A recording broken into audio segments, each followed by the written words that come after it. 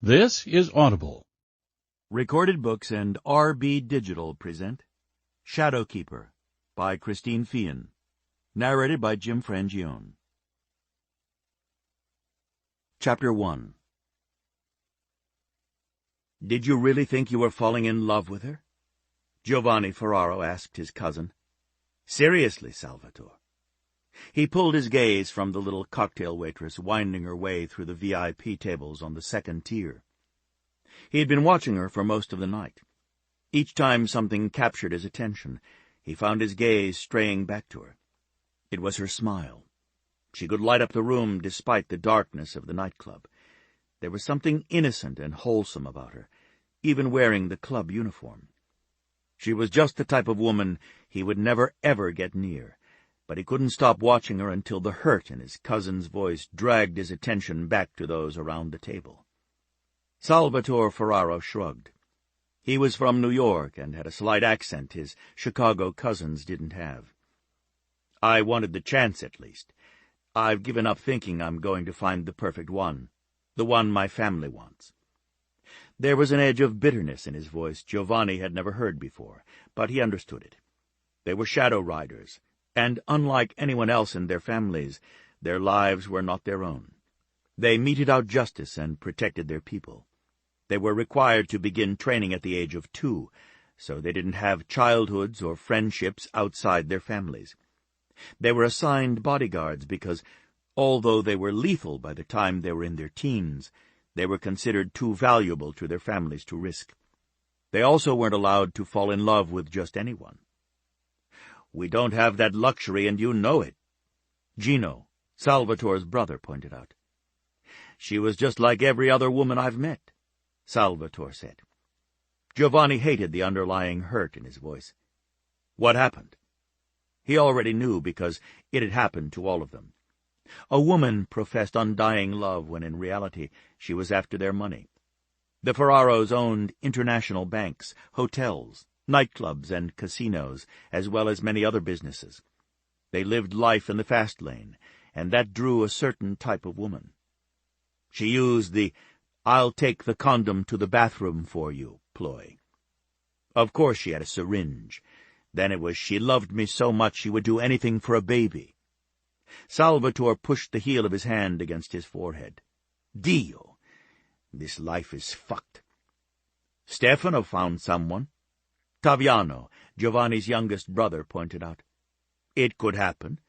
Francesca just walked into his life, right there off the street. You never know."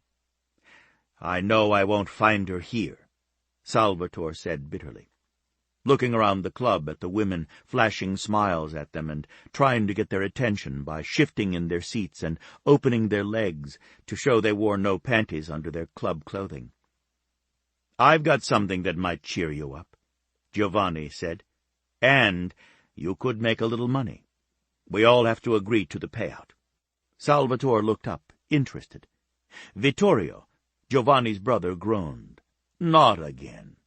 "We need to cheer him up," Giovanni insisted. "I'm all for getting drunk if we're betting on shots," Salvatore said. "Something a little more interesting," Taviano said. "It's a game with a point system. Each point is worth $1,000 from each of us. Well, not the first point. That's only worth 100, just to make life better." "I have to keep track of points?" Salvatore asked, groaning. $1,000 from each of you?" Gino grinned at them. "I'm in." "The point system is easy, Salvatore," Giovanni said, leaning across the table toward his cousin. He had to raise his voice a little to be heard above the music. "It's an honor system. 1 point when a woman asks to dance with you. You can't ask her. She has to ask you. Every single thing has to be the woman's idea. 2 points if she lets you feel her breasts on the dance floor. She has to initiate it by giving you the signal, rubbing herself all over you or guiding your hands to her. 3 for feeling her breasts under her clothes, skin to skin. Again, she has to be the one to expose herself to you. Undo her buttons. Take your hand and put it on her. Anything like that. 4 is hands on her ass or pussy over panties. 5, The goal is under the panties. It has to be on the dance floor, or it doesn't count. She absolutely has to initiate every step at all times. There's no going into the dark, because just about any little fortune hunter will let you feel her up if she knows who you are. Salvatore sank back in his chair, shaking his head, his white teeth flashing as he grinned at Giovanni, Vittorio, Taviano, and his brother. "I should have known you'd invent a game out of this. You're so competitive." "Had to do something, or I would have gone out of my mind." Giovanni looked around him at the crowd of writhing bodies. "Easy pickings. They're all out to trap you, so have fun turning the tables." "What if we manage a blowjob?" Salvatore asked. 7 points, Giovanni said. "Only 7? Gino asked. "I'm guessing she still has to initiate. It has to be her idea. You're getting a blowjob and the possibility of a whole hell of a lot of money from the rest of us," Giovanni said. "It's 10 if you manage to nab one that will go all the way, but you have to be willing to be out in the open. No bathroom stalls. 1,000 a point from everyone playing. Put your names in the pot, and happy hunting, because I assure you, gentlemen, you are being hunted right now." Giovanni leaned back in his chair, smirking. "Should be easy enough," Gino said. "There's a lot of women who are on the hunt to land a big fish, and I'm always willing to oblige them. But somehow they slip right off that hook." Another round of laughter went up. Giovanni felt eyes on him and glanced up across the table, to the waitress standing there with her tray of drinks. It was the one he'd been watching all night. She didn't blush when he winked at her. If anything, she gave him a look of pure disgust. She'd heard every word. He didn't change expression. Who cared if she heard? She worked for him. He stared her right in the eye. She had gorgeous eyes. Blue. Not just any blue, but sapphire blue, like the gems. Her eyes were framed with impossibly long lashes, and right now the contempt in them wasn't working for him at all. She lowered her gaze to the table as she put the drinks there. She turned away without picking up the money for her tip. All 5 men at the table had thrown in bills, so it was a fair amount of money. There was no running tab at their table, so the tips for their server had to be cash. She felt so much contempt for them she walked away from her tip. One Giovanni instinctively knew she needed. Who the hell was she to judge him? She didn't know the first thing about his life. And why did he care what she thought? Why did he care that she didn't know why he was sent over and over into the club so he could cause enough of a thrill ride for the paparazzi to photograph his cousins with him? None knew that the 3rd cousin, Salvatore and Gino's brother, had also come. Luca was riding the shadows there in Chicago, meting out justice. They were the alibis. "Fuck," he hissed under his breath, and then he raised his voice, not loud, just pitched to Carrie. "Stop." He made it an order, a command in a low tone. She had her back to them, and he watched her stiffen. She had a fantastic ass, exceptional. Giovanni sat up straighter. The table went quiet as his brothers and cousins realized Giovanni was doing something completely out of character. She turned slowly back to them. She was wearing the standard uniform of the waitresses at his nightclub. They were all required to wear them. Hers fit her body like a glove. The swell of her breasts could barely be contained in the tight corset. The skirt was short, a little black swingy thing, the corset red, laced up the front. She wore the fishnet stockings, black, of course, held up by a red garter. The heels were red. He'd always liked the uniform, somewhere between classy and sexy, but on her. He pointed to his left side, forcing her to walk around the table to him. He was being a first-class dick. He knew it, too, but that look of contempt on her face, all that soft skin and the wealth of blonde curls just barely contained by something red, made him lose all sense of propriety. He wanted to jerk that red thing right out of her hair, to send it tumbling down so he could bury his fingers in all those curls. Or maybe it was her mouth. Fuck. That mouth. She wore red lipstick, and she had a perfect mouth. Full lower lip, full upper lip. His cock reacted, and there was no stopping it once she stood close and he caught a whiff of her scent.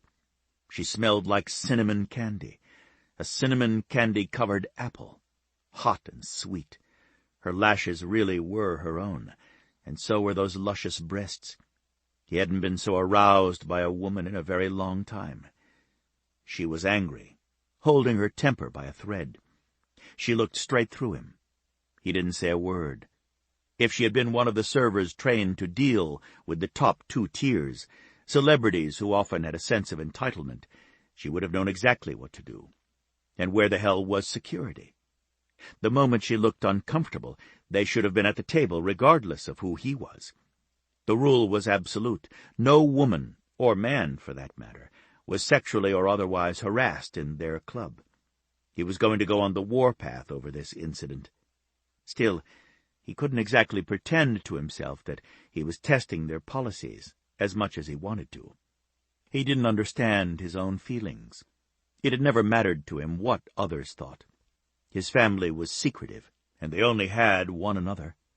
They all knew it from the time they were toddlers and had already begun preparing for their lives. Others thought they were a crime family, criminals, maybe mafia, but no one could prove anything because they were too careful. There was no way for investigators to find the money they laundered through their many businesses. Playing a game with the women in the club was a dick move, pure and simple, even if they deserved it. She had every right to feel contempt. He was in every gossip rag there was, purposefully. He courted the paparazzi, and he was a favorite. Any member of his famous family was sought after. Everything they did was photographed. They often partied with their cousins out of town or when their cousins flew in to see them. Everything they did had a purpose. They were handsome men with too much money and far too much charm. They liked to live dangerously and thought nothing of gambling insane amounts of money.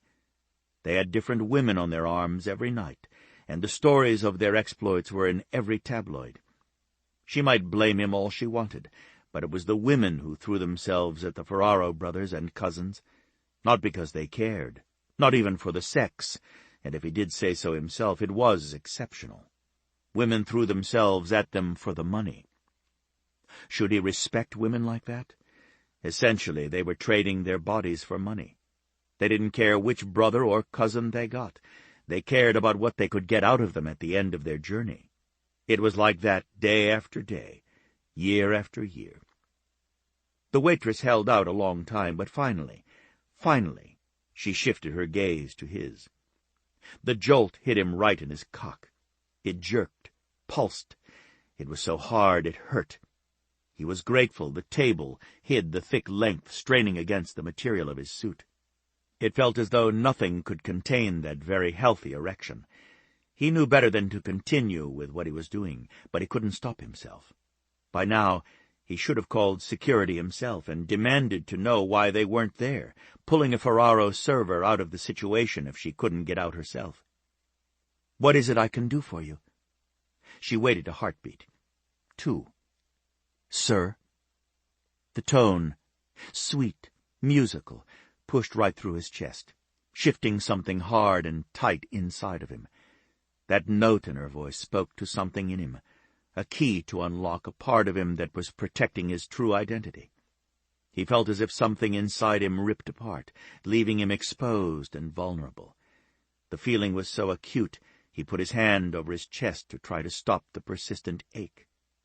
"I'm Giovanni Ferraro, and you are—" Like all the waitresses, she wore her name tag on her waistband, right side, but he didn't drop his gaze to look. He forced her to stare right into his eyes. It was like looking at 2 blue flames. She was that angry, and that beautiful. She narrowed her eyes at him, and he almost pulled her into his lap. Almost. He had some discipline left. What the hell was wrong with him? He was intentionally taunting his own employee. There was just something about her little flare of temper that got to him right in his gut. Or maybe it was his cock again. "Sasha." Deliberately, she didn't give him her last name. "Would you like something else, Mr. Ferraro?" "Sasha what?" he insisted. He loved that little snippy voice. Princess reprimanding the peasant. It didn't matter to her that he was the richest man in the room, good-looking, and owned the nightclub where she worked. She lifted her chin and gave him a superior, "You're a jerk" look. And he was. His brothers and cousins seated at the table with him were utterly silent. He was certain at any moment she would throw a punch at him, and he wanted her to. No one had the right to treat her the way he was treating her. Damn it all to hell. She should have had their security training. If she'd had it, something was really wrong, and they needed something better for their servers in place. "Provis." That was almost a hiss. "Dance with me, Sasha." Whatever possessed him to ask her to dance? He was really stepping over the line. He hadn't intended to ask her. He wanted her to pick up her tip. He wanted her anger with him to boil over so that she simply walked away and asked another server or the manager to take over. "I'm working, Mr. Ferraro, and according to the employee manual, we are not allowed to fraternize with the owners. If this is a test to see if I read the rules, I can assure you I have." She tugged to get her wrist loose, but his fingers tightened, preventing her from leaving. His conscience was screaming at him, but Giovanni couldn't let her go. "I could fire you, dance with you, and then rehire you," he offered. And the offer was more sincere than he wanted to believe. "I see. Part of your little game where you win money for treating women with disrespect? I don't think so, Mr. Ferraro. You're not that charming." She leaned down, very close to his ear. "This is called sexual harassment." Before she could straighten, he caught her by the nape of her neck and turned his head to bring his mouth against her ear. "Baby," he whispered, "clearly you don't know the first thing about sexual harassment, but I'd be more than happy to teach you." Every word he formed had his lips brushing over her ear. So delicate. Her scent enveloped him, drove him wild. Temptation and sin were wrapped around this exotic creature, and he was falling over the edge fast. Where the fuck was security? She straightened abruptly, quickly, as if he'd bit her, which he considered doing. The enticement had been so strong his teeth had snapped together, just missing her earlobe. A little shiver went through her body, telling him she was far from unaffected. "Your tip, Sasha," he forced himself to say. "You forgot it." He released her, his fingers sliding over the pulse beating frantically in her wrist. He sat back in his chair, looking as bored as he was capable of, and he'd perfected that look when he was a teen. Taviano gathered the bills into a pile and handed them to her. She sent him a smile, and Giovanni wanted to slam his fist right into his brother's face. He was playing the game, too. Why didn't she give him a lecture? She didn't look at Giovanni as she walked away. He knew because he watched her the entire time. Or maybe she did, because more precisely, he watched her sweet ass walk away. He became aware of the silence at the table and eyes on him. He looked around at his family, keeping his expression carefully blank. "What? What the hell was that, G?" Taviano demanded. "You were acting the big bad wolf to that girl's Red Riding Hood." "Just fucking bored," he lied, rubbing his chest where it felt as if she'd ripped it open. "One more nightclub and I'm going to shoot myself." It took discipline not to watch her as she went to 2 more tables to collect glasses and ask if the occupants wanted more drinks. And apparently he didn't have any discipline because he watched her the entire time.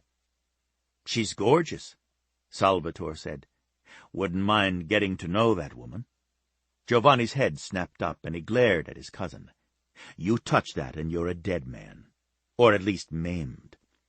A roar of laughter went up, but he could feel Taviano's eyes on him. His brother saw too much, and Giovanni didn't like it. Until he knew why he was so drawn in by Sasha Provis, he didn't want to discuss it with anyone. "So your little waitress is off limits," Gino said.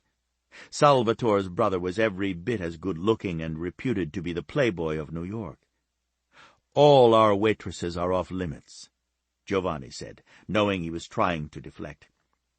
"I'm going to make some money tonight," Gino stated. "You all will be paying me a fortune before the night is through." He stood up. Salvatore and Vittorio stood up with him. Taviano remained seated with Giovanni. When they looked at him expectantly, Giovanni gestured toward the dance floor. "Go have some fun. My leg's aching tonight. I'll wait a while, see if it's going to get better, and then join you. You're going to need the head start." "You've got it bad, bro," Vittorio said, and started down the stairs. Salvatore and Gino followed their cousin, leaving Giovanni and Taviano alone. Giovanni tried to look like he didn't have a care in the world, but the problem was he couldn't stop watching Sasha as she moved from table to table, and he was furious that no one had stepped forward to protect her. Sasha wasn't even that good of a waitress. She was pleasant, and it was her smile that drew him from the beginning.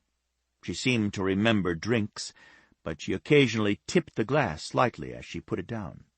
No one seemed to care because they were too busy looking at her.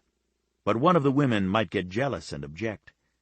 He had to guess that she had no training whatsoever dealing with sharks like him. She had no business serving the VIP customers. Usually their most experienced waitresses or waiters were given the 2 top tiers to attend. New servers were given the floor. Spilled drinks weren't noticed as much there. Not only hadn't he seen Sasha before, but it was clear from the way she fumbled several glasses that she was relatively new. VIPs could be pains in the ass. Right now, there were 2 tables he was keeping an eye on. One was the mixed martial arts fighters, gathered to celebrate a major win by Aaron Anderson. He was a star in that community, and garnered a lot of tabloid attention. He was good-looking and had come up out of the streets. Always a great story. At this very moment, he had 3 women fawning all over him, and he was making out with all 3 very publicly.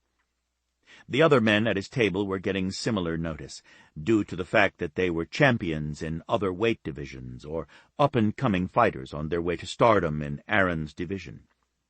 Twice, Giovanni saw Aaron put his hand on Sasha's ass. Both times he'd nearly risen, clenching his teeth, furious that anyone would touch her like that. She moved the first time, a subtle hint to stop, and one of the other women moved into position quickly, afraid of losing her place with the fighter. The second time Aaron grabbed Sasha, she moved back quickly. That put her directly in the path of James Corlidge, a fighter on his way up. The man was a friend of Aaron's and running right behind him in rank. Corlidge tried pulling her onto his lap. Next to him was Tom Maryland, another fighter in Aaron's division working his way up. He grabbed at Sasha as well, laughing at her struggles to get away. That brought Giovanni to his feet, but security was already there. They didn't have to intervene because Aaron immediately said something to Corlidge and he let her go. Aaron clearly apologized, and Sasha nodded and moved away to the next table, the other one causing Giovanni concern. "Taviano, who's managing tonight?" "G." Taviano's voice held a warning. "We don't interfere with management. What's going on with you tonight? She shouldn't be trying to serve drinks to those assholes, let alone us," Giovanni snapped. "And you know it. It takes specialized training, which she clearly hasn't had. Even coming to our table and putting up with my bullshit. She should have told me to go to hell or laughed it off. At the very least, she should have called security to help her. She didn't know what to do. Who's on?" "West. He knows what he's doing, and it's obvious he has security watching closely for her safety. It's not obvious to me. They didn't come to her rescue when I was harassing her. Come on, G. You own the fucking place. It doesn't give me the right to harass a woman, especially one in my employ, which means security needs more training as well. They should have been all over our table, owners or not. What I did was pure bullshit, and no server should have to put up with it. They know that. It's supposed to be part of their training. We made that clear to our managers. We got the best training possible to spot harassment. Where the fuck were they if West has them watching her?" Giovanni pulled out his phone, slid his thumb down the list of contacts, and tapped a curt demand of West, summoning him to their table. He put the phone away and met his brother's eyes. "I've had it with this job," he said. "I belong out there working, not pretending to be the world's biggest playboy. We all have to play that role when it's needed, G. You know that. I know. I've done it longer than any of the rest of you. I have to get this hardware out of my leg so I can work again." Being shot was no fun. He'd taken 2 bullets in his left leg, one in the thigh and one in the calf. Extensive surgery had saved his life, but had left him with metal in his leg, and that meant he couldn't do his job. He couldn't go into the shadows as he was born to do. He'd trained his entire life. It didn't matter all the training he had. He'd been reduced to the resident playboy. He was the decoy. His cousins had flown into town, using their private jet. They were splashy as hell, and he was showing them a good time. The best restaurants, the hottest nightclub, which just happened to be the one the Ferraros owned. No one saw the third cousin, Luca, who had also come in on that jet. He was out doing his job, meting out justice to someone who thought he'd escaped it. No one would ever see him or know that he'd made the trip from New York to Chicago. The paparazzi made certain to keep that glaring spotlight on the ones in the club, never realizing they saw only what the Ferraros wanted them to see. "The doctor said a year to 18 months, Giovanni," Taviano cautioned. "It won't do any good waiting if I lose my mind." God, he was in a foul mood. Worse, he couldn't stop watching the waitress. She was at the second table now.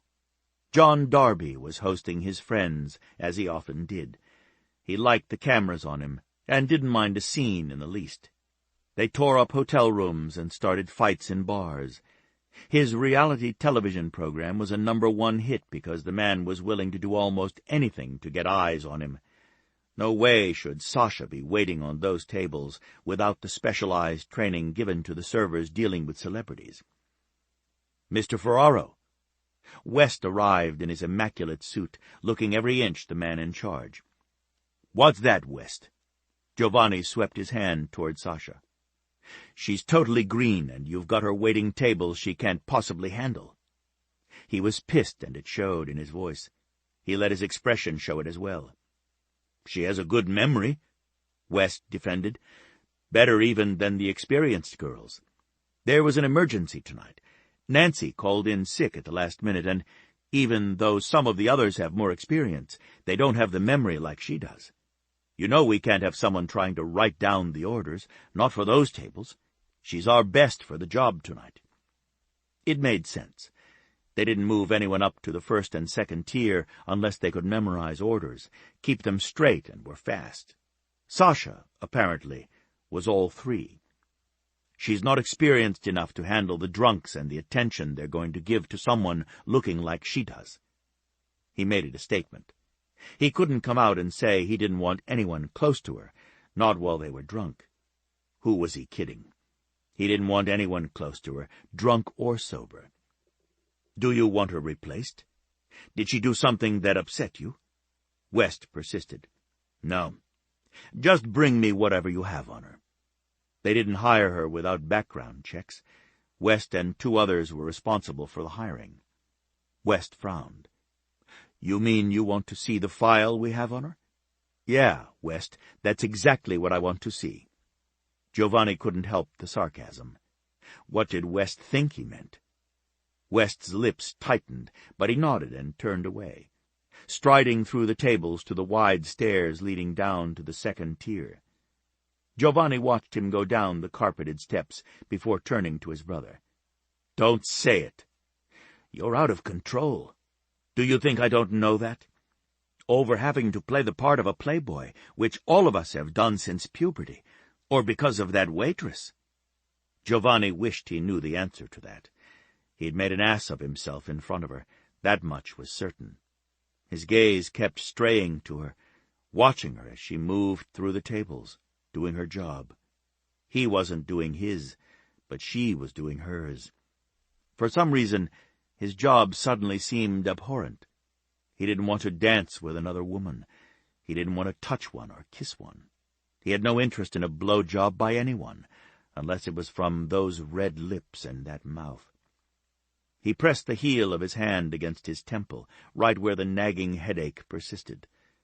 The loud music wasn't helping, and the fact that he was acting so out of character in front of his family made it worse.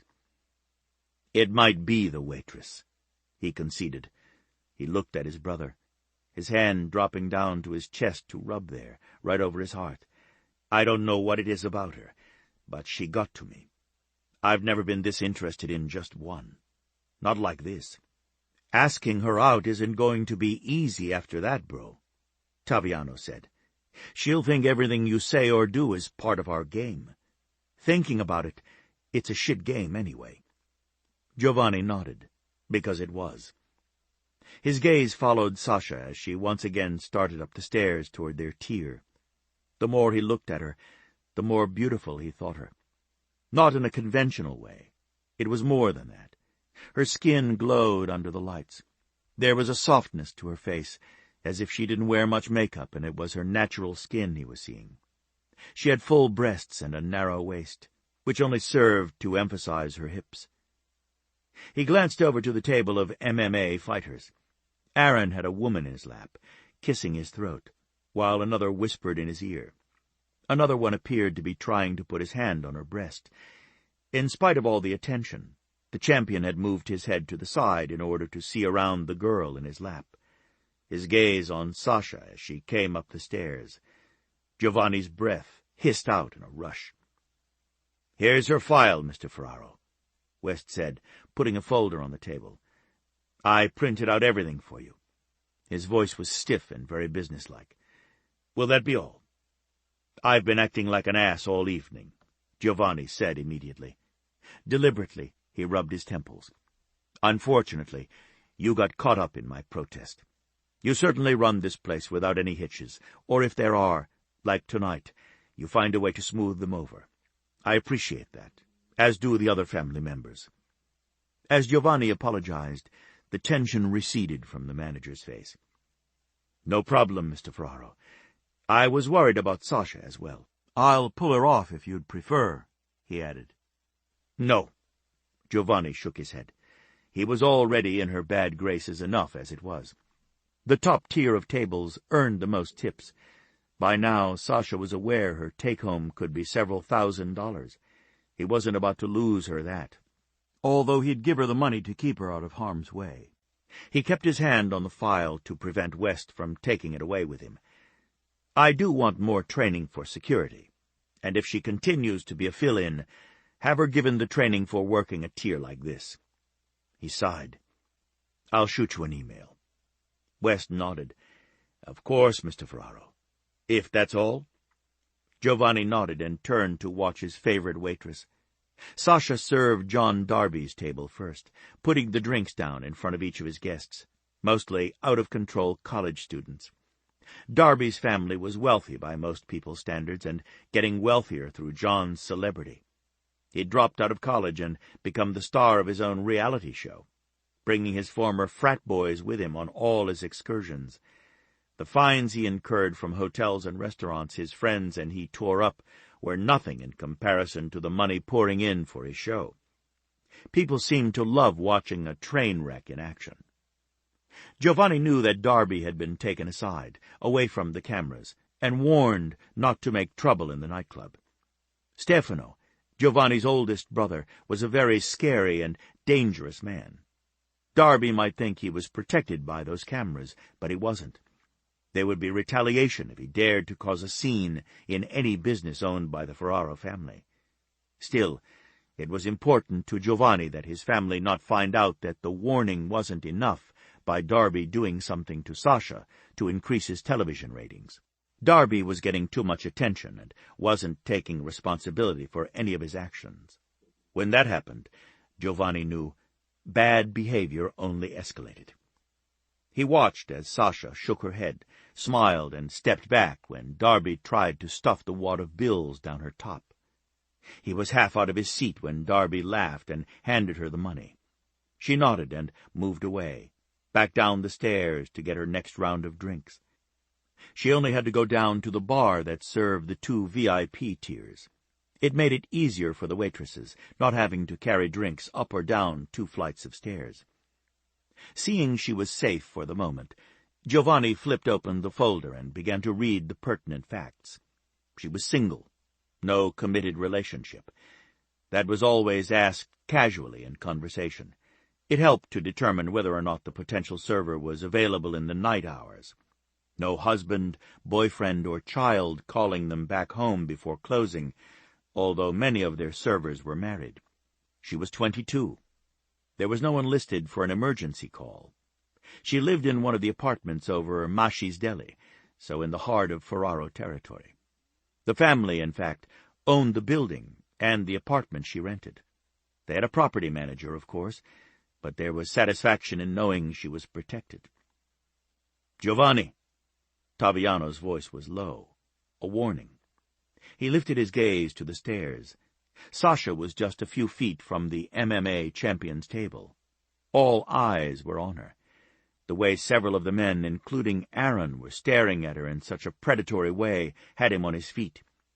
Sasha set the drinks on the table, each one in front of the men and women. James Corlidge's hand disappeared under her skirt, and Sasha leapt back, half turning, dropping the tray. Aaron steadied her with his hands on her waist. He pulled her back onto his lap and nuzzled her throat. Giovanni and Taviano both were on their feet and moving fast. The MMA table was only a few feet away, and Giovanni tossed men out of the way as if they were dolls, got to Sasha, pulled her off Aaron, and pushed her behind him. Taviano caught her and handed her off to Emilio and Enzo, 2 of their private bodyguards, who had followed them. Corlidge took a swing at Giovanni as Aaron stood up. Giovanni ducked the punch and landed 3 on Corlidge so fast his hands appeared a blur. The first punch doubled Corlidge over, the second straightened him up, and the third knocked him out. Giovanni turned toward Aaron, who backed up, hands in the air. The rest of the fighters were up as well, looking to spring into action. One, Tom Maryland, snapped a roundhouse kick at Giovanni's head. Giovanni blocked it so hard the leg slammed down, dead. Giovanni followed the block with a sweep, taking both legs out from under the man and sending him crashing to the floor. "Wait! Wait!" Aaron said. "Everyone stop! Giovanni, man, we've been friends for years. We were just celebrating. I'm a little drunk and things got out of hand. Let me apologize to your waitress. It won't happen again. I swear it won't." Giovanni wanted to deck him on principle, but truthfully, he'd acted nearly as bad. Aaron was a good man and a friend he'd known since childhood. He didn't know much about James Corlidge or Tom Maryland, but they'd been drinking heavily as well. "You can leave her a good tip," Giovanni decreed. "And Aaron, you know me. Your friends don't." It was a warning that, despite the training, Giovanni could take them. Aaron had come to his house a few times to train. He knew Giovanni could wipe up the floor with any of the fighters. "No more problems tonight. I'm not going to have my waitress lose out on her tips on this tier by sending her somewhere else. Keep your hands off her. You'll go, not her." Aaron nodded. "You got it. Again, I'm really sorry." Giovanni bent down and picked up the tray. The fighters were pulling Corlidge off the floor and getting him into a chair. Corlidge, looking a little groggy, glared up at Giovanni. "That felt like I ran into a fucking freight train. I've taken a lot of hard hits, but never felt anything like that." A few others helped Tom Maryland up. He didn't say anything, but he did eye Giovanni warily. Giovanni ignored the man and turned back to the waitress. Emilio and Enzo made a solid wall on either side of Sasha. Giovanni went right up to her. "Are you all right?" She nodded. He could see the pulse pounding frantically in her throat. He reached for her, taking her out of his bodyguard's hands. Pulling her in close until he felt her body pressed to his, he hugged her gently. "I'm sorry this happened. We're protective of our servers, and we definitely should have gotten here faster. Were you hurt?" She shook her head. He could feel the fine tremors running through her body. He knew he couldn't hold her forever, or she would think he was just as bad as Aaron. Also, the paparazzi were out in force. Flashes had been going off everywhere during the brief exchange. He angled them so his body prevented pictures of her. Very reluctantly, he let go of her. "Take a 15-minute break and then come back. No one is going to put their hands on you again. Anyone tries it, you tell me or security immediately, and they're gone." "I'll be fine," she said, her voice steady. She took the tray. "Thank you. I wasn't certain what to do. I know they're regulars and pay a good deal of money for having those tables. That's all they're paying for. They don't get to touch you or any other server. They want that kind of service, they can go to a strip joint." He knew, after overhearing the rules of his ridiculous game, he sounded like a hypocrite, but he had to make her understand. "You're under our family's protection, Sasha. The nonsense I was spouting was a load of crap. No one touches you without your consent. Not ever. You understand? Security should have come to our table when it was clear you were uncomfortable with what I was saying to you. You understand? You don't have to put up with anything." She nodded. "Thank you." She turned away, and he nodded to his bodyguards. Emilio stepped in front of her. "I'll take you down so the cameras stay out of your face." She flashed Emilio the smile Giovanni wished was for him alone. Up close to her, his body reacted. Not just his cock, his entire body. She did something to him he didn't understand or necessarily want, but it wasn't going away. It was getting stronger. He went back to his table, where West was waiting again. "You were right. She shouldn't have been up there. No, that wasn't her fault. They've had a lot to drink. She's gorgeous, though. Let her finish out the night. They're ordering more drinks because of her. She's an asset. Just give her the training in what to do if she's in trouble." Taviano spotted the trouble before it really got off the ground. "But West, you go look at the security tapes. I was harassing her big time. I put my hands on her. Where the fuck was security? They should have been all over that." West nodded. He held out his hand for the folder on his employee, and Giovanni put it in his hands, detesting giving it up. He hoped he'd made a little headway with her, but he doubted it. Not if the smile she'd given Emilio was anything to go by. She hadn't given him one. The rest of the night slipped away. He danced because he was supposed to, but he didn't play the game, and he knew he would owe the winner thousands of dollars. It didn't matter. His gaze followed the waitress until he felt like a creepy stalker. There was nothing he could think of to make things better between them. She served the drinks to his table every time they sank into their seats, making eye contact with all of them. Taviano, Vittorio, Salvatore, and Gino. It was only Giovanni she didn't really look at. She remembered every drink and who it belonged to. He switched to coffee and water abruptly right after midnight. They'd learned the trick of appearing to drink a lot and then hydrating. All riders had to be sharp at all times, and that meant not getting plastered. Only Taviano didn't have to stay sober because he'd just come off a job. They could drink after a mission or on special occasions, but not now, while they were working. And technically, Giovanni and the others were working. The group at Darby's table was beginning to get more than rowdy. They had become obnoxious, taunting the MMA fighters, but Aaron, true to his promise, was keeping those at his table under control. On the dance floor, 2 of the college boys ended up being thrown out for pushing a woman against the wall and putting their hands on her. Twice, West talked to Darby, and security moved a little closer to the table. "Can't believe that little bastard is going to risk Stefano coming to see him," Vittorio said. "He wants the attention, creating a problem in the Ferraro nightclub." Giovanni had to agree. He had turned his chair so it put him in a direct line with the Darby table. Only the MMA table was between them. His gut tightened when he saw John whispering to Jerry Higgins, the single cameraman the club had allowed in with them. Around the table, Darby's frat brothers were grinning, turning their heads toward the stairway, and Sasha, as she made another trip toward the group. Higgins swung the camera in her direction. "Fuck," Giovanni whispered. "They're planning something." He was up and moving, but he knew it was too late. Even if he called out to warn her, it was going to be too late. She was there, bending to put the drinks in front of John. He caught the front of her corset with all the red laces and jerked. She cried out, pulling back instinctively, and the laces gave way. A roar of approval went up as she stumbled back into the college boys with their outstretched, greedy hands. Several grabbed for her naked breasts, wanting to play to the camera. The tray went to the floor, drinks spilling everywhere. Giovanni waded in, decking John as he passed, ripping Sasha out of their hands, already pulling his coat off to wrap her in. Emilio and Enzo went for the cameraman, removing it from his hands, while Salvatore, Gino, Vittorio, and Taviano laid waste to those at the table.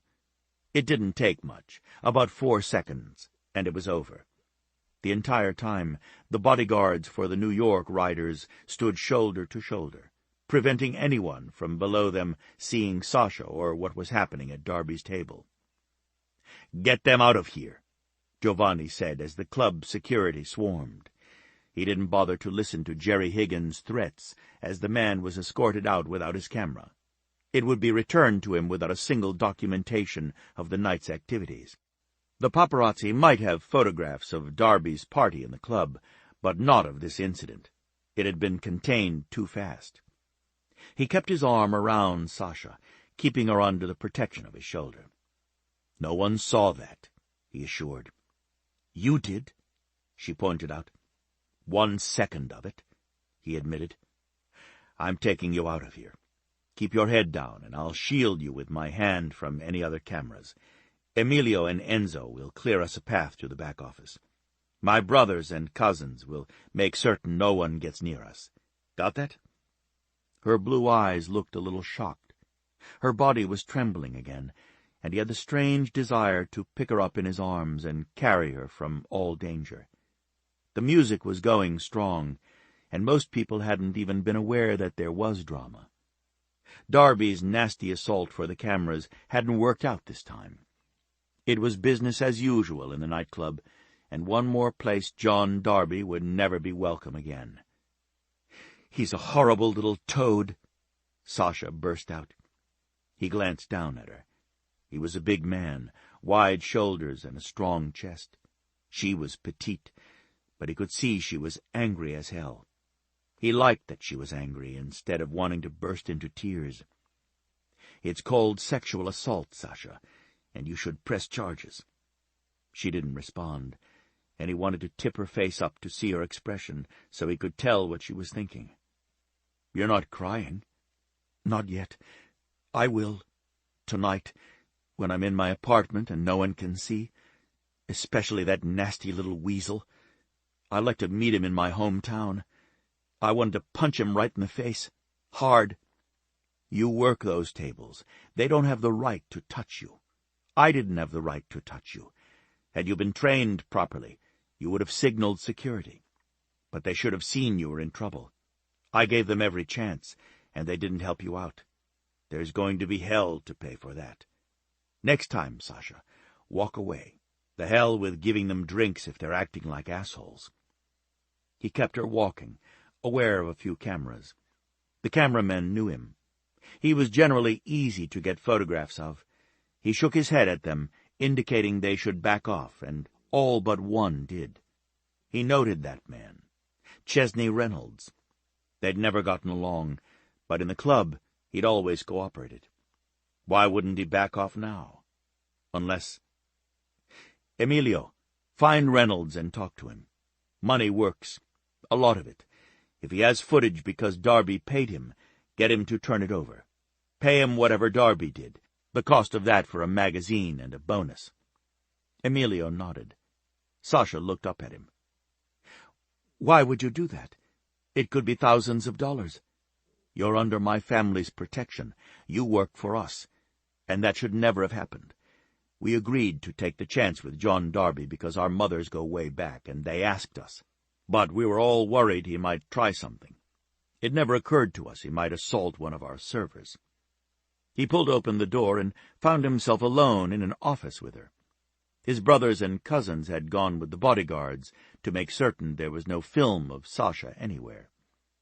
Sasha moved away from him immediately, wrapping her arms around her middle.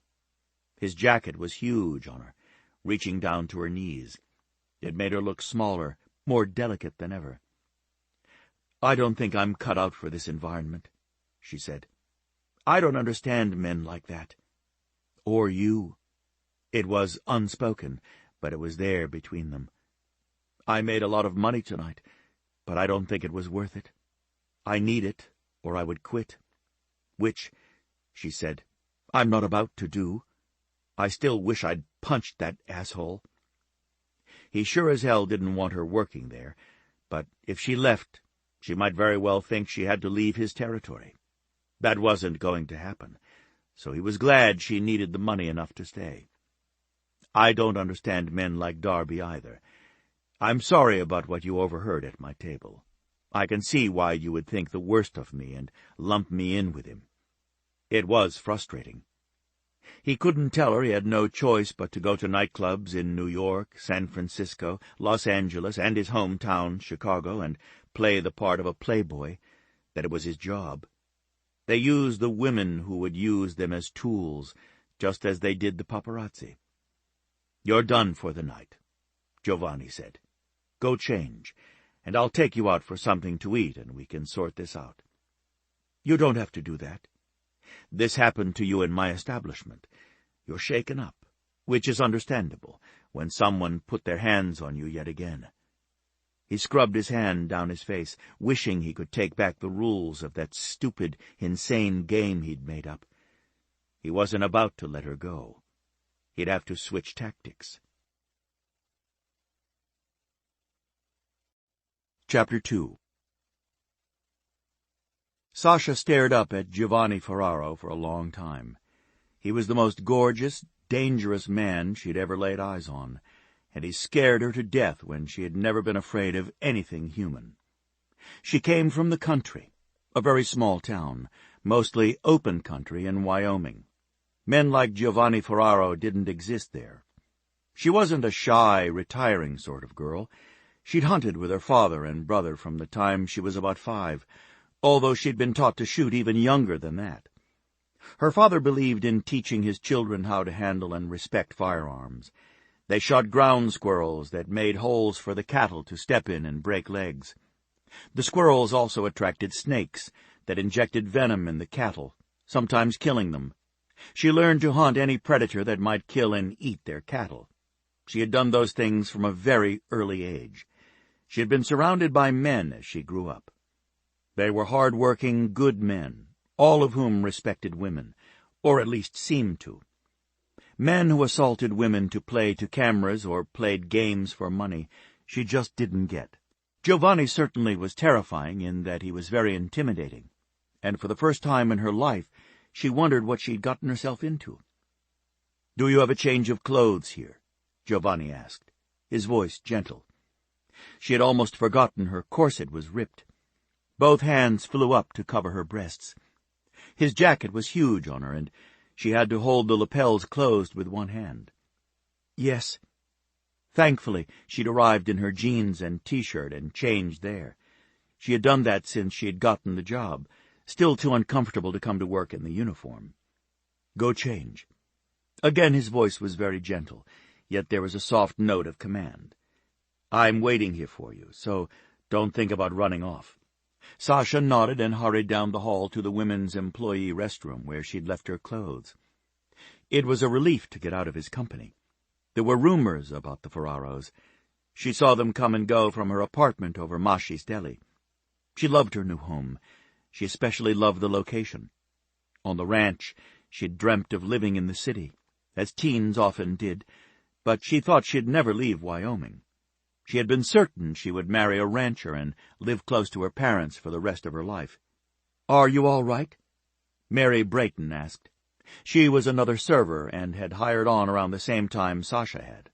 She was renewing her lipstick as Sasha hastily took off the torn corset and pulled on her T-shirt. "Yes." She wasn't certain that was the truth. What is wrong with these people? I have no idea. They're a different breed, that's for sure. I totally envied you when Mr. West said you could work that VIP tier. All those hot millionaires sitting up there, just waiting to find a girl like me. All that money to be had. Maybe it would have been worth it to have John Darby and his crew take notice. For money? Sasha asked, looking at the other woman through the mirror as she tugged on jeans. You think it would be worth being assaulted, having your breasts exposed to cameras and letting them touch you for money? Just think about how much you could have if you were his girlfriend, let alone his wife. And Giovanni Ferraro coming to your rescue? That's the mother lode right there, Sasha. Sleep with him, get pregnant, do whatever you have to do to snag him. If you miss, you can always sell your story. Sasha slowly straightened. For money? She knew she sounded like a parrot, but she couldn't stop. Of course for money. Why else are you working here? Why do you think most of these women come here? They want a chance at the big payoff. One of the Ferraros noticing them. Don't you get it, sweetie? Millionaires come here. Celebrities. This is like a huge lottery, and you're throwing your ticket in when you come here. It's the best place for people like you and me to meet them. If having John Darby rip my top and feel me up in front of a camera gets me noticed, especially by Giovanni Ferraro or one of his brothers or cousins, believe me, I'd pay him to do it. Sasha tugged on her shoes. If one of them asked you to dance, would you try to get him to touch you? Under your clothes? Hell yes, Mary said. Honey, you've got to get in the game somehow. So, giving him a blowjob would be acceptable? Anytime, anywhere, Mary said. That's one step closer to the goal. You want the sex, and hopefully he'll forget to use a condom, or you can at least pretend the condom broke. That's horrible, Mary. Mary shrugged. It's just as easy to fuck a millionaire as some poor guy, right? Sasha shook her head because she couldn't think of anything to say. Maybe there was a reason Giovanni and his brothers played their stupid game. If they knew women came to the club to hunt them, they had every reason to feel jaded. Now, she was kind of embarrassed to join Giovanni. If women worked in the club in order to meet the Ferraros, he probably thought she'd gotten work there for the same reason. Muttering curses, she stomped down the hall to the office where he waited. He was pacing, but stopped the moment she returned. Chin up, she handed him his jacket. His gaze had jumped immediately to her face when she entered the room. Focused, intense. Who could look like that? She blushed. She detested blushing, but nothing controlled her color when she was embarrassed. He slipped into his jacket and gestured toward the door. Let's go. Sasha stepped back and shook her head. I'm good now. It just shook me up momentarily, but seriously, I'm all right. I'll just head home and go to bed. There was a small silence. He didn't move. He just stared at her. Why in the world had she said, go to bed? Now she couldn't get the picture of Giovanni naked in her bed out of her mind. Her color deepened. Worse, he looked like a predator about to leap on his prey and devour it. Her. She was his prey. A little shiver crept down her spine. Sasha, you agreed to go out to eat with me. I'm hungry and want to talk to you about this incident. It was sexual assault, the kind that needs to be addressed. More, security should have come to my table the moment you were uncomfortable. The same with Aaron's table. We need to have that discussion. I want you to feel safe in your work environment. We may as well do both at the same time. Again, he gestured toward the door. Let's go. Had she agreed? She honestly didn't know. In the restroom, she'd counted up her tips for the night, and she'd made a small fortune. It was more than she'd ever considered she could make in a month, let alone in a single night. She needed the money desperately and hated that she did. She didn't want to work there, surrounded by people she didn't understand, nor did she want anyone to think she was after the owners of the club. Still, she had no choice. That money was everything right now. He'd also mentioned security coming to his table twice, as if he was angry that they hadn't. Maybe she really did need to know more.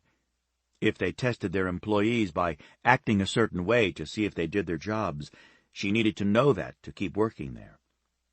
She went out the door ahead of Giovanni, going toward the back exit that led into the employee parking lot. She wished she had a car so that she could just drive away, but she'd taken the bus because she couldn't afford a car. She kept her head down, even when he rested his palm against the small of her back. She felt the heat right through her thin tee. That heat radiated out from his hand and spread through her body, moving like slow molasses, heating her blood until it sang with need. She tried to outwalk his touch, but he had much longer strides than she did. Overhead lights cast numerous shadows around the lot while illuminating the cars. She stopped, uncertain of where she was going. That was a terrible mistake. He curled his arm around her waist and guided her toward the low-slung Aston Martin in the VIP-only section for family right in front. The moment his arm was around her, heat went up 1,000 degrees in her deepest core. Maybe other women wanted him for his money, but they were crazy if that's what they were thinking about. Her body went into total meltdown. There was no controlling her reaction to him. It was as if two sticks of dynamite collided and detonated together.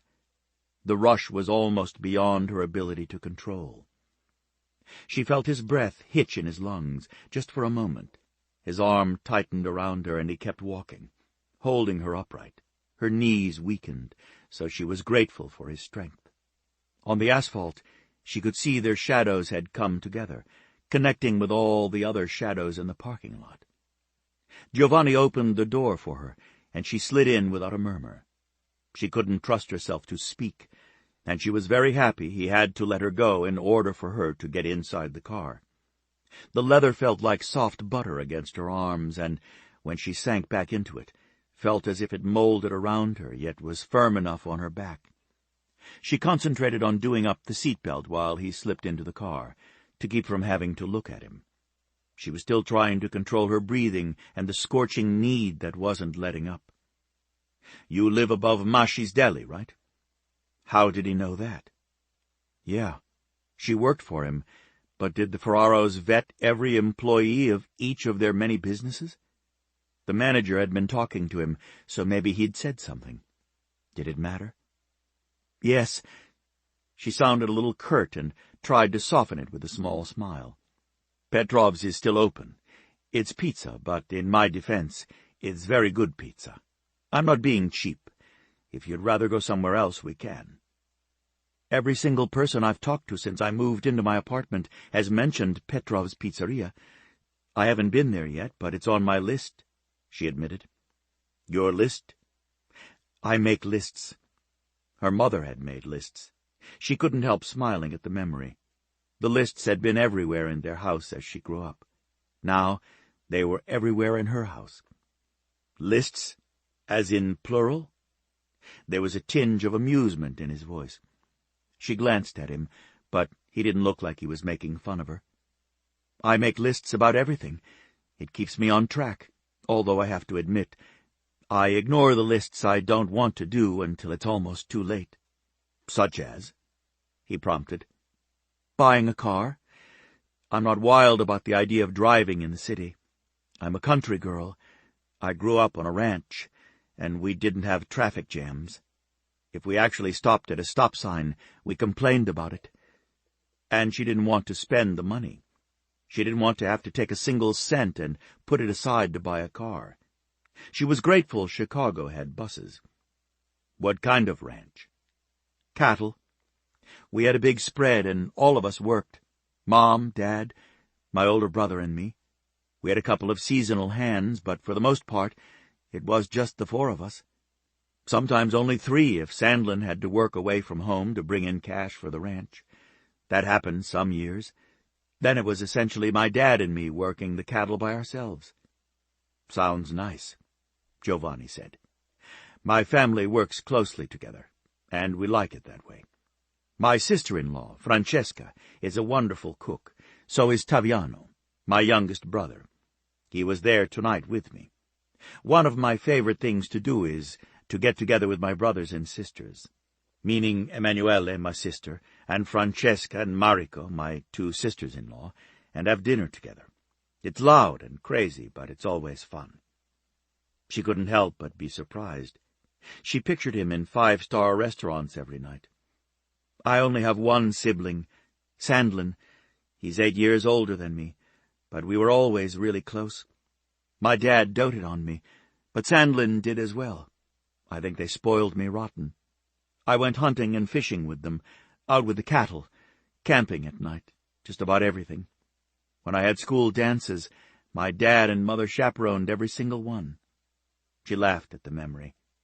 "It wasn't like I was ever going to get any action, with the 2 of them breathing down my neck.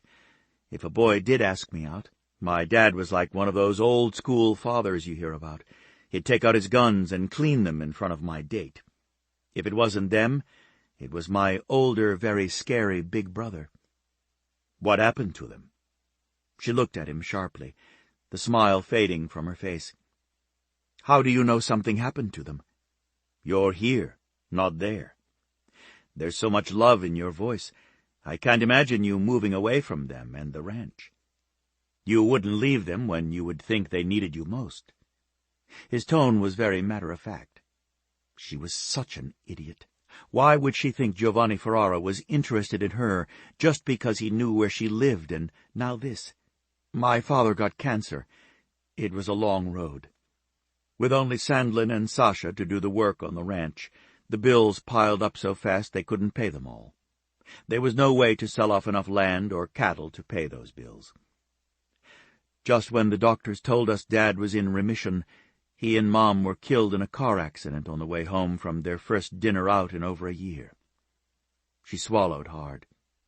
Sandlin was driving, but he wasn't at fault. The other driver was drunk. She claimed she swerved to avoid deer, sideswiped them, and sent them careening off the road into rock. "I'm so sorry, Sasha. It's strange to say those words to anyone who suffered loss. They're meant, and yet they don't convey what's really heartfelt. I lost my father a few months ago. We weren't close the way you and your parents and brother were, but it still hurt.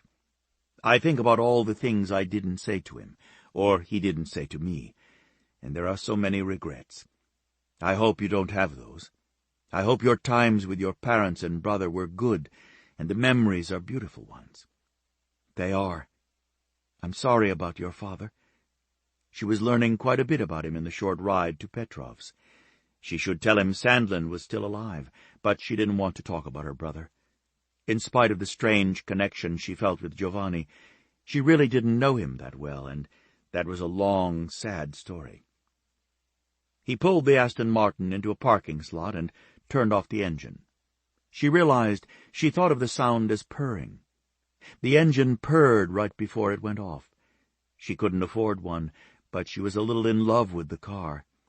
By the time she had the seatbelt off, he was around the car. Her door opened, and his hand was extended. How did he do that? She'd looked down for 1 or 2 seconds, and then up, and he was standing there. He was fast, or she was slow. Either way, she had to take his hand or look churlish. Giovanni closed the door behind her and, retaining possession of her hand, walked her through a back entrance provided for locals. She didn't want to make a scene by pulling her hand away, so she walked with him, trying to keep space between them. Even this late at night, and it was late, nearly 2 a.m, Petrov's was crowded. Heads turned toward them, and she found herself the center of attention. "Why is everyone staring at us?" she asked. She was fairly certain she knew. Giovanni Ferraro was a big deal. He was gorgeous, wealthy beyond most people's dreams. He was probably part of some dangerous underground crime syndicate, or maybe an above-ground one. He owned their part of the city for blocks and blocks. For all she knew, he owned the building they were in as well as the apartment she rented. "I've never brought a woman here before," he said. She stared up at him, shocked. He had been with countless women. She just had to go to a supermarket to see his face plastered on all the magazines. He always had a woman on his arm. Usually it was a movie star or model, sometimes an heiress. Always someone. She'd read the articles and looked at all the pictures. She even had a few magazines stashed in her home, just because she liked to look at his picture. That was before tonight, when she discovered the little game he played when he was out with his brothers and cousins. She was certain she'd throw those pictures away. "Mr. Ferraro!" A woman came right up to him, in spite of the fact that there were two couples waiting to be seated. "We have your table waiting." "I texted them," he said, by way of explaining to Sasha. "Thanks, Berta," he added. Keeping Sasha's hand, he followed the hostess to a large, curved booth set in the shadows of the restaurant. He stepped aside and allowed her to slide in first, and then he slid in beside her. Close. Thighs touching. She didn't think she could handle touching any part of him without having a reaction. Butterflies were having a field day in her stomach, and her heart was racing. She knew it was silly to have any reaction at all. Giovanni wasn't for her. Berta handed them menus. "Wine?" He nodded. "Ours. You know what I like. Sasha, do you drink wine?" She mostly drank beer or a mixed drink, but she was game to try. She shrugged. "I've not had a lot of wine. I don't like white, but I've tried a couple of reds I enjoyed." She was going to be absolutely honest with him. She didn't want him to think she was trying to be something she wasn't. Or after him. She wasn't chasing him at all. She was going to spend a few nights thinking about him, but she wasn't going to pretend. Back home, there wasn't much opportunity to drink wine. It was mostly beer or hard liquor. "If she doesn't like it, Berta, bring her a beer," Giovanni ordered. "And bring the antipasto and breadsticks while we're deciding. Who's working tonight?" There was something in his voice that had Sasha observing him carefully.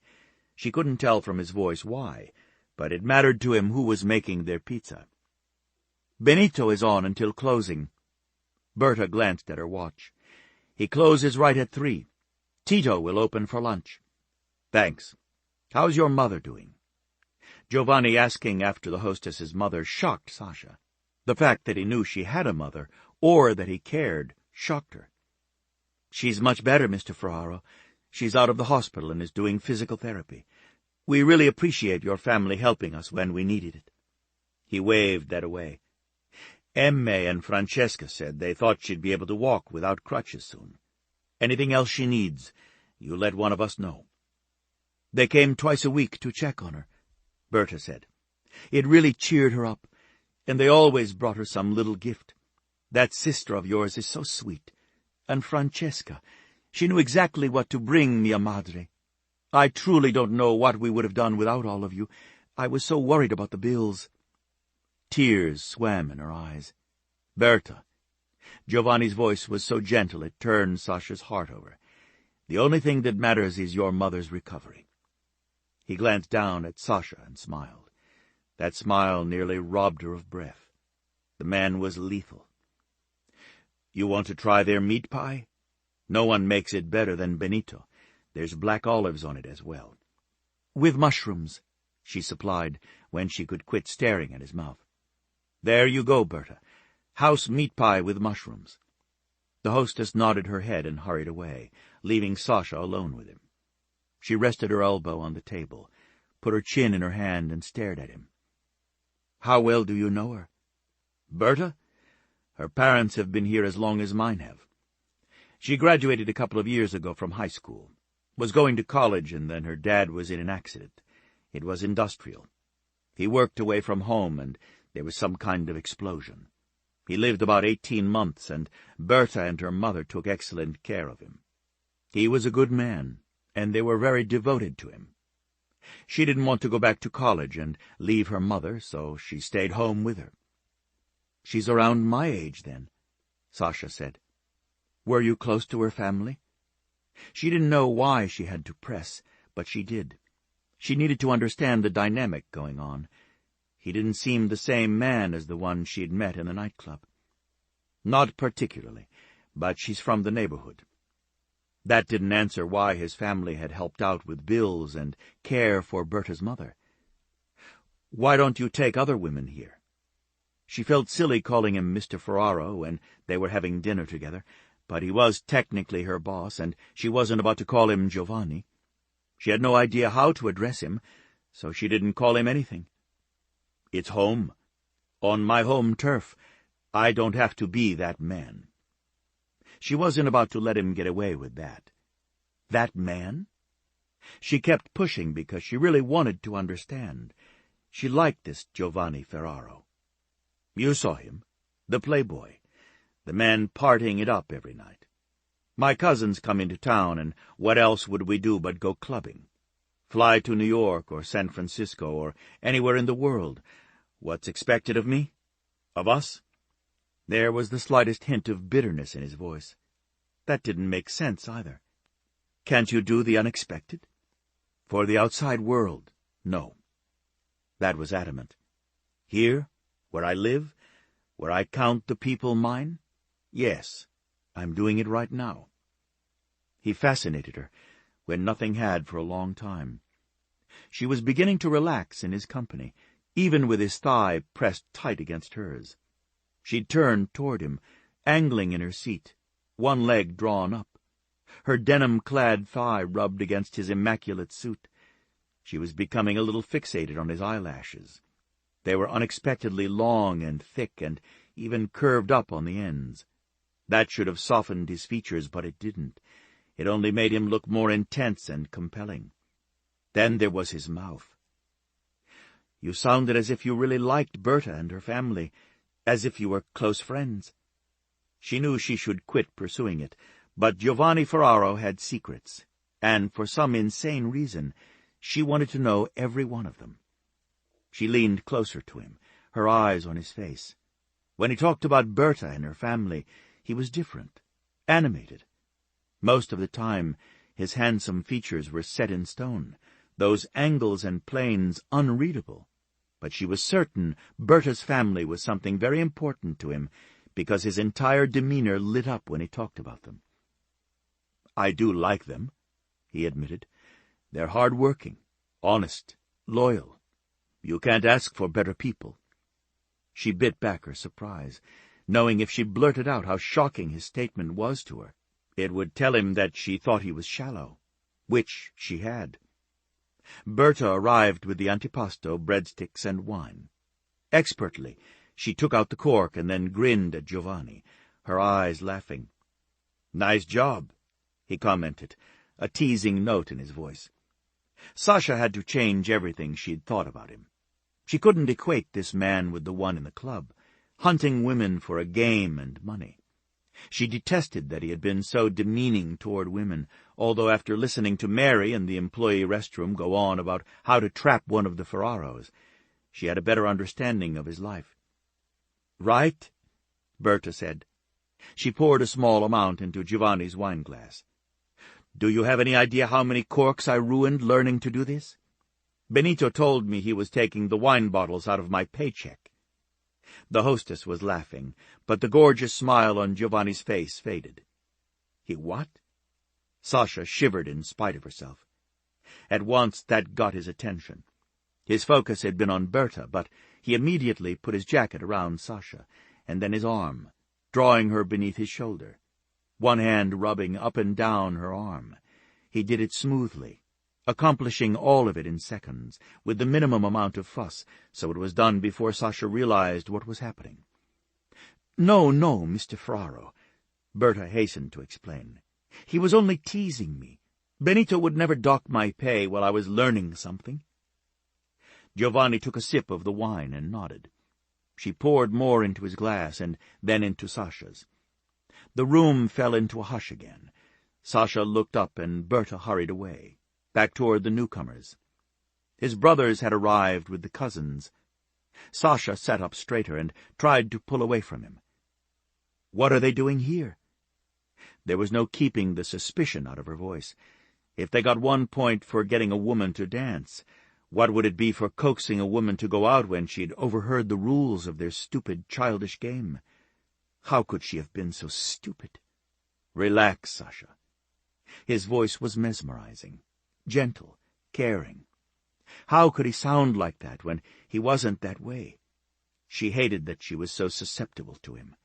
She'd been alone since her parents had died, and she was starved for affection and company. That was all. Simple human needs. But she wasn't going to be the butt of a wealthy man's joke. "I'm leaving. I can walk home." She was more shaken than she realized. She actually felt the burn of tears behind her eyes, and that added to her anger. She didn't cry easily, and certainly not over a man. She pushed at his ribcage. His arm didn't budge. "Sasha, just take a breath and give me a minute. You aren't being fair to me. I fucked up big time with that ridiculous game. It was wrong, and I apologize for it. My family comes here often. Most likely, some of the others will show up as well. Don't leave me because the pizzeria is a popular spot with us. I've known Benito since I was a boy, as have my sister and brothers. Of course, we would give him our business rather than take it elsewhere, and he'd be hurt if we did." He sounded so sincere. His family was on their way over to their booth. She told herself she stopped struggling to get out of the booth because she didn't want to look like it mattered one way or the other. She refused to look at Giovanni. If he was making her the butt of a family joke, she despised him. If he wasn't, and she'd accused him, she would be ashamed of herself. He might play games in his nightclub, but she wouldn't stoop to his level and be someone her parents would be ashamed of. They wouldn't want her jumping to conclusions because she'd overheard something she knew to be wrong. "I don't know how I can change your opinion of me, Sasha," Giovanni said. "I don't like that you keep thinking I'm making fun of you, or whatever it is you're thinking of me. That you're an ass for making up such a mean, spiteful, hurtful game," she said, and picked up the wineglass. She needed something to fortify her. What was she doing, sitting in the Ferraro booth with Giovanni Ferraro? She didn't belong there. She didn't even want to be there. "That much is true," he admitted. "I hope you like the wine. We have vineyards and a winery in Italy. My family runs it. Cousins." "You have a huge family. So many cousins." She took a cautious sip of the wine. She didn't know much about wine, but it was good. "It's rich, full-bodied," Giovanni said. "It's said that when you open a bottle of this wine, with each sip you get unique sensations and taste, even emotion." His smile took her breath. "Keep sipping. Right now you're angry with me, justifiably so, but perhaps another sip will make you like me a little better." "Giovanni! Sasha!" Taviano slid into the booth on the other side of Sasha, hemming her in. "We couldn't get out of there. Believe it or not, Sid Larson refused to give up his film, and he's always been cooperative with us. The cameraman Darby hired, Jerry Higgins, got nasty, although all he did was make threats. What an asshole." He glanced down at Sasha. "Sorry, didn't mean to talk crap in front of you. Men like Larson and Higgins get to me. They make a living out of taking photographs of other people's private moments." "Don't forget that little runt Chesney Reynolds," Vittorio said. "He wanted to fight us. I think he had someone in the bushes trying to film us with their cell." Vittorio slid into the booth beside Taviano, and Gino pushed in beside Giovanni. Now she was in a booth surrounded by Ferraros. They were big men, and she felt a little dwarfed in comparison. Salvatore took the last option, a seat by his brother. Berta put more wineglasses on the table, as well as 2 more bottles of wine. "I sent the names of all the cameramen to the aunt and uncle," Taviano said. Sasha had no idea what that meant, and she wasn't going to ask. "Why would they want to fight you?" she asked. "Darby makes his living on his reality television show," Giovanni explained. "The show gets high ratings because they cause problems. Darby wanted to make a scene, and that's why he ripped your clothes. He doesn't care who he hurts in the process. It's all a—" He broke off. Sasha knew he had been about to say game, and thought better of it. The antipasto was gone in seconds, as well as all the breadsticks. Giovanni grabbed the last one right out of Vittorio's hand and gave it to her. "Thief, what the hell are you all doing?" "Saving little Sasha, of course," Vittorio said placidly. He leaned back and flashed her a smile. Giovanni has a tendency to give us all a bad name. We're not anything like him." "You were pretty eager to play your little game," she pointed out, leveling her gaze at him. Giovanni might not want to bring it up, but she wasn't going to let the opportunity pass. "In fact, you were the first one leaving the table. Your two brothers remained behind." A roar of laughter went up at Vittorio's expense. He put his hand over his heart. "You've crushed me, Bella, crushed me." He was so dramatic, she couldn't help but laugh with them. "I don't think I believe a word of it. Who was the big winner tonight?" There was a sudden, sobering silence. She looked around the table. Someone had to have won. She wasn't letting it go. They could kick her out of their little circle for all she cared. If they could play their game, the least they could do was own up to it. "I did," Gino admitted. "Had 4 different women want to marry me on the spot. That must be distressing." Her tone was sarcastic. "Women liking you." "It is, tesoro," Giovanni said. "It sounds wonderful to someone who doesn't have this kind of problem everywhere they go. How could any of these women possibly love him enough to marry him, or even like him? They don't know him. They aren't trying to get to know him. If they sleep with him, it isn't for a hookup or because they're so wildly attracted to him. It's because of money. Pure and simple. They want money, and we've got it." She lifted her gaze to his face. "So you're saying, if I'm at a nightclub and a wealthy man comes up to ask me to dance, I should say no, because if I don't, he thinks I'm after his money? That's ridiculous. I don't know what he's thinking any more than he knows what I am. I want to dance. I'm thinking he wants to dance. You all started your game with that premise. Anyone asking you or agreeing to dance wants your money." "Because they do, cara," Vittorio said. "It's the sad truth. We go to a lot of nightclubs, and it's the same night after night. I love to dance. My guess is, at least half the women in the nightclub, maybe a much larger percentage, are there just to dance and have fun. It would be such a shame for you to miss out on getting to know someone nice because you're so busy trying to win your game." "It's easy enough to find out," Salvatore said. "What woman, just wanting to dance, allows a man to put his hands all over her, or initiates giving him a blowjob? Initiates it. Well, obviously, then you would be right about her, but if I agreed to dance with a man and he tried putting his hands on me, I'd make it very clear he was out of line. If he did it a second time, I'd probably deck him." That made them all laugh again. Taviano poked Giovanni. "Your little kitten has claws." "Or," Sasha continued, because Giovanni had put his hands on her and she hadn't really objected because she was attracted to him, "she might be physically attracted, because, let's face it, all of you are rather good-looking, although I don't want that to go to your heads.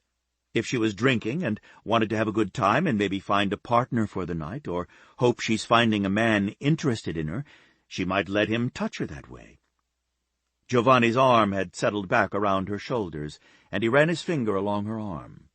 Even under his coat, she felt the impact, and another little frisson of heat moved down her spine to settle low. He was definitely lethal to women, and to her in particular. Taviano suddenly narrowed his eyes. "Damn it! Just fucking damn it! What is she doing here this time of night?"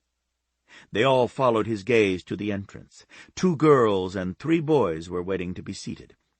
One of the girls stumbled and giggled as a boy caught her around the waist, and all 5 laughed. The girl that had stumbled was beautiful, with long, dark hair falling almost to her waist. She looked like Sasha imagined an angel might, too beautiful to be of this earth. "She's drunk," Taviano said. "I'm getting tired of having to pull her ass out of parties and get her home. That fucking Bruno Vitali has her going out with boys out of the neighborhood and way too old for her. I told Stefano to talk to her. If I have to do it, I'm going to lose my mind and do something crazy like put her over my knee." He took another sip of wine and slid out of the booth, storming over to the group. "Who is she?" Sasha said. They look harmless enough. The girls looked young, the boys college age, a little older. Nicoletta, Giovanni answered, his voice tight. Vittorio, how much has Taviano had to drink tonight? He glanced down at Sasha. He doesn't usually drink, but he had the night off, the first in a long time. He's been covering my shifts after my accident. He hadn't been paying attention because he was watching Sasha. Sasha wanted to know what accident he'd been in. Taviano has been drinking a lot, more than I've ever seen him. He seemed upset about something tonight, Vittorio said. Should we call Emme to escort Nicoletta home? Giovanni asked. It was too late. Taviano was in a heated argument with her.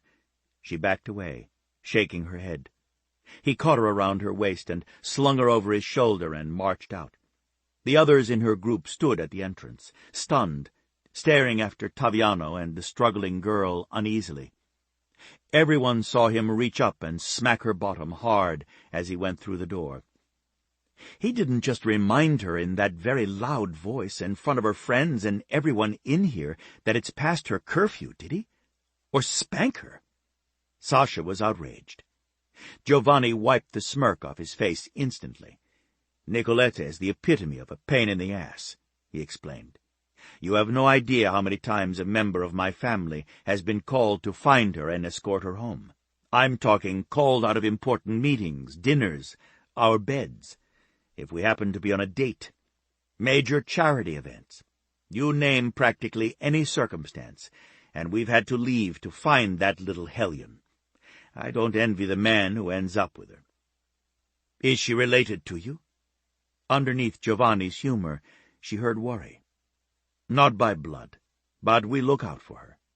She's Lucia and Amo's foster daughter. She's had it rough. I'm not going to lie. But she's wild, and they worry. Stefano needs to step in. Stefano Ferraro was the head of the Ferraro family in Chicago. She knew that much. Everyone knew it. What could Stefano possibly do to change a wild teen? Weren't all of you a little wild? Didn't you sneak out of the house and party? The men looked at one another, and she could see something secretive pass between them. But no one answered her. More antipasto and breadsticks were ordered, along with several large pizzas. She felt a little funny being the only woman in the booth with the powerful Ferraro family, but she had to admit, they treated her with the utmost respect. She found herself laughing more than she had the entire time since her parents died. They seemed to know everyone. They weren't in the least patronizing, and included her in the conversation, asking her opinion and sometimes debating a point with her. Through it all, Giovanni kept his arm around her. He was warm and solid. He felt protective, and that was something she hadn't known in a long while either. Sasha gave herself permission to enjoy the rest of the early morning hours with them. Once she did that, she had fun, because they were that. Just plain fun. Chapter 3. Sasha Provis is a shadow rider. At least she's capable of being one, Giovanni announced to his family. She's definitely mine. I was attracted to her before our shadows ever connected. In the club, when she spoke for the first time, something in me opened up and she just poured inside. He didn't know any other way to describe it. Stefano glanced up at him from where he was carrying Francesca's famous avocado pasta to the table. It was a huge bowl, one, Giovanni noted, that was getting larger and larger. "You didn't call me?" Giovanni concentrated on putting silverware on the table, not looking at his older brother. He could barely breathe, thinking about Sasha sitting up in her apartment alone, or maybe getting phone calls from other men asking her out. She had said no, and he asked her out the next night, although she softened the blow by telling him she was scheduled to work at her second job. Who knew she had a second job? Why didn't he know? He'd put the investigators on her. By the end of the night, he hoped to know everything there was to know about her. You and Francesca had the night off together for a change. No one was going to interrupt you. Stefano looked around at his brothers, sister and sister-in-law, all gathered together for a meal. The sourdough bread was fresh and hot. The pasta and a giant salad were already on the table. They all pulled out chairs. No one had assigned them individual seats, but they tended to choose the same ones all the time. "We're looking for nieces and nephews," Vittorio said. "Looking to you to get it done, Stefano, giving you as much time alone with your woman as possible." "It's not easy when we're one rider down," Rico said. "I told you I'd give you a few lessons with the rope. Tie her down and get it done." Francesca turned a fiery shade of red. "You are not discussing our sex life." She made it a statement as she glared at them all, one hand poised above her water glass. "Of course we are," Giovanni said. "Why wouldn't we? It's important he keeps you happy, satisfied, and knocks you up. You ever heard of barefoot and pregnant? Stefano is so damned bossy, he's going to piss you off a lot. We're not losing you, so that means we need a lot of bambinos running around, keeping you too busy to run off." A look passed between Francesca and Stefano. She shook her head slightly and then rolled her eyes, while the others laughed, but nodded as if in complete agreement. "See, Mariko?" She turned to her sister-in-law. "They're taking it easy on you, but this is going to be your life soon. They interfere with everything. I can't turn around without one of them underfoot, or one or more of their cousins, Emilio, Enzo, and the others. Try planning surprises for your husband." Mariko smiled. "You're the one we all look to, Francesca," she explained gently. "Of course, we're going to look out for you." Giovanni noted that Mariko, Rico's wife, used we instead of they. She'd included herself in looking after Francesca. Mariko was a huge asset to the family, a trained shadow rider, very fast and efficient. Without Giovanni's ability to ride, she was taking jobs as well. They rarely worked in Chicago. They were called in to work in New York, San Francisco, and Los Angeles. Their work took them all over, but those were the main places they traveled. Salvatore, Luca, and Gino, 3 brothers and their cousins, were called in from New York if there was a job to be done in Chicago, as they had been the other night. "Who looks after you, Mariko?" Francesca asked. "And Emme?" She looked down the table to Emanuele, Giovanni's sister. "We're riders, honey, so they do put bodyguards on us, but it isn't the same," Emanuele said. "We were trained from a young age to fight in just about every style imaginable. You are the center of our world. You know that, Francesca." "What's wrong, baby?" Stefano's voice was soft, loving. There was silence at the table. All forks went down as they collectively looked at her. Her hand trembled as she took a sip of water. A distraction, Giovanni knew. She was being cautious. She shook her head and carefully placed the glass back on the table. "Nothing, really." "Francesca." That was all Stefano said, but they all knew that voice. When he used it, the tone was pure command, and there was no getting around it. They were all capable of using that voice. They had to be, but Stefano was different. No one argued much with him. His hand went to the back of his wife's head, stroking a caress down that length of gleaming hair. She shrugged. "It's just silly, really. I'd like to do a few things outside of my home sometimes. Have a girlfriend to go shopping with. Go out to lunch. Work again." She lifted her lashes, just enough to see Stefano's face. His features were expressionless. Giovanni found his own body tensing up. Francesca had worked at Masci's when she'd first arrived in Ferraro territory, but she had quit just before her wedding. The paparazzi had bothered her non-stop, and she'd had enemies. Stefano had orchestrated her quitting the job in order to better protect her. Giovanni looked at Stefano, waiting for his reaction. "Baby, you know if you want to work, I'm going to be supportive of that. Unless, of course, you were pregnant, and then standing on your feet all day wouldn't be good." Giovanni snapped his head around, looking at Vittorio and Taviano, then Rico and Mariko. Lastly, Emme. No one moved. No one ate. They waited. "I don't want you ever to feel like a prisoner in our home, or with me or your family. I know sometimes it has to feel like we're smothering you with our protection. What would you like to do, Francesca? I know Pietro has hired another woman, but he'd give you your job back the moment you asked for it. He can lower her hours and give you whatever hours you want to work." It was a subtle reminder she would be taking a job someone else really needed. Stefano's gaze shifted toward Rico just for a moment, but he took the cue. He leaned across the table toward his sister-in-law. "I thought you were doing tons of charity work and handling all the people in our territory. Are you tired of that?" She was doing far more than her share in that field. Sometimes Emanuele could go with her, other times not. Francesca shook her head.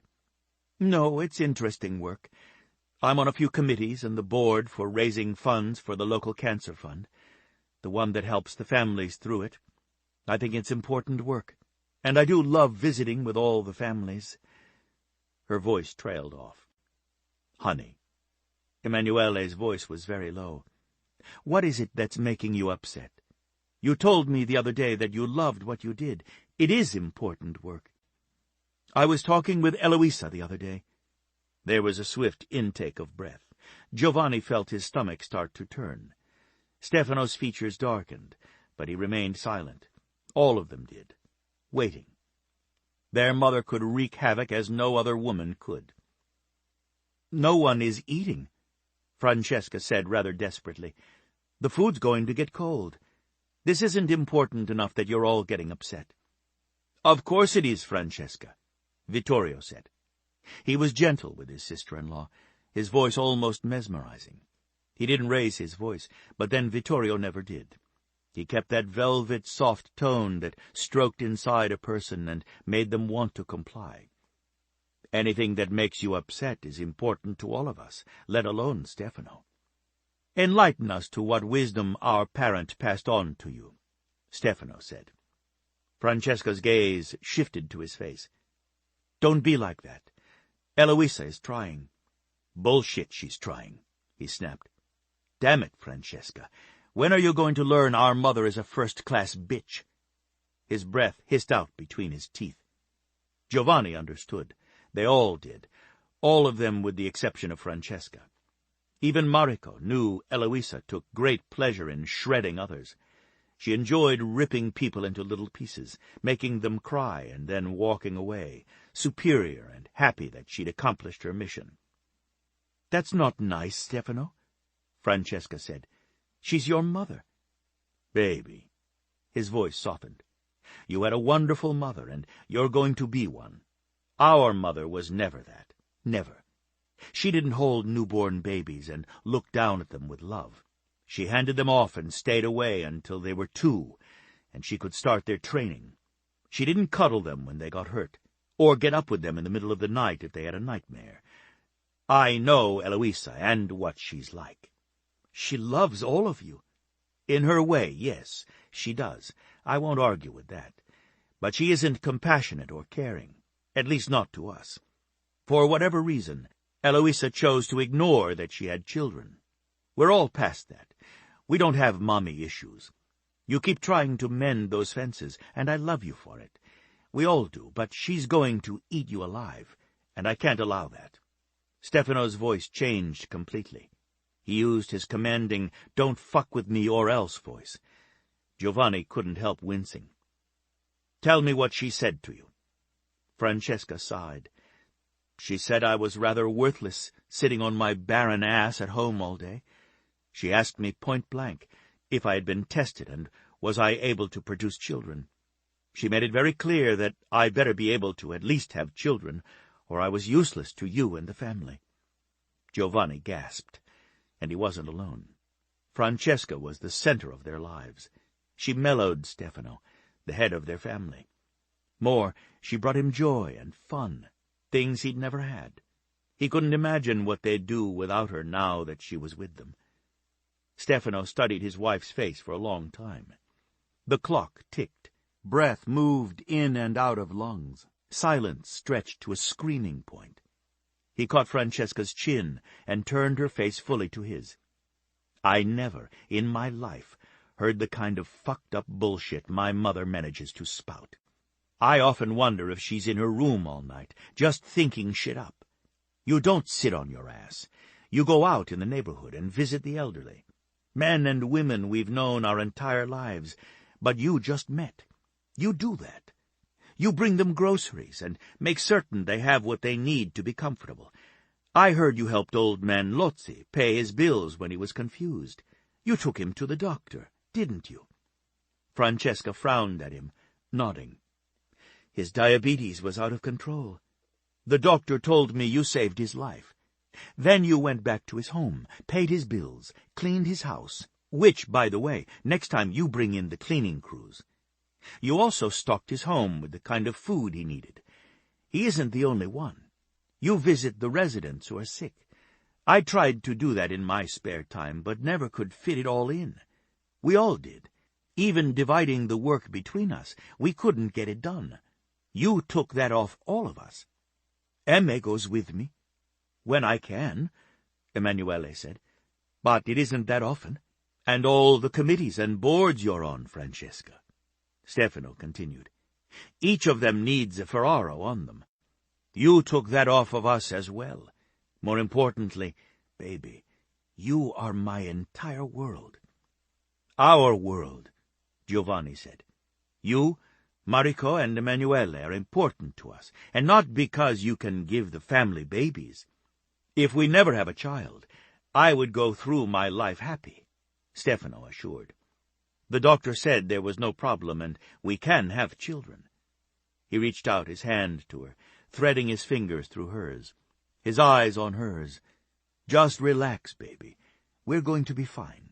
You're going to be fine. Just stay the hell away from Eloisa. I'm going to make it very clear to her that she doesn't come here unless I'm home. Don't do that, Stefano, Francesca said. It was silly of me to let her upset me. I'm going to make it very clear to my mother that she isn't allowed to come near you unless I'm with you, he reiterated, making it a decree. Dinner is getting cold. That was the end of the discussion, and they turned back to their food. Giovanni felt relief that Stefano had handled the situation the way he had. It was a learning experience.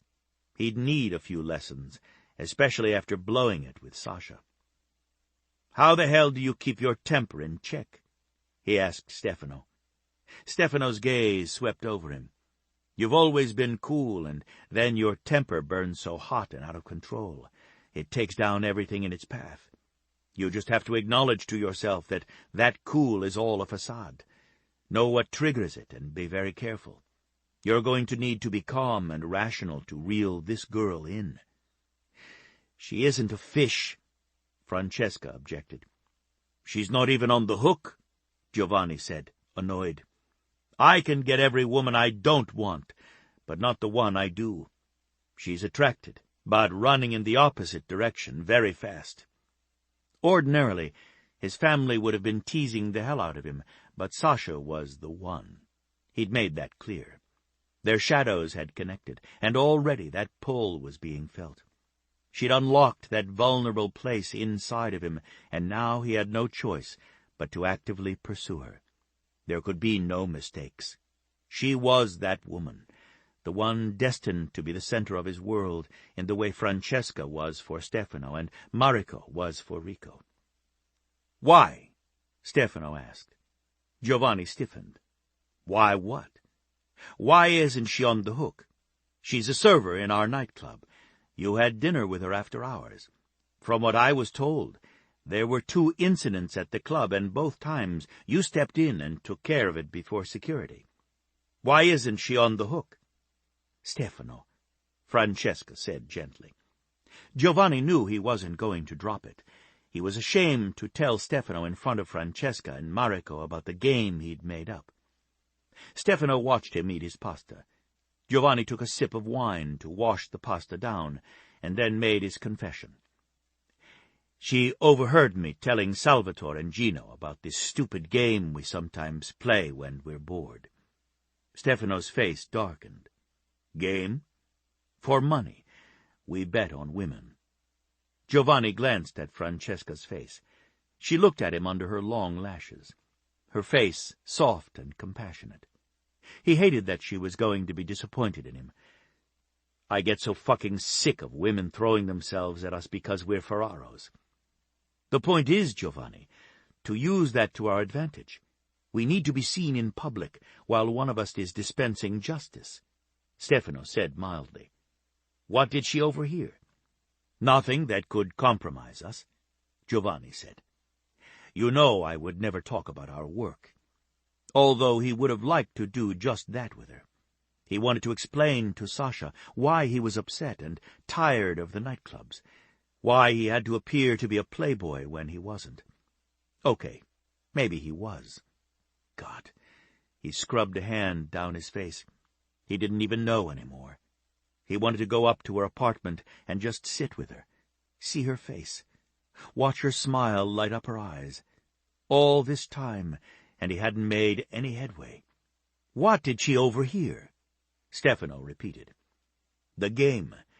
It's a point system, Stefano. A woman asks us to dance is 1 point.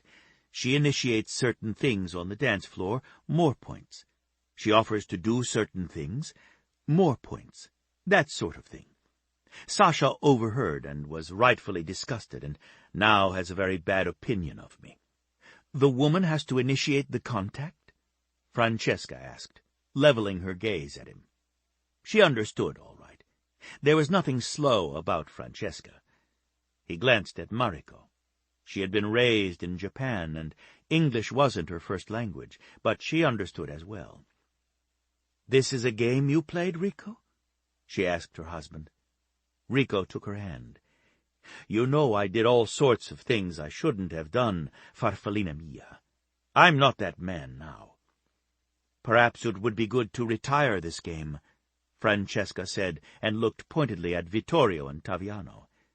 "And if there is a female version of the game, Emme, you need to opt out of that as well."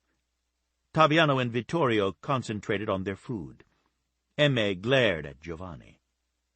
"There is definitely no female version of the game, nor have they played it around me." Her tone indicated she would have shut it down, which they knew, so they'd never allowed her to overhear the bets between them. Giovanni wanted to kick his brothers under the table for leaving him hanging out there. "Taviano had to take Nicoletta home last night, Stefano. She was drunk again and out far past her curfew. She's out of hand." "She's a hellion," Vittorio said. "You have to talk to her, Stefano." "I talked to her last night," Taviano said. He looked around the table. He hadn't touched his wine, and he looked very serious. "Someone had to, Stefano. She was out of control. I don't care if she's 18, 20, or older. She has no business getting drunk and missing her curfew, or putting herself in danger like that. Lucia and Amo are good people. They took her in and gave her a good home. They deserve respect at the very least." "Taviano," Francesca's voice was gentle. "She doesn't respect herself yet. She needs direction." "I gave her direction," he snapped, and then shook his head. "Mi dispiace," he apologized. "I might have been too hard on her." He pushed the heel of his hand against his forehead, rubbed as if he had a headache, and then took a deep breath and looked around. "I was hard on her, deliberately. I wanted her to think about the chances she's throwing away. I was fucking drunk myself, and when she fought me—" He shook his head. "Let's just say I wasn't gentle." "Taviano." Francesca's voice was soothing. Giovanni felt guilt. He knew Taviano was getting fed up with Nicoletta's late nights, her escapes out the window, and the incessant partying. All of them were, being called away when they were busy. He also knew Taviano didn't drink much. It made him belligerent. Giovanni knew he should have escorted Nicoletta home instead, but he hadn't wanted to leave Sasha. "We'll start her self-defense training," Stefano decided. "That will at least make her so tired she won't be looking to crawl out her window. She'll never be fast enough to ride the shadows, but she'll know how to defend herself, and she'll be able to get into the shadows if there's a need to escape fast. I've been working with Francesca. No matter what, our women need to know how to use the shadows to escape if we're ever under attack again. I don't know if training her to beat the hell out of us is the right thing to do, Taviano said. I've got a few bruises. We'll make it clear she isn't to use her knowledge on any family member, Stefano said. Taviano, you can tell her. Taviano shook his head, throwing his hands into the air. Not me. I'm done with her for a while. One of you can talk to her. I will, Francesca said. I want to meet Giovanni's Sasha anyway. I heard she was the one working my old job at the deli. Pietro hired her full-time. Most of the other workers are part-time. Nicoletta works with Lucia at Lucia's Treasures, and then she goes to the flower shop. I can time it so I can see both of them. That fucking Bruno at the flower shop needs to have the shit kicked out of him. Taviano snapped. He's the one that's been dragging Nicoletta to these parties. He'll be taken care of, Stefano said. I want to be there, Taviano insisted, looking straight at his brother, waiting for the nod. Wait a minute. Are you telling me Sasha works full-time at the deli and full-time at the nightclub? Giovanni was outraged. That's 16 hours of work. Is she crazy? He started to get up, as if he might rush right over to her apartment and confront her. And he might have. My advice, Giovanni, Stefano said, is to keep her from seeing that temper of yours as long as possible. Reel her in and make her fall madly in love before she finds out you're a bossy, paranoid, overprotective beast, and you're going to do everything you can to clip her wings. That's what I did. Everyone burst out laughing. He frowned at them. Francesca is sitting right there. He held out a few seconds and then grinned at his wife. She'd known all about his temper, his bossy ways, his jealousy, and every other difficult trait he had before she married him. He knew it, too. Giovanni was fairly certain Sasha had already condemned him for the game he played with his brothers and cousins. She'd be really upset that he'd invented it. What she hadn't heard, because they all knew the rule, it was one they lived by, was they didn't ever include innocence, only women who knew the score, women propositioning them because they had money. Aaron Anderson ordered your woman a huge bouquet of flowers, Emanuele announced. What? Hot rage rushed through Giovanni's veins. He could barely breathe. That bastard! I should have known he'd pull something like that. It isn't as if you made a claim on her publicly, Vittorio pointed out. We knew because you were acting completely out of character with her. How was he acting? Stefano asked. Forget that, Giovanni snapped, glaring at Vittorio and Taviano. Like a complete ass, Taviano said. Is that unusual? Rico asked. Shut the fuck up, all of you, Giovanni ordered. He pinned his sister with a steely gaze. This is important. Are you sure, Emme? She nodded. I was in the flower shop when Aaron came in. He trained on and off with you, Giovanni, so I thought you were friends. We struck up a conversation, and he told me he was ordering flowers for a woman. He wanted to pick them out personally, not have someone order over the phone for him. I didn't know she was yours, so I just thought it was sweet. It's not sweet, Giovanni bit out. He's making his move. I knew he was interested. The bastard had women hanging all over him, practically blowing him right there at the table. In fact, he probably did. He acts like an asshole to her, and she's going to forgive him because he sends flowers. Women. Shit. Women don't forgive a man just because he sends her a bouquet of flowers, Emanuele said, lifting her chin and leveling her gaze at him. Sometimes the flowers end up cut to pieces in the garbage can. There was a sudden silence. Emanuele looked around the table and the half-raised forks. What? It happens. Am I wrong, Francesca? Marico? You are not wrong, Francesca said. Stefano narrowed his gaze at her. Have you ever cut up flowers I brought home to you? You know very well I have. I did it right in front of you. You were being a bossy jackass, driving me crazy with your paranoid delusions that every person in the world is out to take me from you, Francesca said firmly. Stefano brought her hand to his mouth, kissed her knuckles, and then ran his thumb over them gently, stroking back and forth. Aren't they? His family erupted into laughter. Even Giovanni had to laugh. I've only received flowers from Rico, Mariko said. I would never cut them up and put them in the garbage, even if he made me very, very angry, which he never has. She sent him a sweet, intimate smile. Rico reached for her hand and brought it to his chest, over his heart. Emanuele. Stefano continued to look at his sister. Instantly the fork stopped moving again. What were you doing at the flower shop? She was the only one to continue to eat.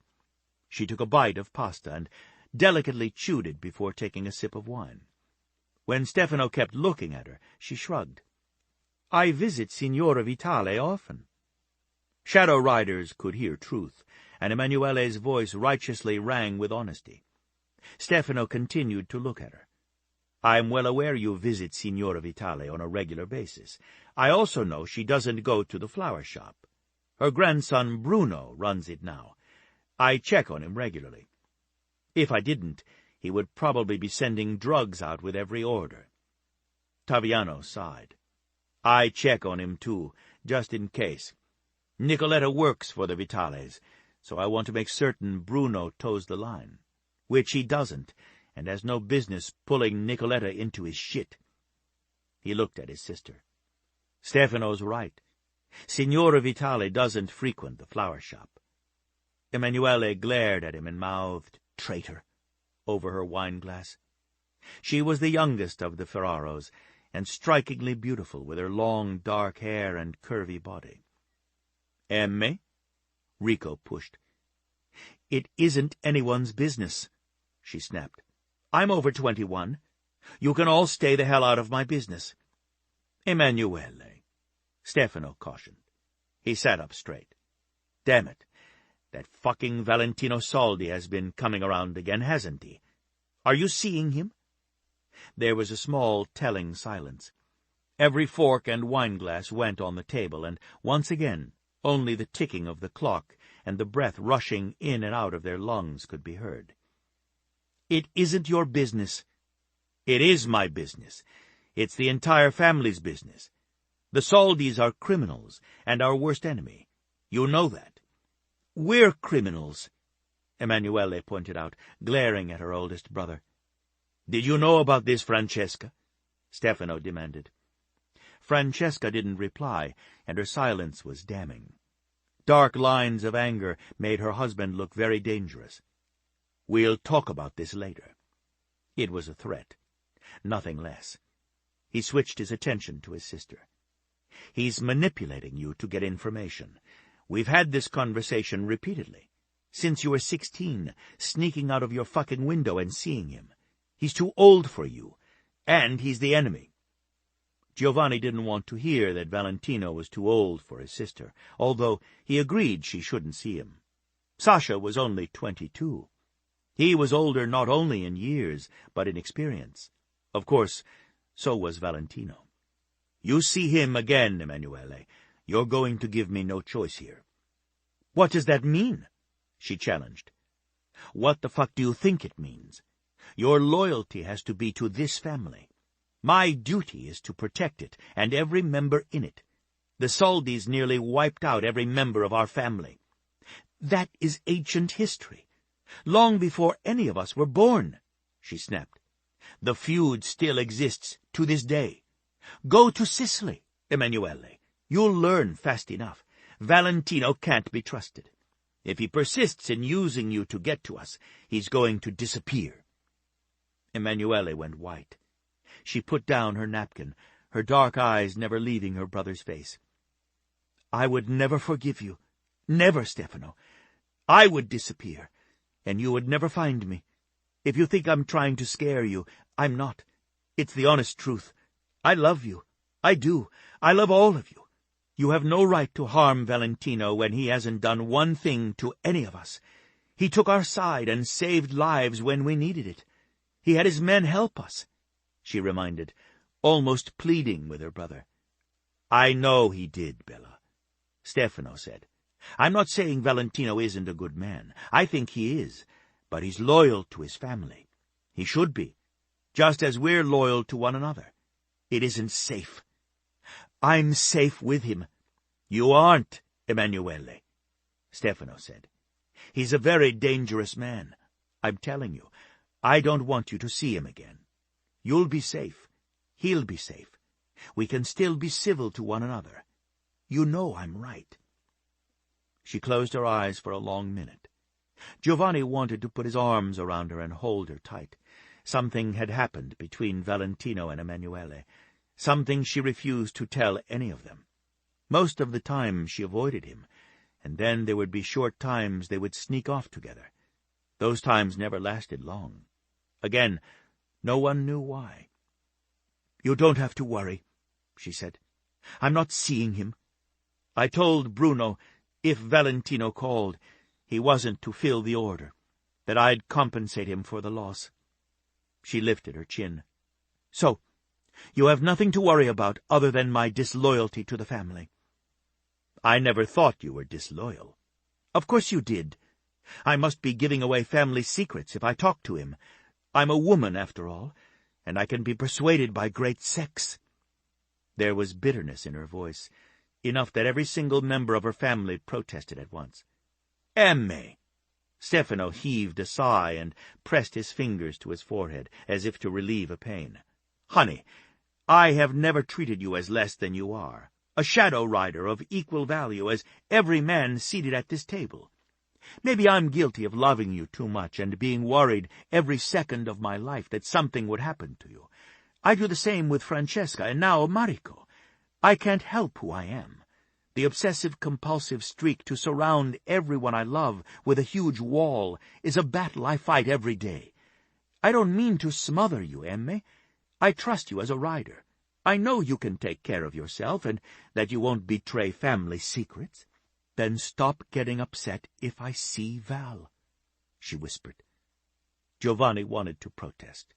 He could see on his brothers' faces that they wanted to as well. Valentino Soldi was a good man. They'd all watched him carefully. His family had secrets, but so did theirs. They both were guilty of criminal activities. The difference was, the Ferraro family considered themselves on the side of good. Val couldn't say that. He wouldn't leave Emanuele alone.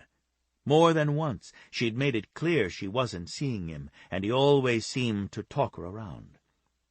"Honey, you think I don't want to give that to you?" Stefano put his hand over his heart. "On my honor, Emme, with everything in me, I want to give you whatever your heart needs, and it seems Val is your choice, but you can't go there. Not with his family, and not with yours. I know that. I make it clear to him.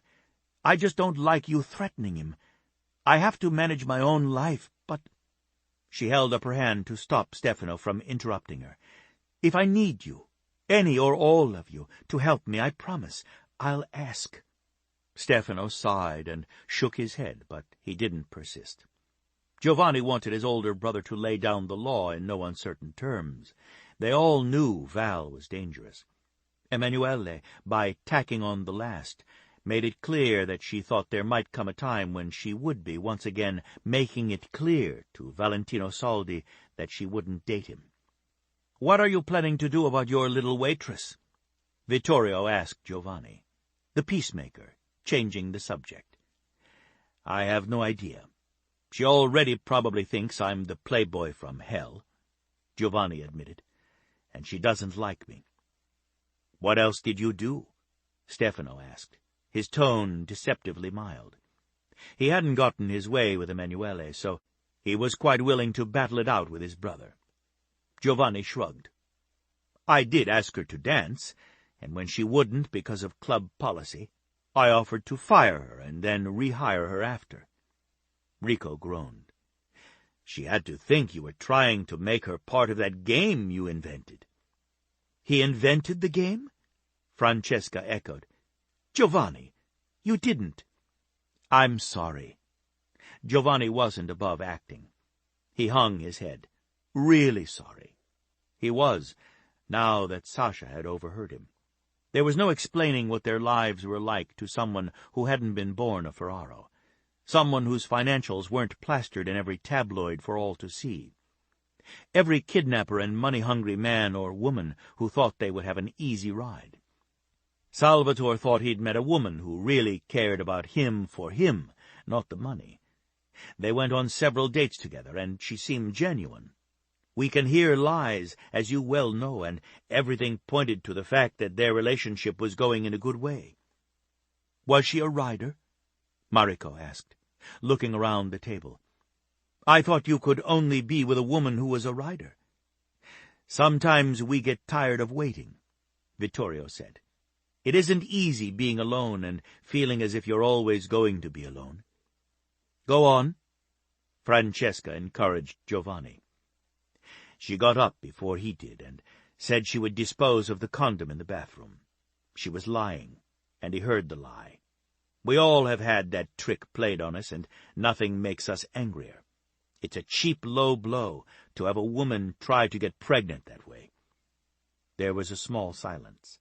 Mariko exchanged a long look with Francesca without comprehension. I don't understand. You wouldn't, farfallina mia, Rico said. It wouldn't occur to either of you, but some women, when they want to trap a very wealthy man, will try anything, including putting holes in condoms, or, as in this case, will try to use the sperm in the condom to get pregnant. That's disgusting. How could he know she planned to do that? Francesca asked. She had a syringe on her, and when he questioned her, she admitted it, saying she loved him and just wanted his baby. That, by the way, was a lie as well. He heard that, too. She didn't love him, nor did she really want his child. She wanted his money and the prestige of being his wife. It's happened on too many occasions to all of us with a certain type of woman playing one too many tricks on us. So yes, I invented the game, but it was only played with that type of woman. Certainly not someone like Sasha, Giovanni said. What do you know about her? Stefano asked.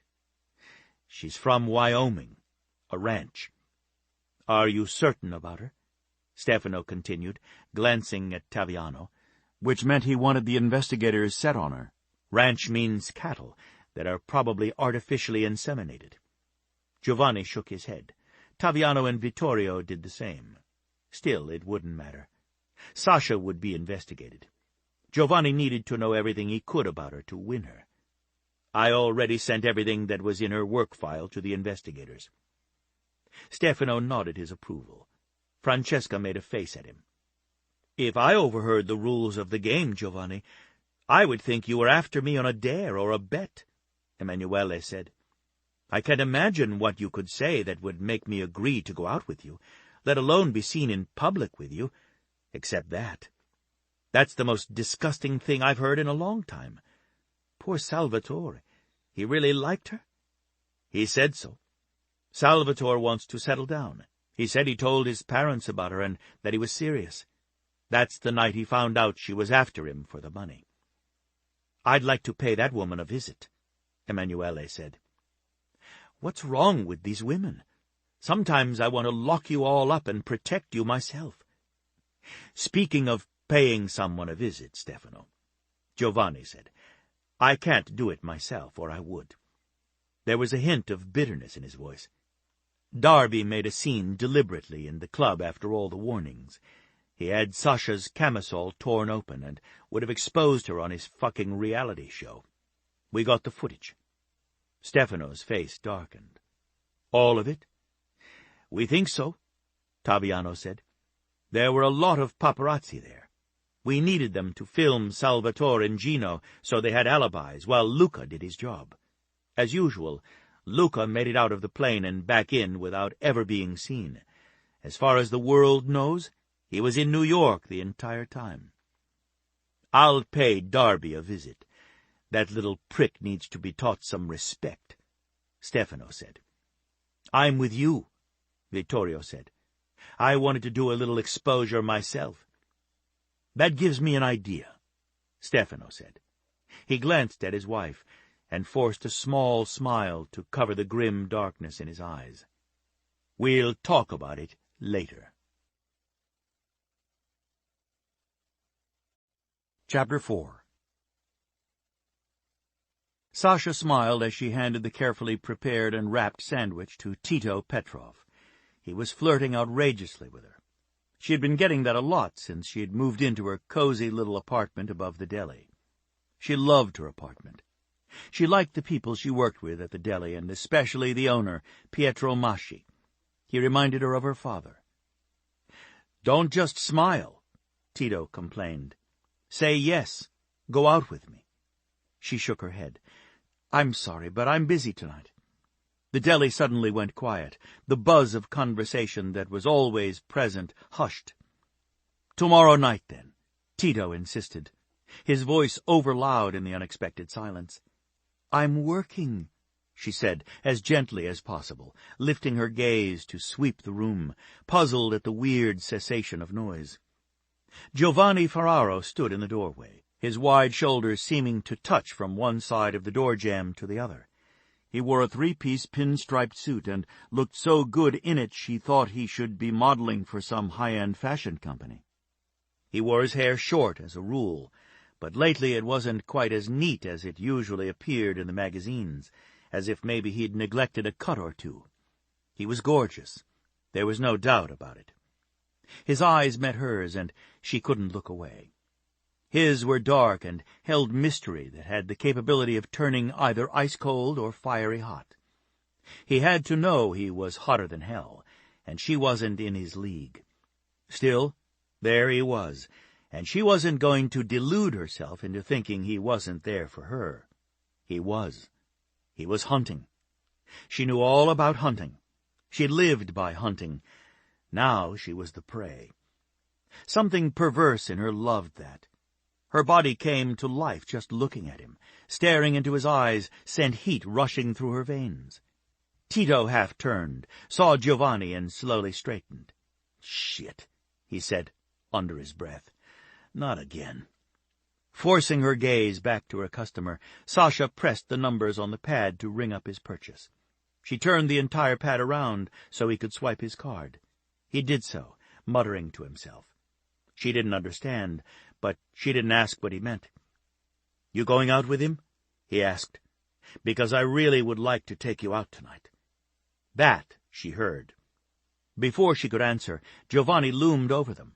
He was big, all muscle, intimidating. He gave off an aura of danger she hadn't realized was so scary. "She's going out with me tonight," he stated firmly, staring Tito down. She glared at the two men. "Tito, please sign and take your sandwich. The line is backing up. I'm not going out with anyone. I told you both. I'm very busy tonight." Men. She was stumbling over them lately, and she wasn't certain why.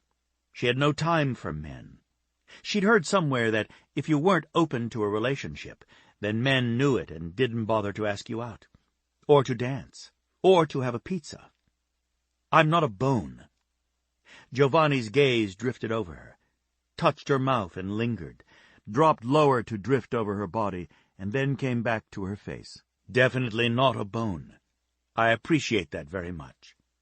He glanced at his watch and then looked over her shoulder. "Pietro, can I steal Sasha for just a minute? I won't keep her long." She'd felt the heat of that slow, intimate perusal. He'd managed somehow to look possessive, not lecherous. The touch of his gaze sent more heat rushing through her, raising her temperature until she felt hot and edgy. She did her best to glare at him when she really wanted to fan her face, hoping it wasn't red. Her body felt needy, her sex suddenly damp and clenching. "Mr. Ferraro, of course, take your time. You can use my office if you need privacy." Sasha was horrified. She wasn't about to go into that tiny office with Giovanni Ferraro, not when she was feeling like she was. She started shaking her head. "It's Giovanni, Pietro, and thank you. Your office is perfect." He stepped right up to the counter, moving around Tito, who was still standing there with his mouth open. "Smooth, Ferraro," Tito said, snatching his sandwich off the counter and striding toward the door. "Wait, you didn't sign it," Sasha called after him. Giovanni leaned over, hit the 30% tip, drew an X with his finger, and then tapped done. The pad accepted the signature as if Tito had signed it. "There you go." He gave a nice tip as well. "You can't do that." Giovanni came right around the corner and took her arm, tugging to get her moving toward the back room. Pietro stepped up to take her place. She turned back to him. "He can't do that, can he?" Pietro shrugged. "If it comes back, I know where to find both of them." Sasha went with Giovanni because she wasn't about to cause a scene, not when the packed deli had every eye on them. The customers weren't even pretending they weren't listening. They stared, and no one said a word in the hopes of hearing more. She was grateful when a corner took them out of sight. Giovanni took her down the hall to Pietro's office. He stepped back to allow her through the door. Her first thought was that he was very gentlemanly, until she realized that put him between her and the door. He even closed it, and then leaned against the wood looking at her. His gaze moved over her, just as it had done in the store, possessive, hot, making her feel as though it was a physical touch. She waited him out, mostly because she was shaken by her reaction to him. She noticed each time their shadows touched, she had such an intense jolt of sexual hunger, she was a little afraid she might jump him. Thinking that wasn't such a good idea, especially after listening to the finer points of his little game, she backed across the room, which was all of 6 steps, and perched on the edge of Pietro's desk, hoping she looked casual. "You didn't tell me you were working here," Giovanni said. He didn't take his eyes off her, nor did he blink. She felt a little as if she was in the room with a dangerous lion, ready to leap on her any minute. One wrong move and she would lose. What, she wasn't certain, but the feeling was so strong, she held her breath and shrugged, afraid of saying the wrong thing and setting him off. "Why didn't you tell me, Sasha? We talked last night. You know I'm not quite the bastard you thought at first. You could have confided you had a second job." She took another deep breath, filling her lungs with much-needed air. "It didn't seem necessary." "How so?" She shrugged. "It didn't fit anywhere in the conversation." "Of course it did. I wanted to know about you. Everything I could learn. You knew that. I made it clear that I wasn't playing around. You didn't tell me because you knew I wouldn't like the idea of you working 16 hours a day. You can't keep it up without making yourself sick." Her chin went up. She narrowed her eyes at him, giving him her best death stare. "I can take care of myself, thank you very much. I've been doing it for a while now." "Sasha." He said her name in a low voice, almost a caress. Definitely a reprimand. Just her name, nothing else. She found herself squirming in spite of her resolve to tell him to go to hell. He had no right to tell her what she could or couldn't do. He was rolling in money. Maybe he didn't have to work, but she did. She worked herself up to a self-righteous rant. "Tell me what you need. We can make it happen." She closed her mouth before words could tumble out. What did that mean? "Mr. Ferraro, we dispensed with that the other night." "Giovanni, then, I don't know what you mean." "I mean I want to go out with you. Seriously. Not part of some childish, idiotic game. Just get to know you. With you working 16 hours, it's going to be difficult. I would very much like to know why you have to work that many hours and how I can help." There was sincerity in his voice. She usually could hear a lie. It was just some weird little trick she had. A gift, her mother called it. She knew when someone lied to her, but she couldn't believe Giovanni was telling the truth. "Why would a man like you be interested in a woman like me?" she challenged. She didn't believe in beating around the bush. "It doesn't make sense. Not when so many beautiful women in your same circle, throw themselves at you." "I don't have any desire to be with a woman who wants me because I'm wealthy." How do you know I'm not after your money?"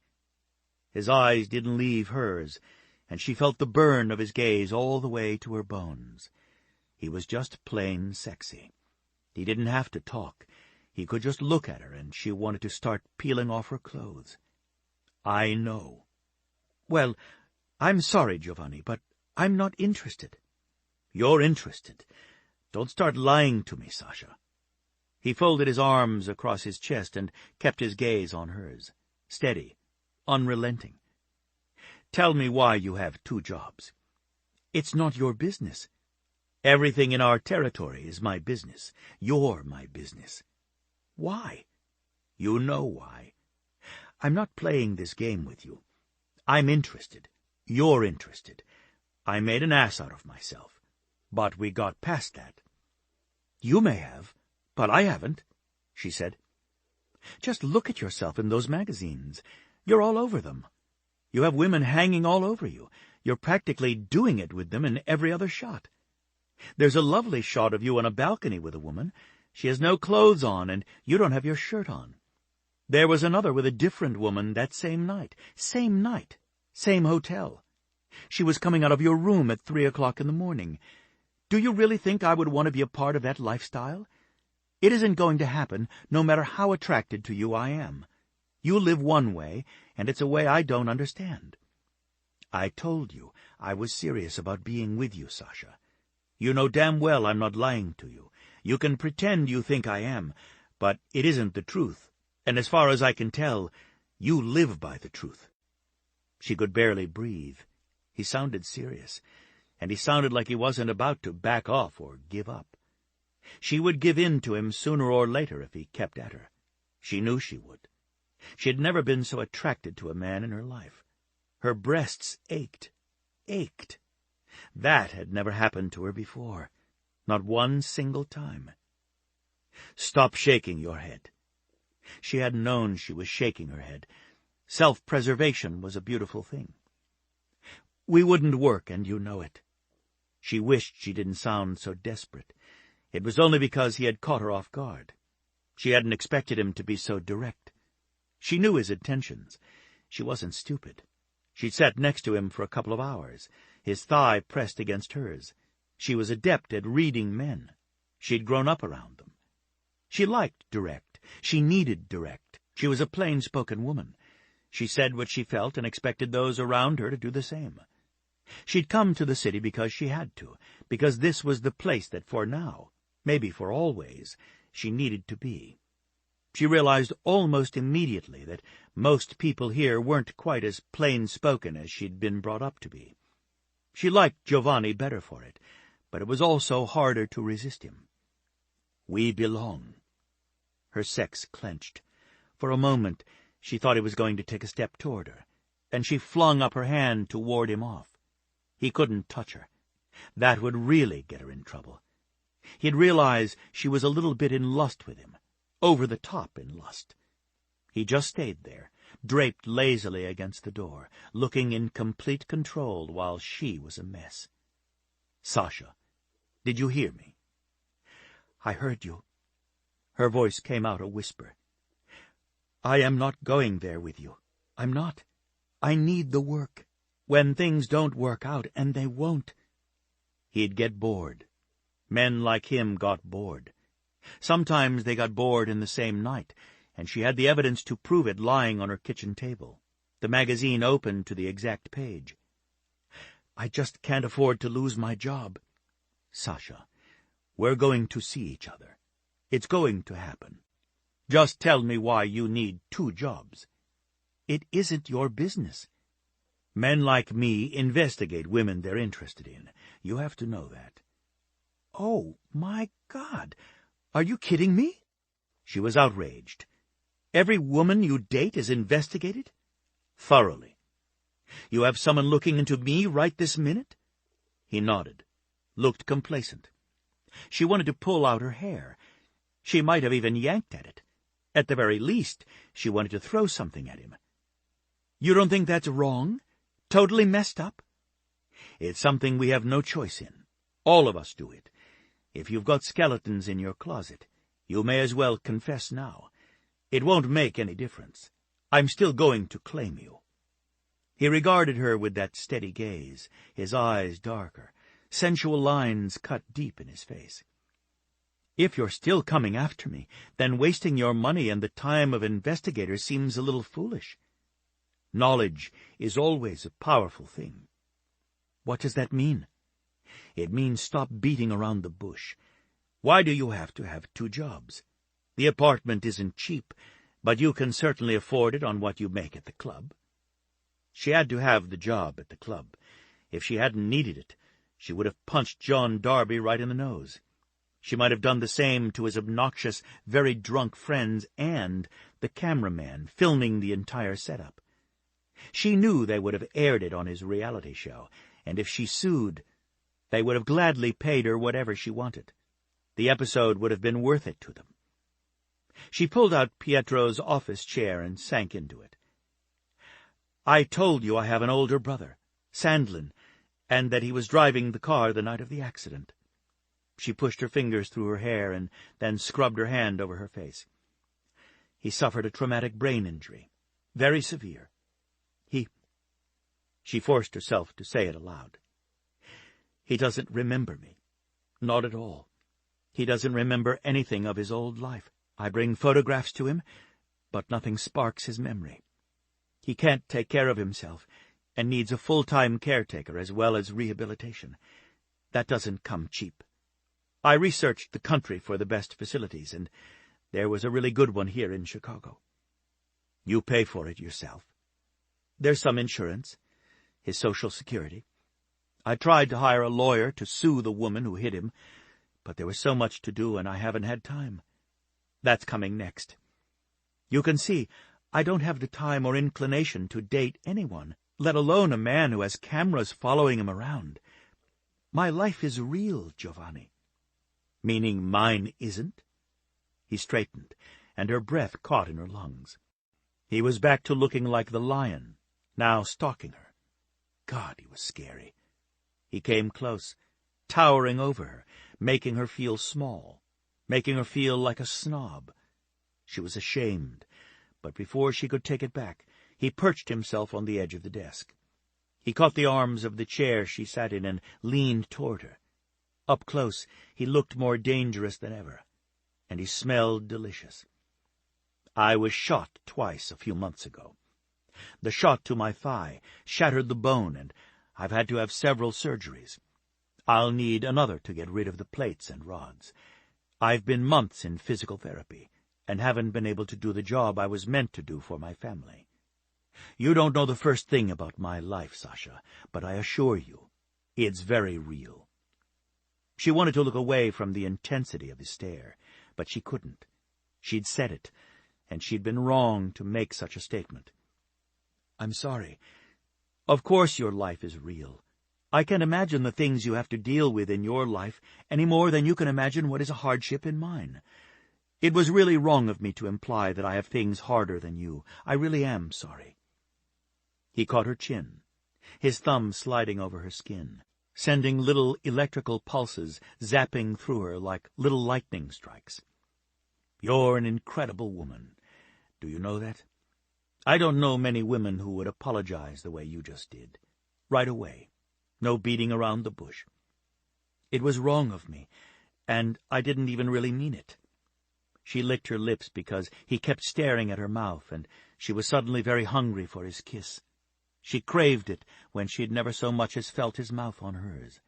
She could almost taste him on her tongue. It was ridiculous. "Sasha, I want to see you. Take a chance on me." She wanted to, especially when he was so close. His suit enhanced the muscles. It had to.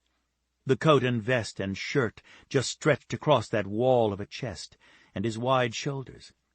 He looked amazing. He smelled even better. His mouth was close, on hers. At the first touch of his lips, she gasped. Firm, cool, heating rapidly, or maybe that was her, because the blood in her veins was suddenly scorching and rushing to pool low. His teeth caught her lower lip and tugged gently. His tongue soothed the tiny ache.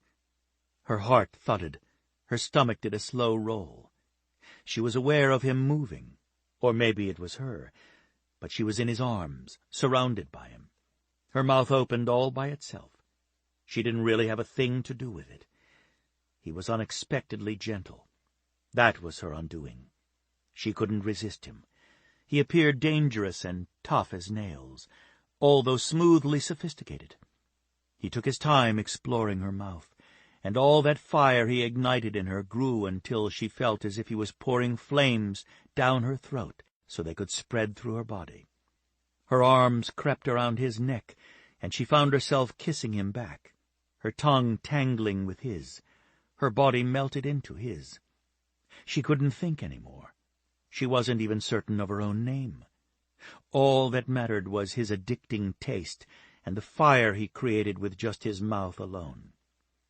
It was Giovanni who broke the kiss with a soft groan. He lifted his head, his breathing a little ragged. She realized she was standing between his legs, pressed tightly against him, her mouth chasing his. "Baby," he said very softly, "we have to stop. I promised myself I'd do this right with you. I want you more than you could possibly know, and this isn't where we're going to have our first time together." Sasha inhaled sharply and tried to pull back. What was wrong with her? One moment she was saying no, and the next she was participating in the longest make-out session she'd ever been in. The best. No one kissed like he did. She touched her lips to make certain they weren't actually on fire. "I have to sit down." She did. Her legs weren't going to support her, and if she didn't get away from his body, she was going to be touching parts of him that were definitely off-limits. He held on to her until she was seated in the chair. She needed time away from his potency. She gave him a rueful smile. "I think that's called being kissed senseless." My brain short-circuited. She held up her hand before he could say anything. "It's coming back. Slow, but it's happening. I love the way you kiss, obviously. That still isn't saying I'm going to take a chance on you. I don't want a broken heart, and you're that man. You are, Giovanni. Seriously. You have to listen to me. I'm not like those other women you date. I don't date them, Sasha. I've never dated anyone. I don't go to their place of work and plead my case. I fuck them. I walk away. They walk away. That isn't how I want to live. I want a woman who actually loves me. I want to love her. I want a family. I don't want to go to nightclubs every night and play stupid games. You're that woman for me." "How do you know? You met me 3 days ago." He waved his hand around the room, as if it was the world. "I've traveled everywhere. I've met many women over the years, too many. None of them were the right one. When you've looked as long as I have, believe me, baby, you know when you see her. I knew the moment I saw you." She had to get away from his charisma. He drew her in like a magnet, and she couldn't seem to find the strength to push him away. "I'll think about it, but I have to get back to work. This job is important to me. It doesn't pay anything like the club, but it's 40 hours a week solid. Sometimes, if I can do it, he gives me overtime. I like the people, and it allows me to make a few friends." His face darkened. "Tito Petrov is not your friend. If you think I'm a ladies' man, he's worn that title around here since the 7th grade. She frowned up at him, but there was the tiniest part of her that was a little thrilled. She knew she shouldn't be, but it was there all the same. "You sound jealous." "I'm jealous as hell. Tito, Aaron, how many others?" She shrugged. "A few men came in and asked me out. I think I'm new in the neighborhood. And Aaron just feels bad because he and his friend drank too much, celebrating his victory, and wanted to apologize. Aaron sent me flowers and a really nice note, and his friend James sent me a box of chocolates with a beautiful card. I was surprised either of them would do that. Tom came in to apologize in person, as did one of the men who had his camera taken away. I think his name was Sid." She had been shocked. It was the last thing she ever would have considered. The three men, very drunk, their hands wandering constantly as if they were entitled to anything they wanted, giving her apologies. A man who made his living taking pictures, telling her he was sorry he'd gotten angry over losing the film. Giovanni kept his gaze steady on her face. "Did they include their phone numbers in their nice little notes?" She nodded. "Yes, but I don't think any of them expected me to actually call them." He gave a small groan and reached out to tuck a stray strand of hair behind her ear. His fingers moved over her cheek and swept down to her jaw, leaving her shivering at his touch. She found her reaction to him disturbing. "Aaron is a good man, Sasha, but he's a player. I've known him most of his life. We train together sometimes, and he's a very good fighter, one of the best. He's fought his way to the top, and he deserves everything he gets. His childhood wasn't the easiest, so I'm always happy when he wins his fights and earns good money. Being a good man doesn't necessarily translate into being a good partner. You can't know that. I do know that. He's never been faithful to a single woman he's been in a relationship with. I think it's because he's looking for something intangible that he can never find. He needs to know he's worth something, and he's always looking in the wrong places." Sasha could tell he was very thoughtful about it, not being mean about his friend. She could tell he liked Aaron, but was definitely warning her away from the fighter. "What about you? Have you always been faithful to a woman you've been in a relationship with?" "I've never had a relationship." For a moment, she almost didn't comprehend what he was telling her, the enormity of that. She heard the ring of honesty in his voice, but to think that he had never been in a relationship. "Not ever? Not even in school?" "We weren't allowed to go to a school, not like most people, not even a private school. We had tutors. They were very exacting.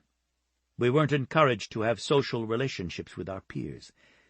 When I said I knew him from school, I meant he was my age during my school years, and we struck up a friendship of sorts. Aaron's family life was bad, and I ran across him one evening when I was running in the park. He was skinny. His clothes were torn, and he was a mess. It was cold, and he didn't have much to keep him warm, so I snuck him into our garage. Our garage is heated and is absolutely clean at all times." There was a trace of humor in his voice when he said the last. She knew Giovanni felt bad for Aaron and was telling her about his friend, but the story told her so much more about him. He was wealthy beyond most people's imaginations and lived away from others, not encouraged to have friends or relationships. Yet he'd taken a boy home and hidden him in his garage to help him out. "The tabloids always have you with some woman. None of that is true?" Giovanni shrugged. "I go to charity events all the time. It's customary to have a woman on your arm. The more famous she is, the more attention you bring to the charity. Being with a woman for a night doesn't mean I'm in a relationship with her." "Why one night?" Sasha was well aware she was asking questions she shouldn't. She didn't want to even consider dating him. She didn't want to be attracted to him, and the more she knew of him, the stronger the attraction seemed to be. She just couldn't stop herself. "I don't lead women on. I don't pretend that we're going to be together forever, even for a few months or years. It's all or nothing for the men in our family. That's the way we're made, and we don't take chances that we're going to hurt someone innocent. I'm not playing a game with you, Sasha. I'm telling you, you're the one." She shook her head. "I'm not. You don't know me at all. Not at all. I watched you for most of the night. You're like a ray of sunshine. The club was dark, and I was feeling angry and maybe a little sorry for myself." He paused. "Very sorry for myself," he corrected. "I didn't want to be there, but I had no choice. I was sick of the music and the drinking. I was really sick of the women fawning all over me. My cousin was upset because the woman he thought cared about him did something despicable, and he realized she didn't care at all. It was a shit night. and then I saw you laughing. You were several tables down from mine, serving drinks, and you were like the sun right there, lighting up the dark. Her heart reacted, beating faster. Butterfly wings fluttered against her stomach. I watched you. I couldn't take my eyes from you. You chatted with various people, and I could see that everywhere you went, those you served drinks to laughed with you. Their faces lit up when you came close. You fascinated me. I think, if that's true, it doesn't take all that much. She had to deflect, make a joke, do something, anything to keep from hearing what he was saying. She liked it too much. She couldn't afford to be drawn into anything with him. She was too busy, and she didn't have room in her life for someone else. More, his world was so different from hers. She knew she wouldn't fit in there. How could she? She didn't understand the people in his world, with their false smiles and sense of entitlement. I won't lie to you, Sasha. Not now, not ever. I'm about as jaded as a man can get. I've had every trick you can imagine pulled on me. When I saw you, I swear, you were like a breath of fresh air when I was drowning. I watched you all night like some stalker. I lost track of you when you went on your break, and that's what got me in trouble. She didn't have a defense against him, not when he told her things like that. She stared up at his face, all those hard angles and planes. His family scared her just a little bit, looking dangerous and powerful and owning just about everything she could see from her apartment above the deli. Tell me about your brother. The softly spoken command was so unexpected, she found herself doing so before she could think it through. She needed someone to talk to about him. Sandlin is my big brother, an absolute sweetheart. We were very close. He taught me to ride and shoot. He practically taught me everything there was to know about ranching. He took jobs away from the ranch and sent the money home when we needed anything extra. He would buy me things my parents couldn't afford to give me. Sometimes he'd sneak me candy he bought. Saltwater taffy was my favorite, the cinnamon kind. And he'd go to the candy store, pick all the cinnamon ones out, and fill up a bag for me. I wasn't supposed to eat it because Mom didn't want me ruining my teeth, but Sandlin would sneak it into my room. She laughed at the memory and found tears burned too close behind her eyes. I love him. If I could, I'd take care of him myself, but he needs special care. He has seizures sometimes, and he can't do a lot of things for himself yet. This facility is not only a live-in place, but a rehabilitation center. They've worked miracles on patients. I'm hoping for one for Sandlin. Even if he never remembers me, and the doctors say he won't, I want him to get to a place where he can take care of himself. At least the simplest task. If something happens to me and I can't pay for him to stay there, I want him to be able to do a few things for himself. Does he remember you now, as you are, going to see him? She nodded. I'm trying to build our relationship again. I think he looks forward to seeing me. Her voice had a little quiver in it. She couldn't quite stop. He reached down and took her chin with his fingers, lifting her face so she was forced to look at him. She was afraid he was seeing too much, so she lowered her lashes, veiling her eyes. She wasn't crying. She hadn't since she lost them all, her parents and Sandlin, but she could feel that burn and was terrified it showed. She didn't want to appear vulnerable to him. She wasn't the kind of girl that needed taking care of, and she wasn't about to let him think she was. Sweetheart, he sounds like a man I would like to get to know. He might not remember his past, but I'm betting he's always good to you when he sees you. She nodded. He's so sweet. She wrapped her arms around her middle for comfort and forced a smile. The nicer he was to her, the more the tears threatened. He's never impatient, and that's the way he was before. There are things that make me know he's still there. He's still my brother. He just doesn't know me or remember from before. We had a special relationship, and I know I never can have that again, but I'm working on a new one with him. It took effort to keep her voice from cracking. How often do you visit him? You can't have much time if you're working 16 hours a day, he pointed out. The club job pays the most, and I start at 6. Visiting hours are up until 9 o'clock, but I mostly go on my days off from the deli. Speaking of which, if I don't get out there, Pietro might fire me, and I can't afford that. I'm off tonight at the club, so I'm going to see him tonight. I go as often as I can. Finding the time to see her brother was difficult, though. The facility was across town, and she had to take the bus. Sometimes that was uncomfortable at night. More than once she'd wished she had a weapon to protect herself. Buses were convenient, but sometimes she wished she had a car. Let me take you there tonight. My car is comfortable. I'd like to look around the facility and talk to those in charge. If you give me the name and address of it, I can have my people check it out thoroughly. She didn't want him helping, because that would only encourage him, but she would do anything for Sandlin. My brother was always there for me when I was growing up. Always. I knew, no matter where I went or what I did, no matter how much trouble I got into, Sandlin would come for me. More than once, when I snuck out to a party, it was my brother I called, and he dropped everything, including some pretty hot dates, to get me out of trouble. She knew she was telling him, trying to explain, so he wouldn't think badly of her for taking advantage of his offer. He'd made it, but she felt bad that she needed something from him. She didn't want to be that person. He flashed a grin at her. Did you get into a lot of trouble? She nodded.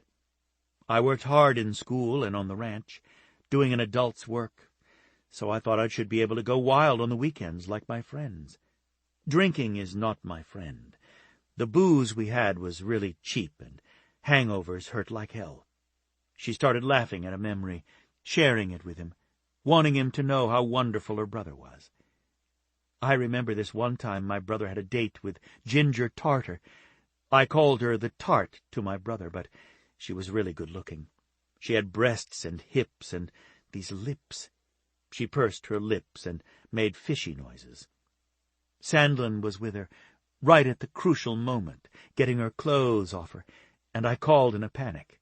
I was pretty drunk, and the man I went to the party with was expecting the same thing Sandlin was getting. I locked myself in the bathroom and called him. Of course he came, and I never heard the end of it, but he never told my parents. I'd really like to meet him, Giovanni said. He pulled out his phone. Name and address? She took a breath. Anything for her brother. Anything at all. This wasn't a commitment to Giovanni, simply a friend helping out. She could look at it that way. She hoped she'd chosen the right place for him. She'd researched and read all kinds of reviews, but she knew any care facility was only as good as the people it hired. She didn't want her brother neglected or mistreated, and she didn't know if he was capable of telling her if someone was hurting him in any way. She told Giovanni, and he was instantly texting someone. He was fast at it, too, much faster than she was. What time should I pick you up? Her heart jumped. I get off at 5 today. I usually jump right on the bus. Do you want to change first? We could catch dinner after your visit. He held up his hand to stop her protest. We have to eat sometime. We might as well eat together. I refrained from biting you, remember? She narrowed her eyes at him. Were you thinking of biting me? Absolutely I was. I still am, but I'll make sure you like it. She shook her head and pushed out of the seat. Instantly, the heat of his body told her she was too close, and she stepped away from him. I'm going back to work. I'll see you later. He made no move to touch her, or kiss her, a fact that should have made her happy, but instead disappointed her. Be good. Stay away from those other men. I have that one really unfortunate trait. One. You aren't furthering your cause, you know, she said, smirking a little over her shoulder.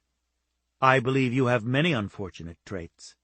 Laughing, she hurried down the hall to the counter, wondering why she suddenly felt so happy. Chapter 5. Sasha went out the back door of the deli, which led into an alley. She glanced at her watch. It was after 3. Pietro had let her off early. She'd texted Giovanni, and he was probably waiting out front. But just before she left, Pietro had gone to the bank, and Aria, the girl who was supposed to relieve her, hadn't shown up right away. Sasha didn't want to get into his car smelling of deli meat, so she ran up the stairs, determined to take a quick shower. At the top of her stairs was a bouquet of roses. They lay there, a little wilted from lack of water, but the splash of color was cheerful against the bleached wood. She bent down to pick them up, thinking for a moment that Giovanni had left them. She realized immediately that they weren't from a flower shop. Someone had hand-picked them, cutting the long stems carefully. Every thorn was gone. She looked around for a card, but there wasn't one. She brought the roses to her face, inhaling the rich fragrance. They were beautiful, and it was sweet that someone would go to the trouble of putting together a bouquet. They were wrapped in red and gold tissue paper. She straightened slowly and looked around, feeling as if someone was watching her. Fingers of icy fear crept down her spine. She unlocked the door and went inside. The moment she stepped into her apartment, she knew someone else had been there. It felt different. She stood very still, letting her gaze sweep the entire room. It wasn't difficult. Her place was small, easy to manage, easy to see from the living area to the kitchen because it was really all one room. Everything seemed to be there. As far as she could tell from just glancing around, nothing had been taken, but her things had been touched. From where she was, she could see someone had put wine glasses, 2 of them, near her reading chair. Then there was the table, each item on it, mementos of her family, things that meant nothing to anyone else, but everything to her had been moved. She kept them in a certain order. Her parents' photograph, the one where they were looking at each other with such love. It was inside an antique silver frame. Beside it, she put her mother's favorite pincushion and her father's pipe. She liked to have the 2 items touching because her parents had always been touching. The pipe was several inches from the pincushion, and the pincushion was on the wrong side of the pipe. Someone had picked up her parents' things. They'd touched the photograph as well. It was turned slightly, so that walking in the door, she couldn't see their faces. Sandlin's picture, the one with the 2 of them, brother and sister, riding side by side on their favorite horses, the sun setting behind them, had been turned toward her parents' photograph, rather than facing out toward the door. Staying in the doorway, she peered at the table where the little mementos were kept. Her brother's keychain wasn't there. Her heart nearly stopped, and then began to pound. She wanted to run over to the table and look all around in case it had dropped to the floor, but the doors to the bathroom and bedroom were closed. She never closed the bedroom door. She wasn't about to set foot in the apartment alone. She backed out and shut the door carefully, and extra quietly.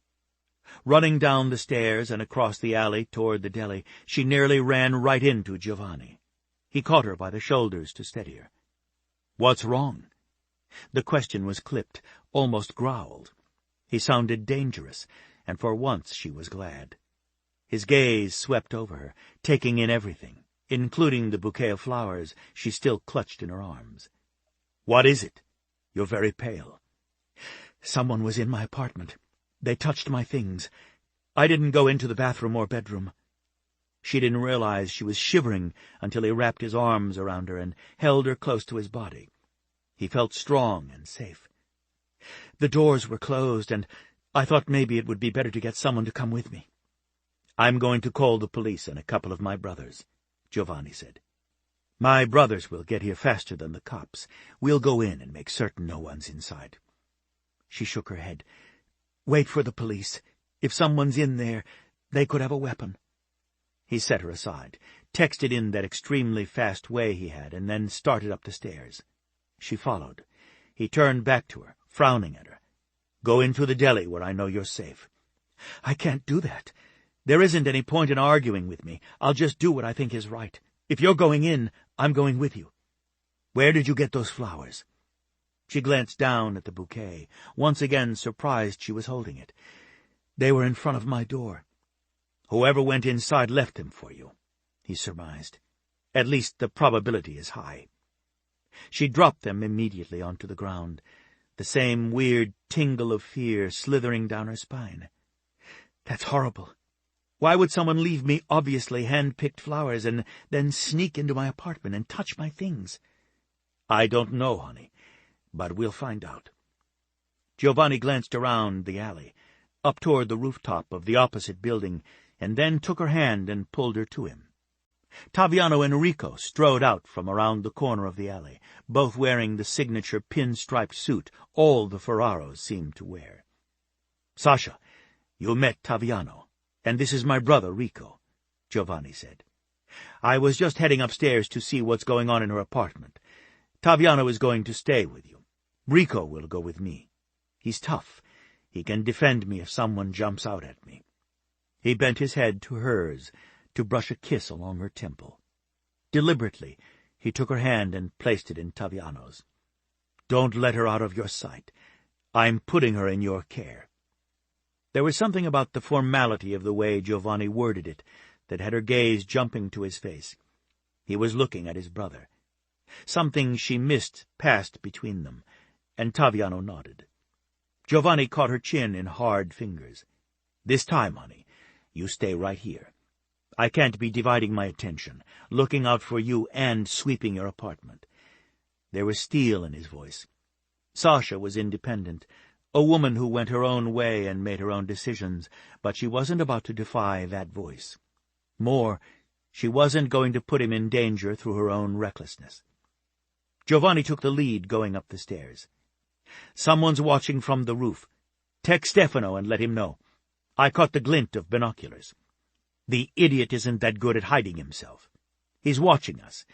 I'm betting it's the same man who was in her apartment." He kept moving up the stairs. His brother was fast on his phone, even faster than Giovanni, and he could text as he hurried up to the door. Giovanni bent to examine the lock without touching anything. "There are scratch marks here. He used a pick. I'm going to have to get her a better lock, Rico, and deadbolts inside if she's going to stay here." Pulling on gloves, he opened the door and stepped inside. Her apartment smelled like her. Fresh cinnamon, candy-covered apples. He loved the way she smelled, and entering her home, knowing it held the same scent he was beginning to be obsessed with, gave him a rush of pleasure, in spite of the circumstances. He signaled to his brother to stand to one side of the closed door. He opened it carefully. Her bathroom was small and very neat. There was no way for anyone to hide in the open space. Her shower curtain was transparent, so even that wouldn't have been a hiding place for an intruder. He looked around, taking in everything she had on the marble sink. Makeup, although she used it sparingly, he knew. A jar of colored bath salts, an electric toothbrush and water flosser. The woman took care of her teeth, and it showed. They were straight and white. She had a dazzling smile. A lipstick lay next to a bottle of perfume. Strange. The perfume was in a beautiful bottle, but it wasn't that cinnamon candy-covered apple he knew was her signature scent. It was a high-end brand he recognized, but the floral scent wouldn't suit Sasha. He couldn't imagine her wearing it. Her towels were jet black, which surprised him. He expected her to have chosen more of a pastel color. The two towels were hung with obsessive neatness, which was too bad. He liked neat, but he wasn't always careful about where he flung his clothes, so the fact that her towels were hung exactly symmetrically was probably a bad thing. Again, he was careful not to touch anything. He wanted Sasha to tell him if anything had been moved or taken. The bedroom was next, and he opened that door cautiously, keeping out of the line of fire just in case the intruder was still inside and had a gun. The bed was in his line of sight, the comforter a pale mauve. There were girly pillows on it, up near the head of the bed. In the exact center was a large heart made of roses, the same type of roses that were now on the ground outside in the alley. Inside the heart, laid out precisely in the center, were a sheer thong panty and bra. They were fire-engine red and nothing more than cord and lace. Beautiful, sexy, and perfect for his woman. He couldn't imagine that she had placed them there, but he was certain the lingerie already belonged to her. He looked at his brother. What the fuck is that? One look around the small room told him an intruder wasn't hiding there, not even in the closet. The double doors to the long walk-in were open, revealing a meager amount of clothing. Mostly jeans hung neatly alongside 2 dresses and several tops. "There's a note." Rico removed it from where it lay between the lace bra and panties. "Wear these for me tomorrow." The words were typed out on a single sheet of paper. Giovanni cursed under his breath. This isn't good. Someone's fixated on her. "I'm not surprised," Rico said. "She's beautiful and extraordinary. That smile of hers could stop a war. She has that face, G, the kind a man would spend a lifetime wanting to just stare at. I'm not even going to talk about her body, because I'm not looking at her that way. I see her and know she belongs to you and the family. Someone to protect. But other men, they're going to see her and want her. She's got something intangible, a magic about her, and you're going to have your hands full keeping the competition away. Think about that, because it's going to be for the rest of your life." Giovanni knew every word Rico said about Sasha was the truth. He'd felt the pull of her magic, that mixture of innocence and temptress, her smile, the one that his brother had referred to. He also knew that the assessment coming from Rico, who loved his wife above all else, was true and stated as a fact rather than interest, maybe even a warning. "Let's get her and find out if anything is missing," Giovanni said. He didn't like her out in the alley where she was exposed. He should have known his brother would take care of things. Taviano had Sasha inside the deli. They stood just inside the back door, Taviano's body blocking the entrance. He glanced up at the roof. Stefano stood there, lifted a hand and shook his head to indicate there was no one there. Emme and Vittorio paced along the alley, one on the left side and one on the right. They moved slowly, looking for any evidence of a person setting up traps or cameras, or just leaving evidence behind. Giovanni went straight to Sasha and wrapped an arm around her. "He's gone, but he left you a note. I need you to go through the apartment and tell me if anything is missing, or if he's disturbed anything. You'll have to hurry. The police tend to show up fast if we're involved." "Why?" She looked up at him as they walked toward the stairway. Giovanni wanted to step on the roses and crush them as he passed, but he was careful to step over them just in case the police needed them for evidence. "They have the misguided belief that we're criminals. Mafia. They've investigated us numerous times, but they always come up empty-handed." He put his hand on her back as they went up the stairs. Rico was waiting at the top, and he stepped aside to allow her entry into her apartment.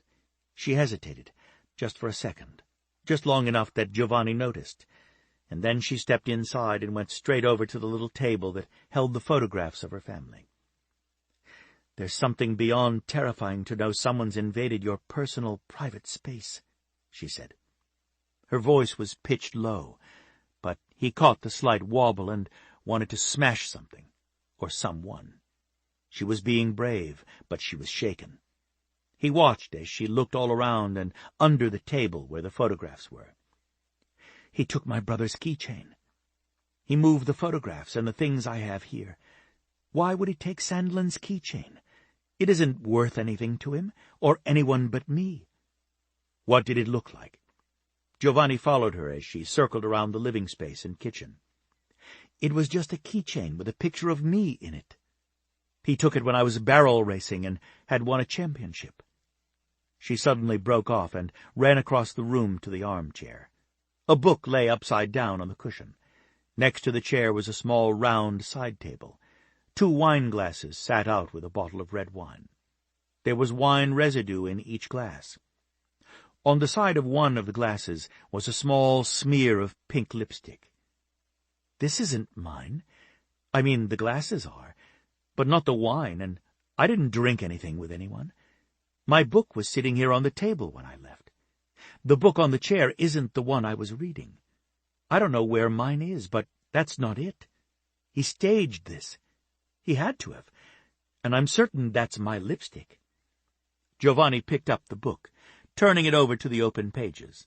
Text was highlighted, and he skimmed it, his stomach tying in knots as he did. It's an erotica book.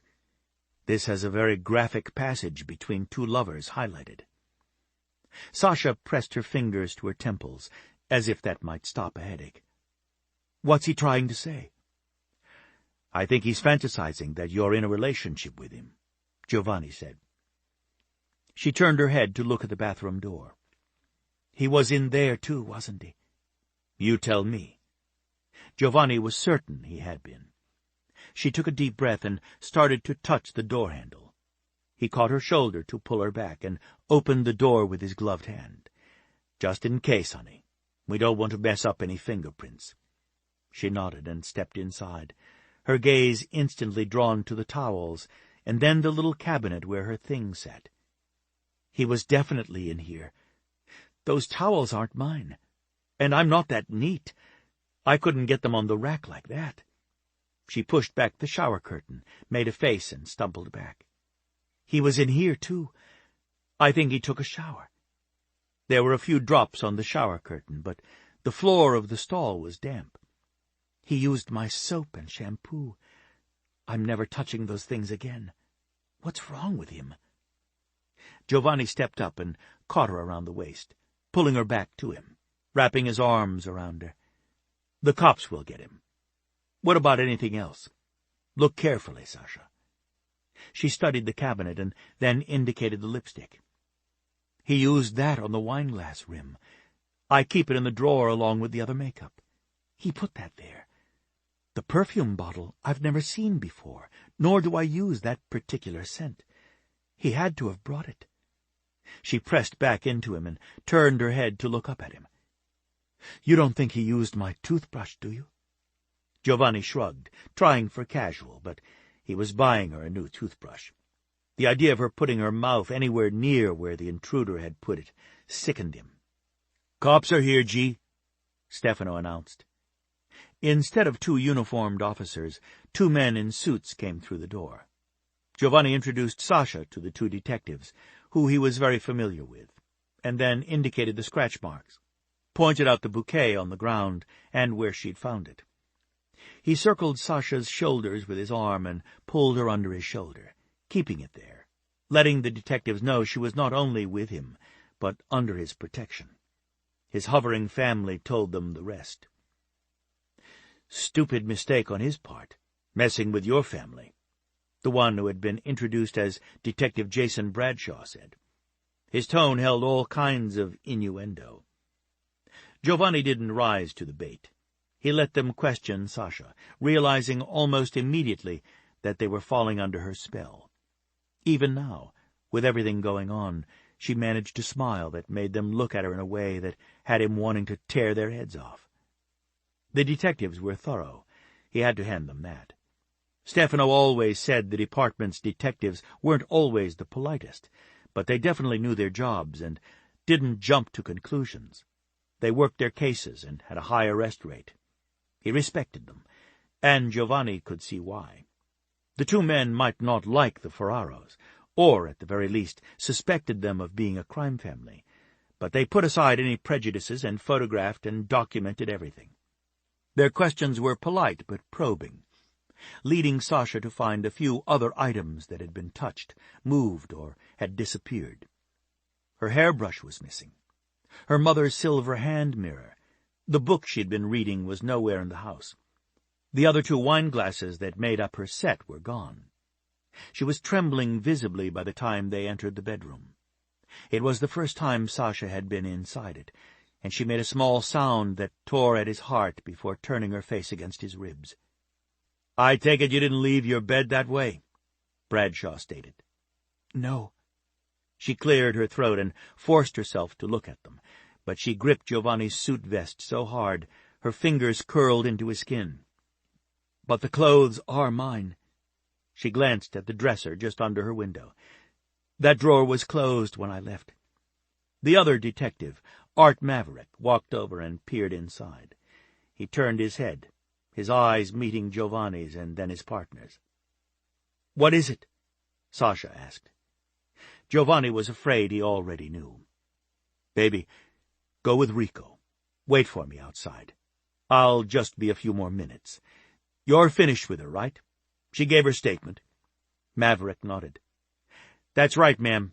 You can wait outside. I need to talk to Giovanni." "I should stay," Sasha protested, but they all heard the reluctance in her voice. Giovanni brushed a kiss on top of her head and gave her a little push toward Rico. His brother reached out and gently took her by the shoulders. "Emme's waiting to meet you. She didn't want to come in and accidentally touch evidence. So she's been not so patiently waiting for the police to be finished with you." "One more thing, Miss Provis," Bradshaw said. "Have you ever had a stalker? Do you have any idea who could be doing this?" She shook her head. "Nothing like this has ever happened to me. Never." Giovanni watched them go. Sasha looked back at him several times, clearly feeling guilty about leaving him to deal with the detectives on her behalf. "Has she talked to you about anyone she was concerned with?" "No. She's relatively new to the city. Her brother suffered a traumatic brain injury, and she had him moved here from Wyoming. The Hendrick Center is one of the top in the world for rehabilitation and care of that magnitude." Giovanni volunteered what he knew as he took the necessary steps to cross the room to peer into Sasha's private underwear drawer. There was a stack of lacy stretch boy shorts as well as lace bras. The intruder had ejaculated all over her panties and bras. Giovanni was aware that he possessed a very volatile temper. It often boiled up out of nowhere, so he was used to the feeling erupting. This was different. This was a rage he wasn't certain he could contain. He turned away from the two detectives, afraid the need to snap the neck of the perpetrator showed on his face. "He planted cameras," Taviano stated, pulling all interest away from Giovanni, "in the bathroom, bedroom, and living area. Stefano found several video cameras on the roof across the street." "This is one sick bastard," Maverick snapped. "Where do these guys come from?" "There were a few incidents at the club involving her a couple of nights ago," Giovanni said, staring out the window. The entire apartment was suddenly too small. He could barely breathe with the need to exact justice for Sasha. "I think she would have admitted if she had a long-time stalker or if she thought she knew who it was. I can have West, our manager, give you the incident reports involving Sasha last night. He can provide the footage from our cameras as well. Darby was there and used her to try to create sensationalism for his show. We stopped him and took the film. Several cameramen weren't happy when we took film from them, but they had signed an agreement with us before they were allowed in. Given all the cameras set up in her apartment and outside, I want the names of those photographers," Bradshaw said. "The setup looks professional." Giovanni nodded. "We'll get you whatever you need." "She's the kind of a girl who's going to attract attention," Maverick stated. "It could be some asshole she passed on her way to work and she smiled at him, someone in the deli or club, since she works both places and has to smile to be polite. Now he thinks they're in some kind of sick relationship." He looked around the apartment. "She's in real danger, Ferraro. You don't go to all this trouble without being truly fixated." Giovanni nodded. "We'll watch out for her," he assured. "You find this bastard. You know as well as I do, these creeps are difficult to find. He left DNA, so if he's somewhere in the system, we can get him for breaking and entering and stalking. Why would he exchange towels and get out her wine glasses? Have you seen that before?" Giovanni asked. Maverick shook his head. "It's all part of his fantasy relationship with her, having a sexual encounter, sharing wine, showering. The roses he left for her. His towels hung in her bathroom, some of her things brought back to his place." Giovanni swore under his breath in Italian as he lifted his gaze to Taviano's. They had to find this man and eliminate him. If Maverick and Bradshaw were concerned, then Sasha was in even more danger than she knew.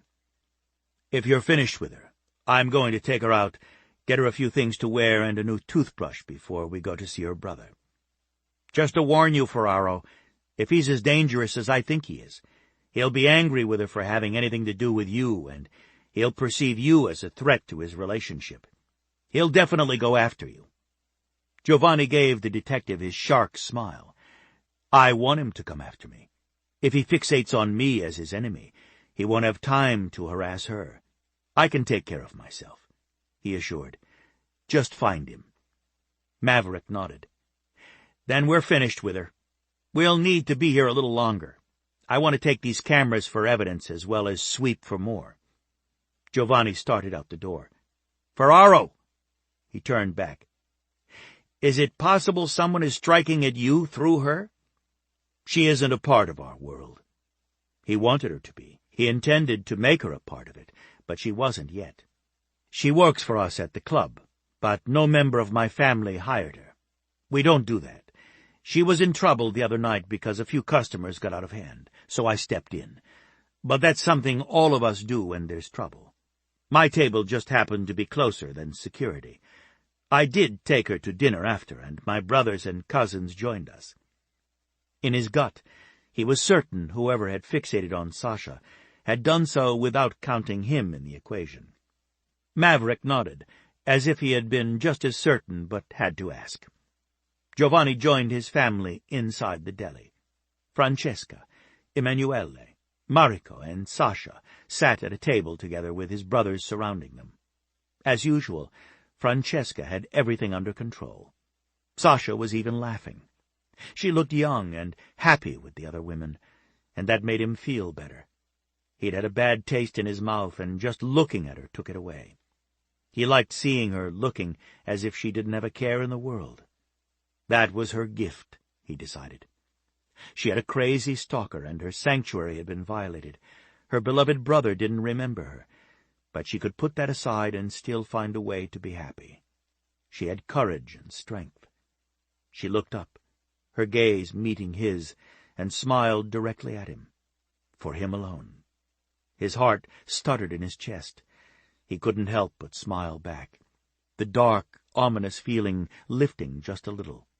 Already his family was rallying around her, doing exactly what they did, helping out.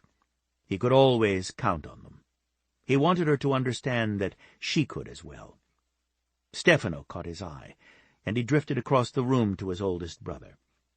"I've put guards on her, even when she's with you, G. So if you spot them, you know who they are. Demetrio and Drago will be out of sight. Emilio and Enzo are on the two of you." Giovanni wasn't about to protest, as he normally would have if his brother sent the top bodyguards to protect him. He would do anything, even having his brother's guards, in order to keep Sasha safe. "Thanks, Stefano. Are you covered?" "Of course. Did you think Emilio would let me have 5 minutes without someone breathing down my neck? I do have that little job to do. I'm not letting Darby get away with his crap. He was warned. Vittorio and I are going to pay him a visit, so that means you, Taviano, and Rico have to be visible. We'll be at the club, celebrating you finding Sasha. I've got all the details worked out. Cousins are coming to help celebrate. We'll have video of Francesca and me there, making out like we do. Darby will call the cops and look like a fool. Just make certain you're seen at the club. Sasha is working tomorrow night, so it will work out nicely. If she's at the club, then I'm at the club. Everyone can show up. I'll alert club security, and we'll need Enrica at the club, so if Sasha or any one of the women goes into the ladies' room, they'll still be guarded.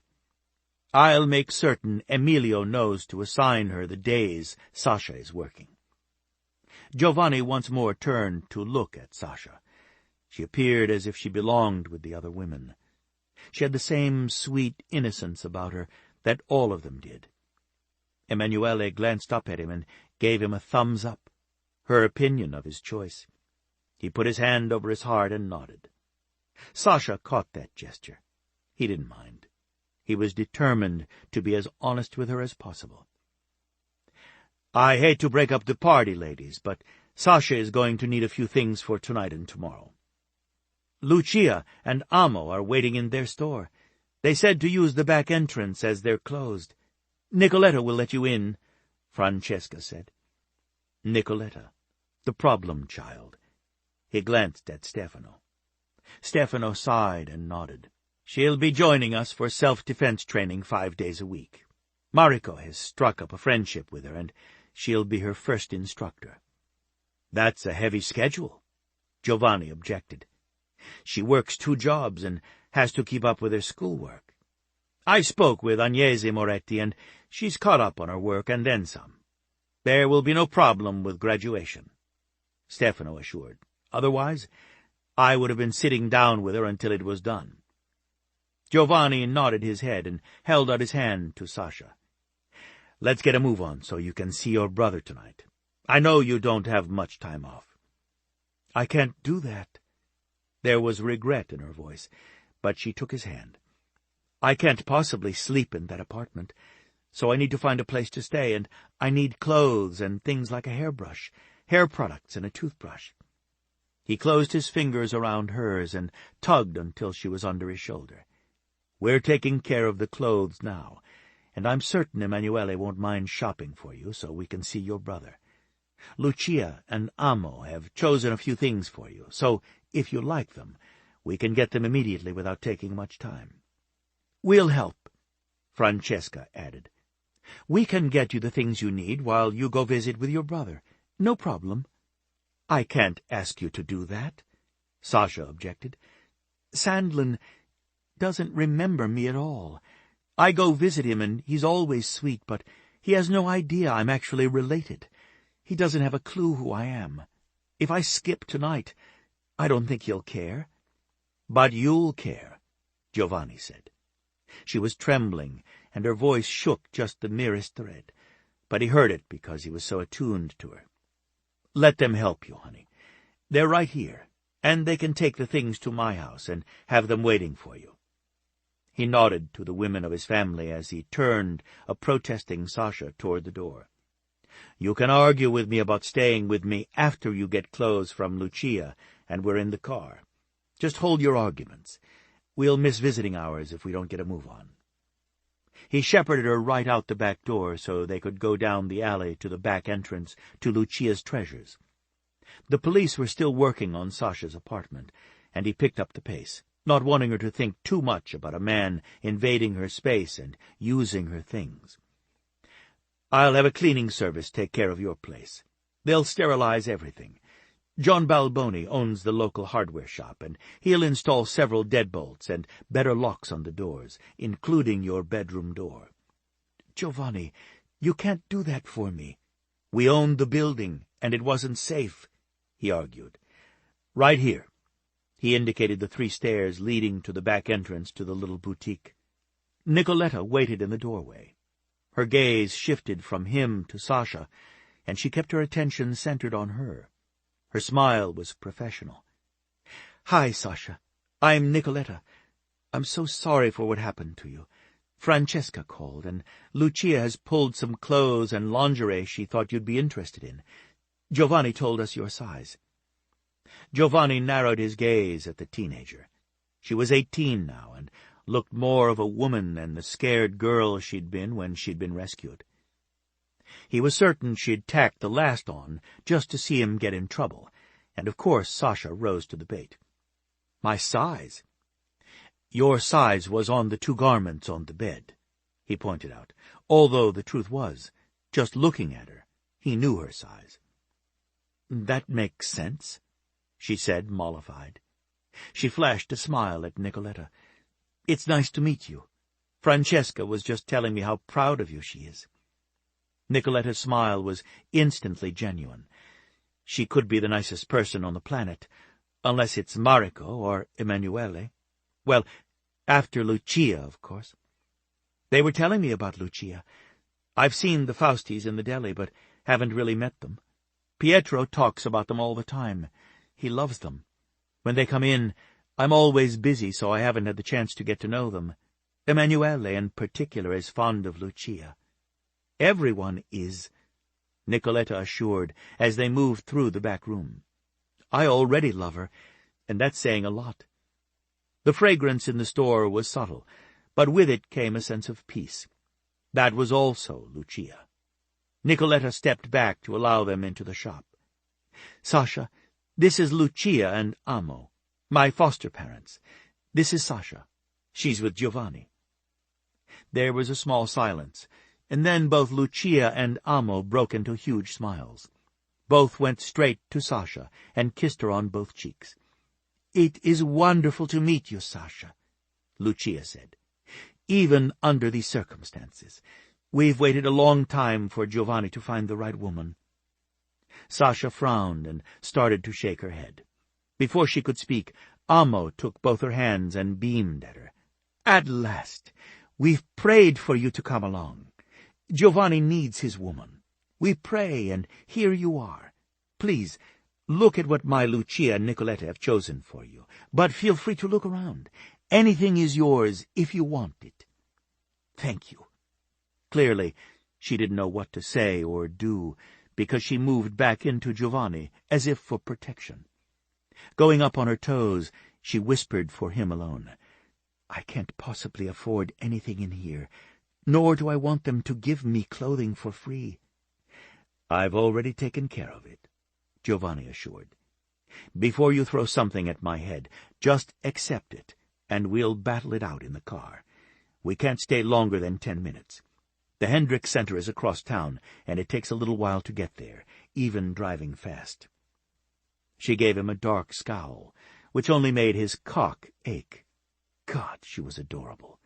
Everything about her appealed to him, even her fiercely independent nature. He was in for a fight with her, and he was looking forward to it. He grinned at her just to provoke her further.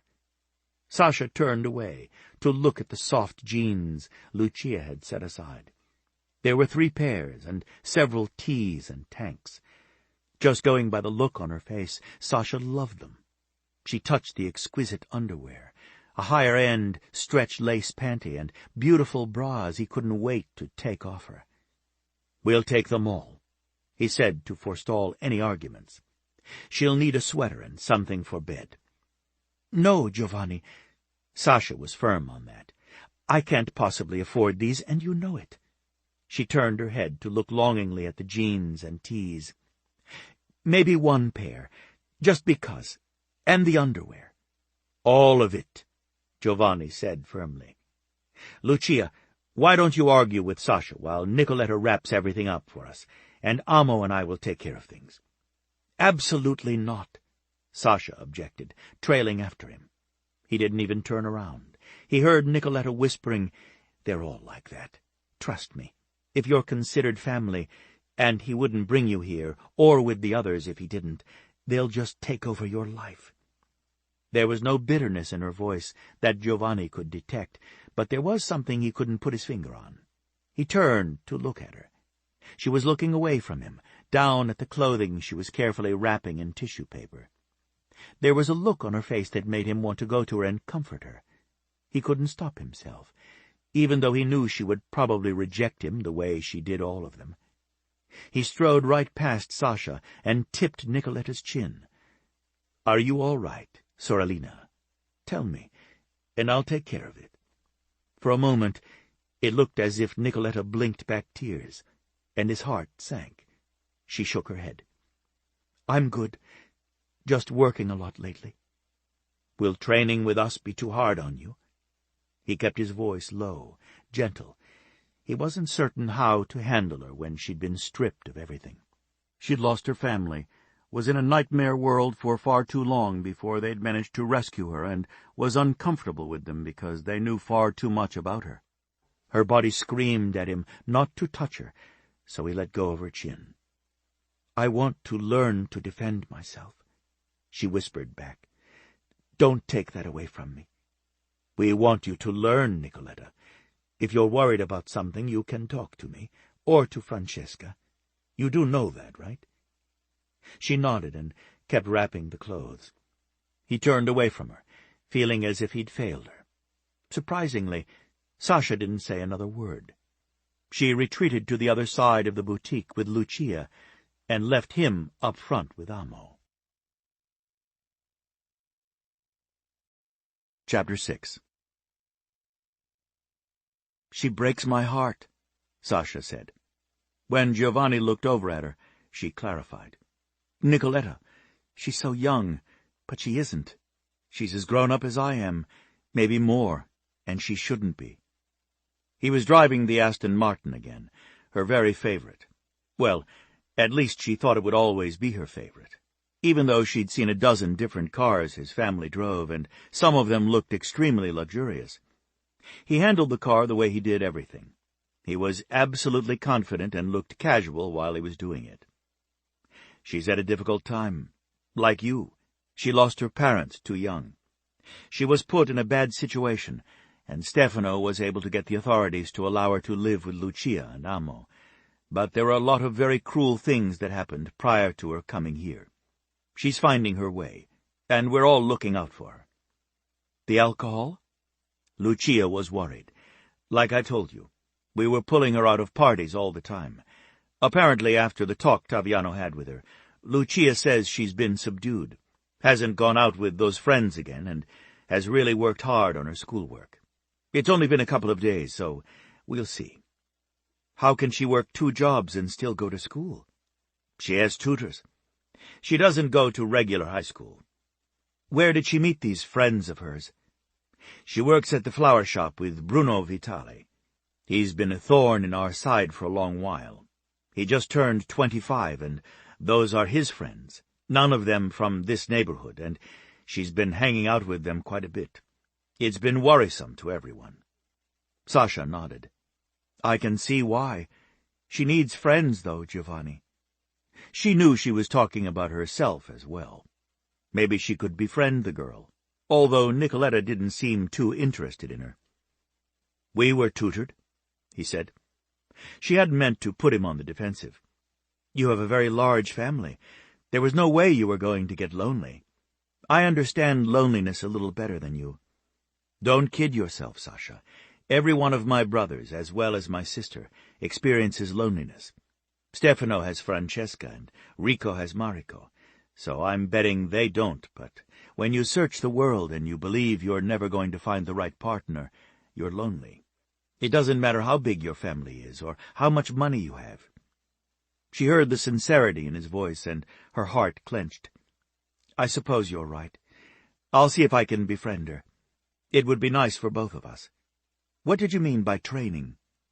Giovanni shrugged, drawing her attention to how wide his shoulders were. As the car moved through the streets and the lights shone across them, throwing various shades of dark and light, he appeared to disappear as if the very shadows flowed through him. "We work out together, martial arts, weapons training, that sort of thing. And we want Nicoletta to learn. We thought it would give her more confidence." He flashed her a quick look. "You might be interested in something like that? Not that you need more confidence." "I would be interested if I wasn't already working 16 hours a day. I visit Sandlin every spare minute I get. Which reminds me, we need to get to the argument where I tell you I'm going to pay you back for everything and I'm not staying at your home." He was silent for so long she thought he wasn't going to respond. She caught him glancing in the rearview mirror several times. He texted with one hand, and then he turned off the main street she knew led to the Hendrick Center. Before she could ask him what he was doing, he sent her a small grin that sent her stomach into a slow roll. "Start arguing away, but the end result will be that you're coming home with me. My house is so damn big we won't be able to find each other, and in any case I plan to act the perfect gentleman." She wanted to laugh at the pious tone. "Really? You're not going to try to kiss me?" She touched her lips because just saying it, just thinking about it, put the taste of him in her mouth. He turned down a narrow street and then again onto another one. He suddenly reversed and backed up right into the open door of a garage and killed the lights. He turned toward her, sliding his arm along the back of her seat. "Gentleman kiss, Sasha." "What are we doing here?" Her heart was beating too fast, but she wasn't certain if it was in anticipation or out of fear. Something was wrong, and he wasn't telling her. "Some gentlemen are very good at kissing, but clearly you need to see for yourself. We can't just park and have a make-out session in a perfect stranger's garage," she pointed out, trying not to laugh. "Are you crazy?" His fingers crept from the back of the seat to her shoulder. His palm slid under her curls to the nape of her neck, stroking feather-light caresses against her bare skin. Every nerve ending jumped to life. Twin headlights lit up the narrow street as a car pulled into the lane, going slow. The lights illuminated the asphalt and brick, but failed to enter the tiny garage. Her heart was already pounding, but now it accelerated even more. "Are you just trying to distract me? Is someone following us?" She edged closer to him, almost right on the middle console, not realizing until it was too late that she was playing right into his hands. The car went on by, and she felt a little foolish. His hand applied pressure, so that her head continued to bend toward his. Then his mouth was on hers, and she forgot all about the fact that they were in a stranger's garage, hiding from someone possibly hunting them. Fire swept through her, and she found herself wrapping her arms around his neck and giving herself up to the exquisite perfection of his mouth, his kiss. She'd been kissed before, but this was completely different. This was extraordinary. Her mind couldn't hold a single thought, but just melted right along with her body. He tasted like male, a spice she quickly found herself addicted to, one she chased, needing more. The kiss went on, until she needed air, and then he breathed for her, even as those flames he poured into her threatened to burn her alive. Her body was no longer her own, but belonged to him. Had he tried, he could have taken her right there, on the seat in some stranger's garage. It was Giovanni in control, lifting his head, resting his forehead against hers, breathing a ragged rhythm she tried to follow. "This is dangerous." His velvet whisper slid over her skin, stroked and caressed, adding to the terrible need, her body pulsing with demands. She touched her tongue to her lips, shocked that they weren't on fire. "It is." There was nothing else to do but agree. She couldn't kiss him again. That would lead to... She did. She tilted her head just enough to allow her to catch his bottom lip between her teeth and tug. Then she was kissing him, her tongue sweeping into his mouth, sliding along his tongue, taking more of that spice and flame she needed. His arm nearly crushed her to him, while his other hand slid under her shirt to press against her bare skin. It felt as if his palm burned into her, right through skin and muscle to reach bone. So it was there, his brand proclaiming proprietary rights. She was his exclusively. His mouth took over, just what she wanted, what she needed. The groan he gave, a mixture of hunger and dominance, sent her temperature soaring. Her panties were damp, her body slick, her nipples tight, breasts aching. She was very aware of his hand. Not even his scorching kisses could distract her from wanting him to move it higher. The long fingers stroked her bare skin, right under her left breast as he kissed her over and over. He pushed his seat back and pulled her body across the console, so that she nearly straddled him. It was a tight fit, but they managed because there was nothing but the two of them, and heat and hunger. It took forever before his fingers moved up over the fine lace of her bra and stroked along the curve. Her breath caught in her throat, and her sex clenched hard. She squirmed, her hips pressing into him, the apex of her legs finding his thigh. The tension in her coiled tighter and tighter. Her breasts felt swollen and needy, nipples pushing blatantly at the thin lace. Then his fingers settled on her nipple, and she heard herself cry out. The sound wrenched from her. He tugged, and her hips bucked. He was more than dangerous to her. That was her one thought of sanity before that slipped away too, and she dropped her hand, stroking him through his trousers, reveling in the feel of him, so hard and hot, so thick and ready for her. She desperately wanted to open his trousers and explore that heat, but moving required she move her mouth from his, and that was impossible.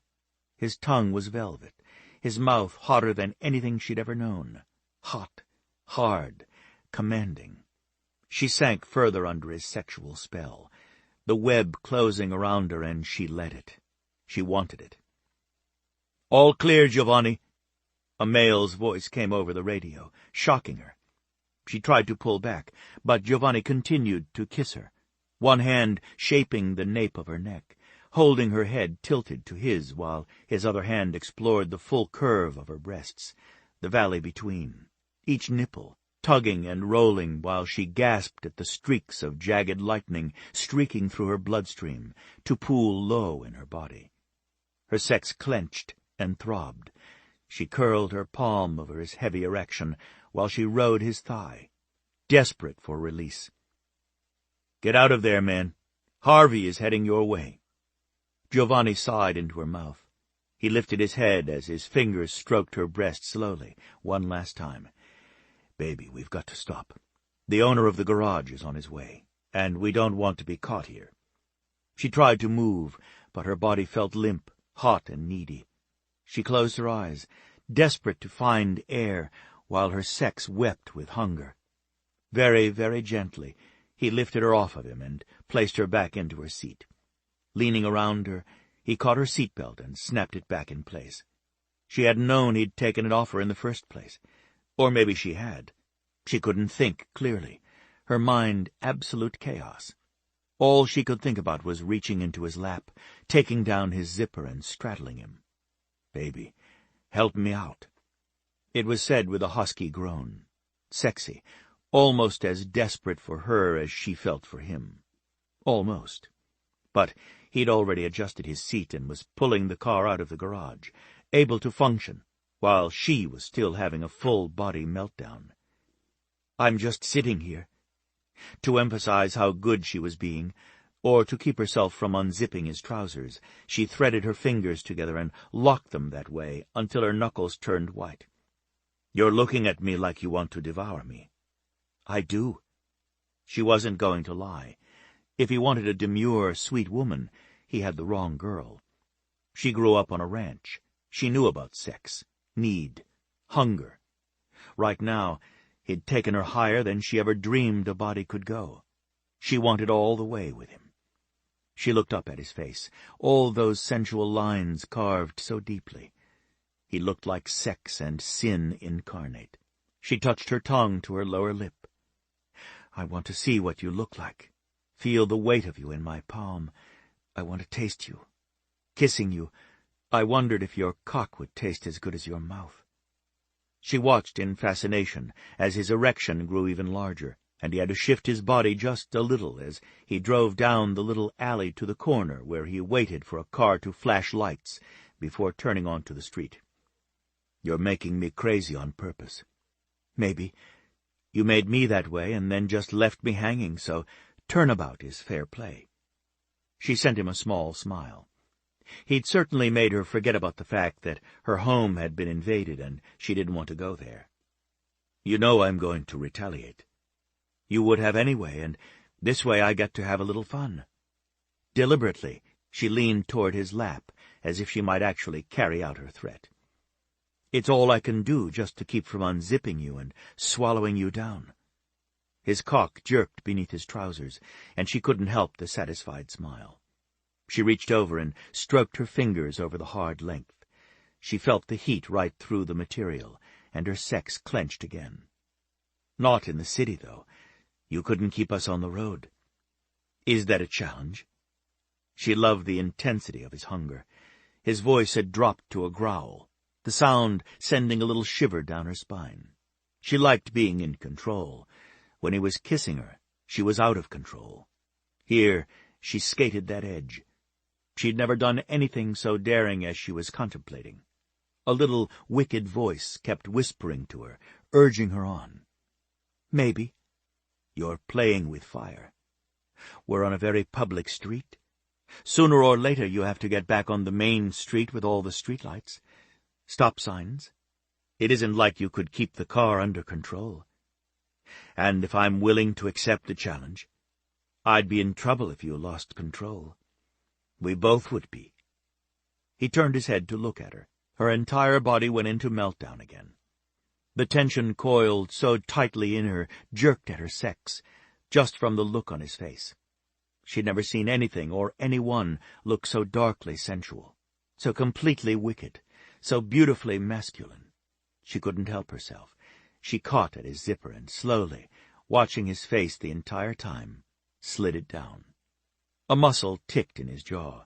His breath caught. Another groan escaped. "Baby, you had better stop playing around." She didn't want to play any more. She wanted her mouth on him. Some part of her knew she was being crazy. She barely knew him, but he made her that way.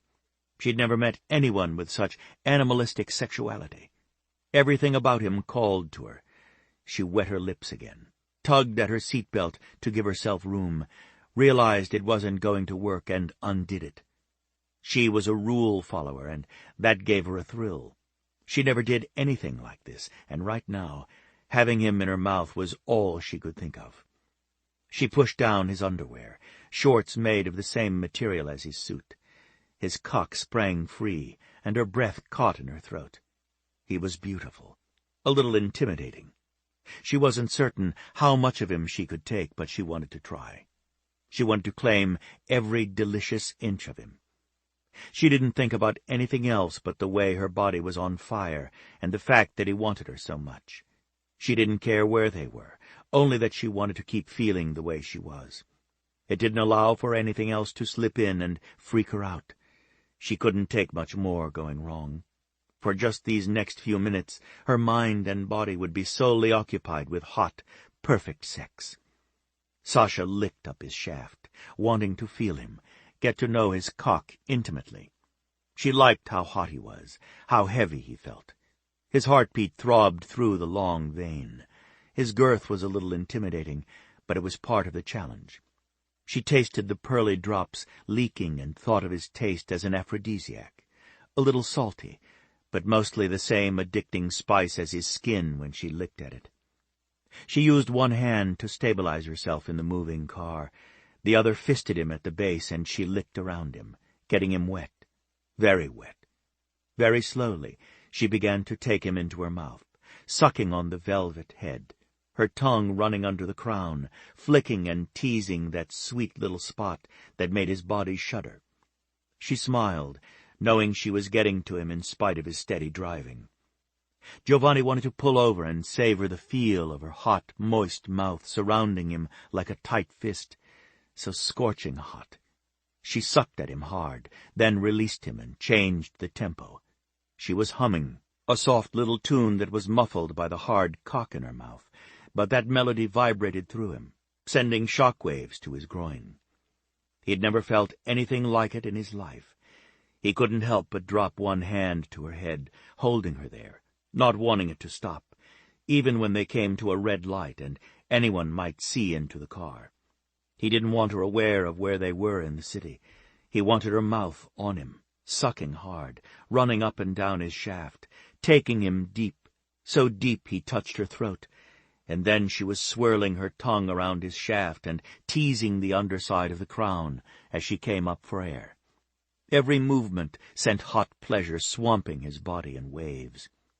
She obviously enjoyed what she was doing, moving on him, her fingers dancing over his balls, rolling gently, squeezing, sliding back up to fist his cock, all the while her mouth sliding or sucking, or her tongue fluttering and dancing. She never stopped, and there was no way to get his balance, or maintain his control, not when he had to keep part of his mind on driving. He was extremely disciplined. He'd been taught at an early age to be disciplined.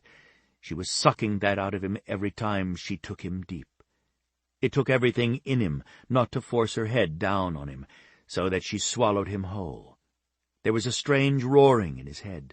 Thunder crashed in his ears. His body tightened. He hadn't lasted long at all.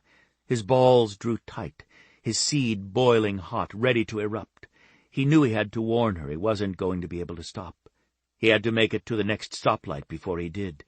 He couldn't let her release burst so ferociously out of him while driving in traffic. He tried to tap her head, even as he wrapped her hair around his fist and held her down. He thought he heard her laugh, but it came out muffled, and the vibrations sent shock waves through his shaft. The next light was green, and he let her breathe. Baby, I'm going to blow." He managed to get the words out. Even as he said them, his hand was already applying a little pressure, desperate to feel her mouth again.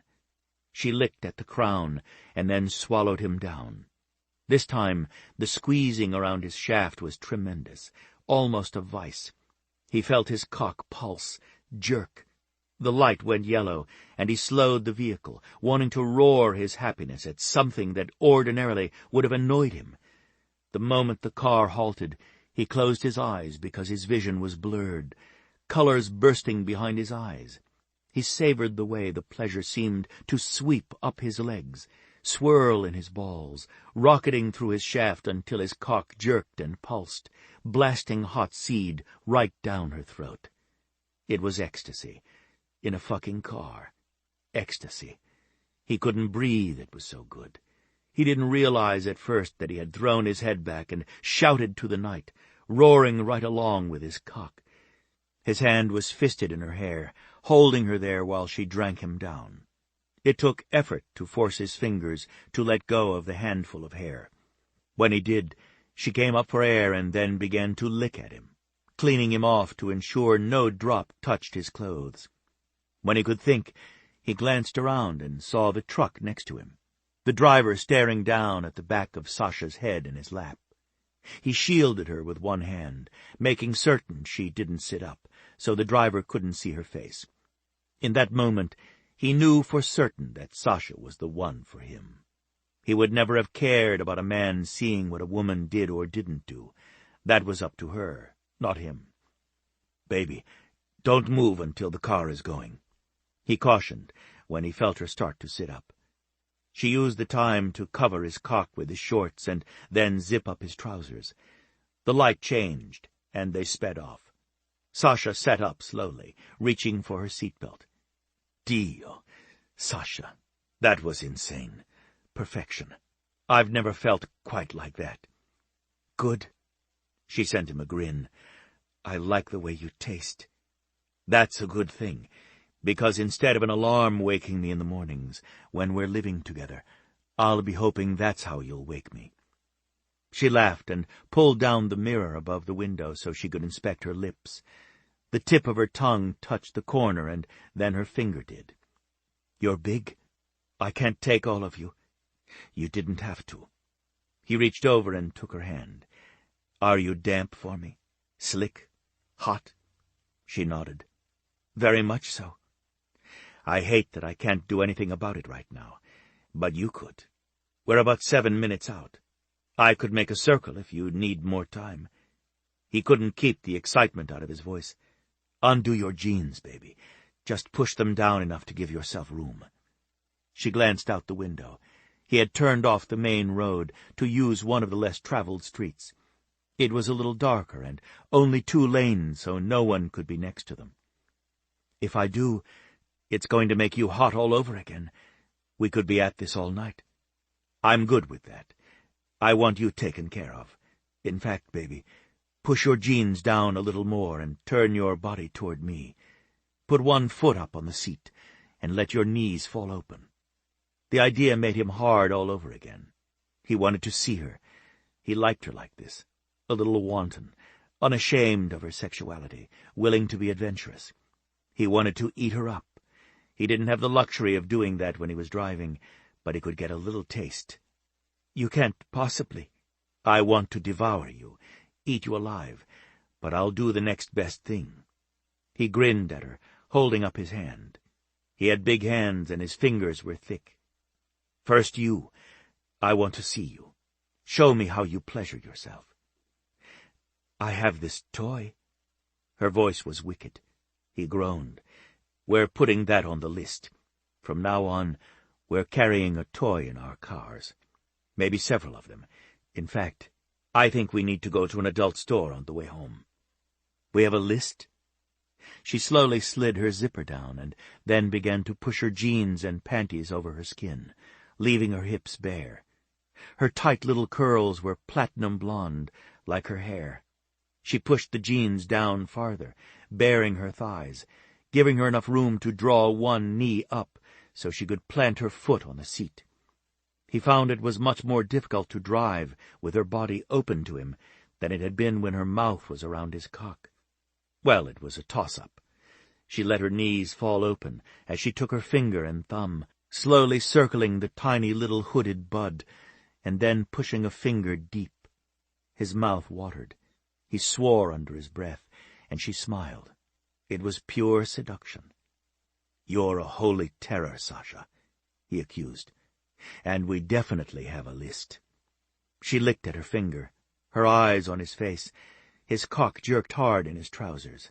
He hadn't expected the temptress, but he should have.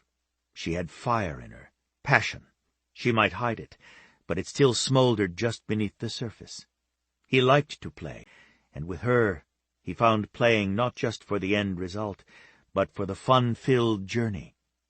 She began to move her fingers in and out, pressing deep and then shallow, curling her middle finger, her thumb strumming her clit. "Someday I'm going to put jewelry on you, and you're going to be in my car wearing nothing else, and I'm going to do everything I want to your body." "You'll be driving.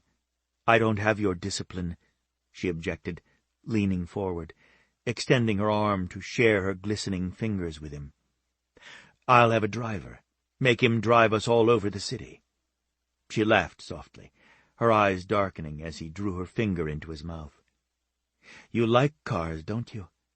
Cars and you. Perfect combination. Push your T-shirt up so I can see your nipples." "I'm busy." "Keep your eyes on the road. You gave me 7 minutes. That's not a lot of time to get off. I like to take my time, prolong the journey." His cock was raging at him again, which didn't make sense when he'd blown so hot. He wanted to be alone with her back at his house. He'd promised to be a gentleman, but he had given himself the option of trying to seduce her. He'd told her kissing would be involved. He just hadn't said where on her body that kissing was going to take place. "You've got a wicked look on your face." Her voice was strained. She threw her head back, and her hips began to thrust in time with her fingers. Her thumb pressed harder. He pushed her hand away and took over. He wanted to use his mouth, draw all that sweet honey right out of her body, but he strummed her clit and then pinched roughly, taking his eyes from the road to look at her face just for that moment. She flushed, and her mouth opened, eyes darkening even more with lust. He pushed into her with a thick finger, curling deep, finding her sweet spot, hearing her ragged breathing as he began pumping in and out of her slick sheath. He added a second finger, stretching her, hearing her gasp. He flicked her clit, wishing he was sucking on her and could use his teeth. Her breathing was musical, the sound coming from her throat, spurring him to be ruthless with his fingers. He couldn't see her, not when he was driving, so he kept up the work until he saw the parking garage he needed. At once he swept into it, still using his fingers on her.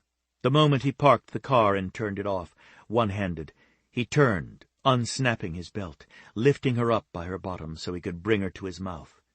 He felt like a starving man. She screamed when he plunged his tongue deep, when he raked her clit with his teeth, when he used his fingers and mouth in unison, taking her up again and again, until that little musical note had a sobbing melody. Hips bucking, she pressed herself to him, looking for release. He lifted his head away, and she chased after his mouth. He wiped his face on her thighs and rubbed the shadow along his jaw over her lips so the bristles stimulated her more. "What do you want, baby? Tell me." He'd never teased another woman before, never played games like he wanted to play, never let that side of him out. Now he wanted to hear her little cries, her pleas. He wanted her to ask him for her release, to acknowledge it was Giovanni giving it to her. That shit turned him on even more. "I want you to fuck me, but since we can't do that here, I want your mouth to take me over the edge." He kissed her, licked her, pushed his tongue in her, just to reward her. He took his time, sucking her clit, and then used his teeth again. "I love how hot you are. Ask me for it." "Ask you?" There was a hint of laughter mixed with the desperation. "I was thinking of ordering you." "You could try it." He used his fingers ruthlessly and stopped before she could get off. but I doubt it will work. Giovanni, will you please get me off any way that you can? I'm a little desperate right now." If he hadn't been falling for her, he would have right then. The laughter in her voice was music, like magic, sliding over and into him. He had been paying attention to every response, what took her high, fast, what she liked, didn't like, what had her hips moving out of control. She liked that bite he gave her, the deep thrust with 2 fingers that stretched and burned. Her response was more scorching hot, liquid honey. He took her over the edge, watching her face while she shattered. Nothing was more beautiful to him. He kept his fingers in her, wanting to feel every wave, wishing it was his cock that silken sheath surrounded. He watched the rippling of her stomach muscles, and the way her nipples hardened even more. He was desperate to have her under him, naked, for hours. She lay back, trying to catch her breath, while he licked her clean before pulling up her panties and jeans. She didn't move, her head resting against the door while she stared at him through half-closed eyes. "You could be a little crazy, Giovanni." "The good kind of crazy, and you bring it out in me. And I am compelled to point out, you started the whole sex-in-the-car thing, so you're just as crazy." She threw her head back and laughed. "Where do you want to have sex next? The middle of the street?" He was grateful she wanted to have more sex with him. He pretended to contemplate the idea. "I don't think the street is good, but I'll definitely make a list." "Another list?" He nodded and helped her sit up. "You said you liked lists. I'm all for it, especially if you make a commitment to follow the list and get everything on it accomplished." "What kind of things will be on it?" "I have a favorite restaurant. They have this one table right in the center of the room. It's always gleaming, and every time I go in there I think, if I had a woman, I'd fuck her right on that table. It's the perfect height. I can take her so many ways, and that table is strong. The ceiling is decorated with diamond-shaped mirrors, and each wall has mirrors, so the entire room would reflect us." "A restaurant?" Her laughter rang out. "We'd probably ruin everyone's appetite, and they'd call the cops on us." "We'd rent out the restaurant for the night, silly. I can't have other men looking at my woman's body. I'm a pervert, baby, but not that big of one." She glanced away from him. She took a deep breath and let it out. "You know, if you told your cousins and brothers about me giving you a blowjob and then letting you devour me, you probably could make a lot of money." His heart jerked hard, laughter fading. "Is that what you think I'd do, Sasha? Is that why you think you're with me? I don't know why I'm with you, but in the interest of reminding you, if you're ever broke, you could make some cash." She reached for the door handle. He was faster, his hand stopping her. "Look at me." "I need to go in and see my brother." "You need to look at me." He felt her square her shoulders and brace herself. Her chin went up, and she turned her head back, so she was looking him in the eye. "I'm with you because you're the one. I've looked all over the fucking world for you. I'm not letting you slip through my fingers." "You don't know me." "We're sitting in a car outside a very expensive brain trauma rehabilitation live-in center. You're working 2 jobs in order to keep your brother in this place. One of those jobs you don't even like that much. I love family, and clearly you do as well. You gave me a mind-blowing blowjob in a car. I'm a very sexual person. I want my woman to be adventuresome and generous, both things you are. When some asshole went into your apartment, invading your space, taking away your security, you didn't flinch or fall apart. You handled it. You're comfortable with my crazy big family. You're not afraid of me. Baby, the list goes on and on. I'm giving you my word. I'm dead serious about you. I've never taken another woman to my home, to our territory, to the pizzeria, nor have I introduced her to my family. Not ever." "You scare me," she objected. He ran his finger over her lips, that mouth he loved. "It's okay to be a little afraid, but you have no problem telling me or my brothers and cousins off, and you would have punched Darby right in the nose. I fucking love that. I forgot to include that on my list." A small smile curved her mouth. I wanted to break it. What I really wanted to do was yank down his jeans. I believe in an eye for an eye. Trust me, his cock isn't that big. I felt it when he pulled me down on his lap. He especially liked that she believed in an eye for an eye. She needed to believe that in order to be with him. There was so much about his life she would have to accept. "You haven't said a word about how you feel about me." Just putting it out there, giving her the opportunity to back out, was scary when he'd always been unafraid. "Then you weren't listening, Giovanni," she said. "I gave you a blowjob in a car while you were driving across town to go to see my brother. Do you think I do that with everyone I meet? Because I don't. I don't want to be attracted to you, or even like you. Your family is too notorious, and I don't even know if you're good or bad yet." Relief made him want to kiss her, but instead he got out, walked around to her door, and took her hand as she stepped out. "Why did you give me a blowjob? Especially after the stupid things I said to you in the club." "You're hot as hell, Giovanni, and you take my breath away every time I look at you. I couldn't believe how sweet you were to me. Your entire family came to help. I liked them all. No one was pretentious or condescending, especially not you. I felt safe with you. I still do." He knew when their shadows touched, the intensity of their mutual physical attraction was amplified, mainly because they each felt the other's emotions. She didn't understand that, nor would she until he told her about shadow riders, what they could do, and why it was that she could hear lies.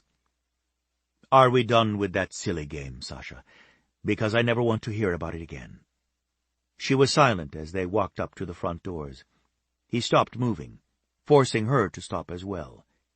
"Woman, you didn't answer me." "I'm considering. It seems a little too early to just put that aside. I think it's letting you off easy. I always make it a point to keep my word, so I'm not just going to give it to you without thinking this over carefully. I might need some leverage, something to even the playing field." "I'm beginning to see the appeal of whips and handcuffs," he groused, pulling her close to him. She burst out laughing, the sound carefree and happy. Everything in him should have settled. She wouldn't laugh like that unless she forgave his idiot game. After all that had happened to her, to sound like that. He tipped her face up to his and took her mouth. Immediately she wrapped her arms around his neck and pressed her body into his. He loved the way she gave herself to him. Everything. She'd done it earlier as well, holding nothing back. That was on his list of things he loved about her. So many. Especially the way she kissed. That uneasiness in him didn't subside when he kissed her, in spite of the fact that she was clearly over the game he'd invented. Of course, he wasn't about to admit to her that he'd been the one to think it up because he was so damned bored playing the role of playboy that he was sulking all the time. He lifted his head slowly, turning slightly so he could angle his body to keep her between him and the facility's front door and the street. He looked carefully around. His uneasiness grew. Her fingers tightened on his jacket sleeve. "Giovanni?" Her voice trembled slightly. She kept it low, so it wouldn't travel past him. "I know, baby. He's out there. He was following us. The boys set up a trap, but he didn't fall for it. I thought we lost him, though. I don't see how he wasn't spotted the way I drove here. I wondered why you took such a roundabout route. Let's get you inside. I'll tell Emilio and Enzo he's still watching you. We'll visit with your brother and ignore the asshole. Let the boys try to find him. If they can't, when we get back to my home, believe me, there's no way in for him. You'll be safe there tonight. We'll figure out what to do in the morning when we're both fresh." "But—" She trailed off and then nodded. "Good. Have fun with your brother. Take your time and put everything else out of your head. I want you to introduce me to him. He might not remember this time or next that I visit, but hopefully he'll come to accept me with you." He was already texting Emilio as they went inside and shut the door. Chapter 7. Sandlin Provis was a good-looking man in spite of the head-on collision. There were very few scars, and none of them were prominent. He had a small one up by his temple and another curving close to his cheekbone, but other than that, he looked as if he was in perfect health and always had been. Giovanni could see the resemblance to Sasha the moment they entered the common room, where he was sitting quietly in a corner, reading a book. His curly hair was the same nearly platinum blonde his sister had. His eyes were that exact sapphire blue. The scruff on his jaw was mostly blonde. "Sandlin," Sasha greeted, her voice filled with genuine love. "You look good tonight. I've missed you." The man looked up, blinking at her, and then a slow, almost childlike smile slipped over his face. "Hello." He marked his place in his book and carefully closed it, his actions unhurried and deliberate. "Are you looking for someone?" Giovanni was looking at Sasha, and he saw the hurt and sadness in her expression, hastily covered by a smile. "You, Sandlin. I was looking for you. I would very much like to visit with you if you have time. My name is Sasha, and I'm your sister. I've brought a friend with me. This is Giovanni Ferraro." She indicated him, but kept her gaze fixed on her brother. He stood, using the same slow, deliberate movements that he had when closing his book. Giovanni stepped forward and held out his hand. Sandlin took it without hesitation. Surprisingly, his grip was strong. "I'm the man who is with your sister," Giovanni explained. "I wanted to come and see you so you'll know she's well looked after." Sandlin regarded him with an open, sweet expression. "That's good." He indicated the chairs closer to the fireplace. "Let's sit over there. I like being close to the fire. It keeps me warm." They walked toward the fireplace. The flames gave off shadows, some dancing across the wood floor. Giovanni stepped into one and felt the pull against him, the way the shadows tugged at his body. When he stepped out of that one into the next, he had a shock. Sandlin's shadow, thrown by the light, had connected with Giovanni's. Like Sasha, he was a potential shadow rider, his shadow throwing out tubes to connect with every shadow around him. Giovanni watched his face very carefully and saw the exact moment information and emotion hit him. Sandlin turned his head to look at Giovanni, to study his facial features. There was no guile whatsoever in him, but his shocking blue eyes were speculative as he stared at Giovanni. "Do I know you?" Giovanni shook his head. "No, I came with your sister to make certain you knew I would take good care of her." He wanted to reiterate that Sasha was his sibling and that Giovanni was good for her. "You feel scary?" Giovanni nodded. "I can be scary to some people. Not to you. Certainly not to Sasha." Sandlin frowned and shook his head. "I meant another word. I don't like it when I can't think of what I want to say." His expression cleared, changed at once to glee. "Powerful! You're powerful! Our shadows touch, and I know you." Giovanni nodded. "That's right. When our shadows touch, you can tell whether or not someone is lying to you, right?" Sandlin sank into one of the armchairs. He gripped the arm with strong fingers. "I don't like lies. They hurt my ears." He rubbed at his temples, as if remembering a painful experience. "That happens to me as well," Giovanni said. He caught Sasha as she started past him, pulling her to him so that her back was pressed tight against his front, his arms around her waist. He moved them both into the next shadow that touched Sandlin's. The jolt hit him hard. All three were connected now, tubes reaching for one another, their shadows intertwining. Sasha gasped and looked up at him, but he kept his gaze fixed on Sandlin's face. The man felt it, too, that initial hit, a rush of information crowding in, too much to be analyzed all at once. Sandlin and Sasha definitely could have been riders, both of them sensitive to the pull of the shadows as well as to the intelligence pouring in.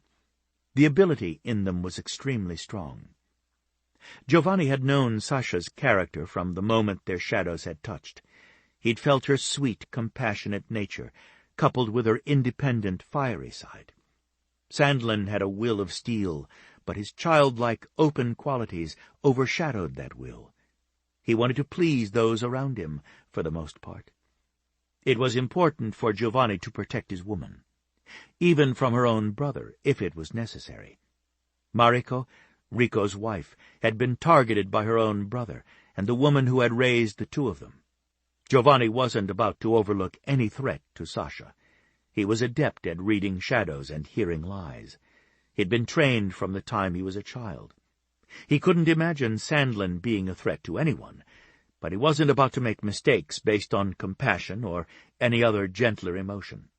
Sandlin, for all his childlike ways, and the fact that he couldn't hold on to information, at least anything in his memory banks, was a shrewd man.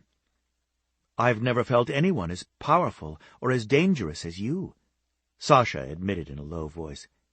"When all three of our shadows touched like that, your pull was so strong I had to move into you. That was extraordinary, and a little scary. I've always been able to hear lies, and so has Sandlin. I can feel other people's emotions, but never that strong. It's nowhere near that strong. I've been trained in the use of shadows," he said by way of explanation. He couldn't go into his family's legacy, not there. Giovanni stepped out of the shadow and led Sasha to the low-slung love-seat across from Sandlin. The flames rose up, dancing, as if a breeze had entered the room. Sandlin watched him the entire way. He looked a pale child, helplessly watching a predator draw close. "What have you been doing today?" Sasha asked, as she settled on the small love-seat. Giovanni sat next to her, one arm sliding out along the back of the couch to circle behind her shoulders, trying to offer her reassurance. Her body trembled, small little continual tremors he doubted she was aware of. She kept her smile with a steady, concentrated effort as she regarded her brother. He ignored her, staring at Giovanni. "You have done bad things." It was a child's accusation, sounding a little twisted coming from a grown adult. Giovanni stayed in complete control, not wincing away from the truth, refusing to give away anything to Sasha through body language. He had done bad things. At least those things could be considered bad if the wrong people knew about them. He was a rider, and that meant his job was to bring justice to those who had escaped the law. He nodded his head. "Yes, Sandlin, that's true. I have done bad things. Not to your sister, but many people might say I'm a bad person, judging me on things they don't understand. But I'm not bad to your sister, nor would I ever be. Bad people are afraid of me, not your sister." His voice rang with sincerity, and he hoped Sandlin would quit regarding him with suspicion. Sandlin continued to stare at him with the same frown that Giovanni liked seeing on Sasha's face. She could melt him just with her expressions alone, which didn't bode well for his future. She would be able to play him so easily, and, sadly, he could tell he was going to be one of those men who gave her anything and everything she wanted. He bent his head to brush a kiss through her thick hair. "You don't feel like the other man did," Sandlin said. "He felt funny. I didn't like him." Sasha frowned at Giovanni. "Who's he talking about?" "Hell if I know." "Buddy, you're going to have to be more precise. Who felt funny to you?" "He was just here," Sandlin insisted, scowling at them, beginning to look petulant. "Right before you. He interrupted my reading, too. I don't like that. Not when it's at a good part. How am I supposed to figure out who did the killing when I'm interrupted?" Beside him, Sasha had begun to tense up. He slid his hand under her fall of curls to wrap his fingers around the nape of her neck, massaging gently in hopes of easing the tension out of her. "He gets agitated sometimes," she whispered, "and he mixes things up. He might have been reading about someone coming into a room and interrupting the hero." Giovanni didn't think so, and apprehension grew in the pit of his stomach. He leaned toward Sandlin. "Can you describe the man who came to see you tonight?" Sandlin looked puzzled. "No, he was a man." Giovanni was silent, trying to think how to get Sandlin's cooperation. "Can you give us clues, and we'll try to guess?" Sandlin's face lit up. Once more he looked like the sweet child he'd been when they'd first arrived. "Yes, we can solve the mystery. He wore a brown coat, a big one, with a hood." Sasha frowned, her eyes meeting Giovanni's. "Do you think someone was really here tonight? We don't know anyone here." "Don't they have to sign in?" "I thought so. They know me here, and I've not signed in for the last month or so. Maybe they've changed their policy." "We'll ask. I'll want to speak to someone in charge," Giovanni said. He knew once a Ferraro was involved, the center would do just about anything to keep him happy. He represented the potential of millions of dollars coming their way in donations. "You didn't figure it out," Sandlin said. "You need to think about it." "We need another clue." Sandlin looked deflated. Clearly, he didn't have anything else he remembered. His face suddenly lit up, and he fished something out of his pocket. Giovanni heard Sasha gasp. She went pale and leaned toward her brother to better see what he had in his hand. Sandlin stared down at the object and then held it out. "I think this belongs to her, not me. He said it was mine, and he was returning it to me, but it isn't. It's the keychain, the one taken from my apartment." She got up and crossed the short distance to take the keychain from her brother. "Thanks, Sandlin. You're right. This is mine. You gave it to me. See?" She showed him the picture. "That's me on the horse the year I won the championship for barrel racing. That same year, you won at bull riding. You wanted to go on the circuit, and you were good enough, too. But then Dad got sick." There were tears in Sasha's voice, but not in her eyes, and that broke Giovanni's heart. She turned back to him. "He was here. How did he know about Sandlin? How could he possibly know about my brother?" Her voice was swinging a little toward hysteria. "He was in your apartment, going through your things, your mail. He would have found bills and correspondence from the center." She took a breath, desperately trying to be calm. "What if he's in danger? I don't know what to do now." Giovanni stood up and drew her into his arms. "I'll take care of this baby. He'll be safe. I'll go now and talk to the front desk." "They can't do anything," Sasha protested. "It's late, and no one is ever here that can answer questions or make decisions." Frustration laced the fear in her voice. "They'll get their administrator on the phone, and he'll come down." Giovanni bent to kiss her. She tasted like cinnamon candy apples. He didn't know why that appealed to him so much, but suddenly that was his favorite flavor. He smiled at Sandlin. "You've stumped us, Sandlin. I don't think we're good at figuring out mysteries." Sandlin smiled angelically. "I'm not very good either," he admitted. "I forget the clues." "Do you want me to read to you?" Sasha asked. Sandlin nodded eagerly. "Yes, I remember you now.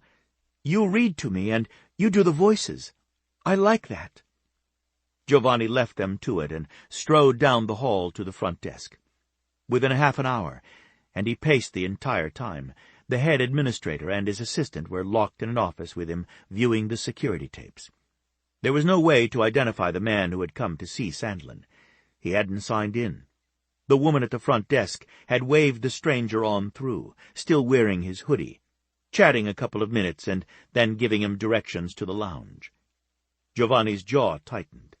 He swung his gaze to Sonny Goodman's. The man ran the entire center, and it was clear he was embarrassed and angry at his employee's behavior. "I'm sorry, Mr. Ferraro. She was hired a month or so ago, and it's clear she isn't doing her job. This man is a stalker. He's been stalking my fiancée, and now he's here, with access to her brother. He's a dangerous man, and this is a threat. I believe Sandlin is in danger." "We're so sorry this slipped through," Goodman repeated. "Sandlin will be protected. I want to talk to his doctor. And I want a full report of this incident given to the police. Sandlin had better be protected. I will be hiring extra security for him as well. No one should get through to see him other than his sister, me, or one of my family." "I had no idea Miss Provis was connected to your family," Goodman said. "Information like that would make her a target of every kidnapper in the country. I would appreciate it if you kept it under wraps." He looked at Goodman's assistant. Harriet Perkins was about 30, and she kept staring at him and blushing. Goodman wouldn't tell a soul, but Harriet probably wouldn't be able to stop herself. She would want all her closest friends to know she'd met one of the famous Ferraros. "Miss Perkins?" "I would never tell anyone," she said. "Not a single word of this. I don't mind you telling your friends that you met me, but please don't connect my name with Miss Provis or her brother." He gave her his most charming smile. He knew from the nearly excited look in her eye that he didn't have a prayer she'd keep her mouth shut. She would want to be in the spotlight. He cursed under his breath, holding on to his smile grimly, but trying one more time. There would be fallout from this. "You have no idea," he told Goodman, but mostly for Harriet's sake. The circus that would ensue if reporters found out the connection between Sandlin and my family. They would be bribing your staff, sneaking in and making things up about your facility. This really needs to stay quiet." "I understand," Goodman said, bobbing his head. He looked at his assistant. "Harriet is very discreet. She's been with me 5 years. Giovanni could have told him those 5 years meant nothing if bribery were involved. Still, he'd done what he could to protect Sandlin from Sasha's stalker. He'd given Goodman the name of a security company his family trusted and assured he'd pay. He wanted Goodman to check them out thoroughly because Giovanni would be sending men over to help keep Sandlin safe. At first, Goodman had assured him they could handle it, but Giovanni insisted, and Goodman capitulated under the pressure at the thought of the Ferraros being patrons of his center. Money could be a pain, but in the end, it always talked. Goodman escorted him back down the hall to the room where he'd left Sasha. Sandlin was stretched out on the couch he'd been originally on when they came to visit. Sasha sat with his head in her lap, her fingers running through her brother's hair while she read to him. Sandlin had his eyes closed, but there was a smile on his face. The long bank of lights overhead shone down brightly, like a spotlight, illuminating the two of them so that with their blonde curls they looked almost angelic. Twice, while Giovanni watched them, Sandlin caught at Sasha's wrist and said something, his entire body quivering with excitement. She nodded and made some kind of animal sound, a dog barking, a cat meowing, whatever the story called for. Satisfied, Sandlin would subside again. "How's he doing?" Giovanni asked. "He's not going to recover," Goodman said, not beating around the bush. "The center is helping him learn to walk and put on his clothes, but he's never going to be able to live on his own outside a facility. I know that's his sister's ultimate goal. She thinks she'll be able to bring him home with her, but it won't happen. Most of the time Sandlin is sweet and agreeable, but he has periods of agitation, and he strikes out at the staff. He has seizures as well. His medication is extremely important, and sometimes he refuses to take it." "When you say agitated, could he hurt Sasha?" Goodman frowned and stroked his salt and pepper beard. "I would hope not. But, of course, it's possible. He has periods of time where he's in a great deal of pain. The headaches are so severe that we have to sedate him. Unfortunately, they'll grow worse as time goes on." Giovanni stiffened. "What are you saying? Does Sasha know this?" He didn't care that it sounded as if his fiancée hadn't shared all the facts with him. "The head injury is very severe. His prognosis isn't good. At most, he might live another 3 years. We're giving him the best possible environment, but there is nothing to be done for him. She's consulted the best surgeons in the country, but the answer is always the same. There was too much damage. She doesn't want to accept that diagnosis, and I can't blame her. She loves him, and he's the last of her family. I can see that they're very close. Sandlin doesn't recognize her face, but somewhere inside him he remembers her, because if she can't visit for longer than 3 days, he becomes extremely upset. "Have you told her that?" Giovanni asked. Goodman shook his head. "What's the use? She works 2 jobs just to pay to keep him here. Making her feel guilty when she's already trying to do her best for him wouldn't do her any good. It's about her understanding that he does remember her. Not the way he would like, but the memory is somewhere inside him. She needs to know that." Giovanni felt his heart clench in his chest when Sandlin suddenly pushed the book to one side and waited for his sister to look down at him. His smile was beautiful, reminding Giovanni of an innocent child's. "He's still very intelligent, isn't he?" Goodman nodded. "Very much so. It's strange what brain injuries can do. It's wiped his memory, so we had to teach him to walk and talk again, yet he can solve incredible math problems. He can read at any level, but he doesn't always remember that he read a book the night before." "Is he good with the nurses?" "That's the other remarkable thing. We had to teach him to talk. He doesn't know his sister, but he never fails to remember manners. The brain is still such a mystery." Giovanni held out his hand. "Thank you, Mr. Goodman. You have my number if you should need it. I'll be checking in regularly, as will my people. I'm very sorry that Tammy, at the front desk, allowed a total stranger through." He turned back, looking toward the front of the building, anger building all over again. She won't be very long in her job. He clearly planned to fire her right away. Giovanni had to agree with the administrator's decision. All the patients or clients in the facility were vulnerable. It was Tammy's duty to guard them, not just wave people through. "Make certain you get a full description of the intruder from her, if at all possible." He suspected that wouldn't happen. Watching the tape several times had him believing Tammy was more interested in doing drugs and talking on the phone to her friends than doing her job. He'd been a rider too long not to recognize all the signs. He crossed the room to stand behind the couch, one hand sliding into the thick, silky curls tumbling down Sasha's back. "It's past visitors' time, honey. They want Sandlin in his room." She closed the book reluctantly. "I was thinking maybe he should come home with me just for a few days so I know he's safe." Sandlin sat up, a frown on his face as he took his book from his sister's hands. Giovanni smiled to reassure him. "It's under control, Sasha. This is home to him, and he's comfortable here. He's gotten to know the staff and the routine. Moving him would only make it difficult for him. Easier for you, but much more difficult for him, and you don't want that." Sandlin's fingers bit down on Sasha's arm hard enough to hurt her. He could see the whiteness in the knuckles. "His shadow tells me things." Giovanni knew that others would think Sandlin was lost in his mind if he spoke of shadows, but nevertheless it made him uneasy. He couldn't talk to Sasha about his work, not until she had committed. Breaking with a shadow rider had long-reaching consequences once his or her shadow tangled together with the chosen partners. Already he could feel Sasha mixed with himself. It was oddly potent, adding to the emotional high he got just from being with her. It also added, evidently, to the intensity of sexual attraction. He'd never been so physically attuned to a woman. It was all he could do to keep his mind from straying to thoughts of her. "I know, sweetheart," Sasha said gently.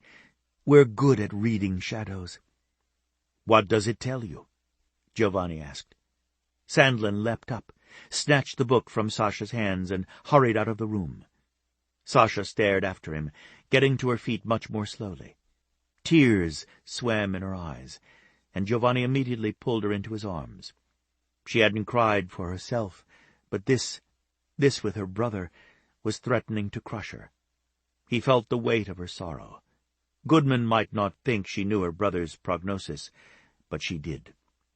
"He'll be safe," he said. "I've already put in a call to a security company we use sometimes.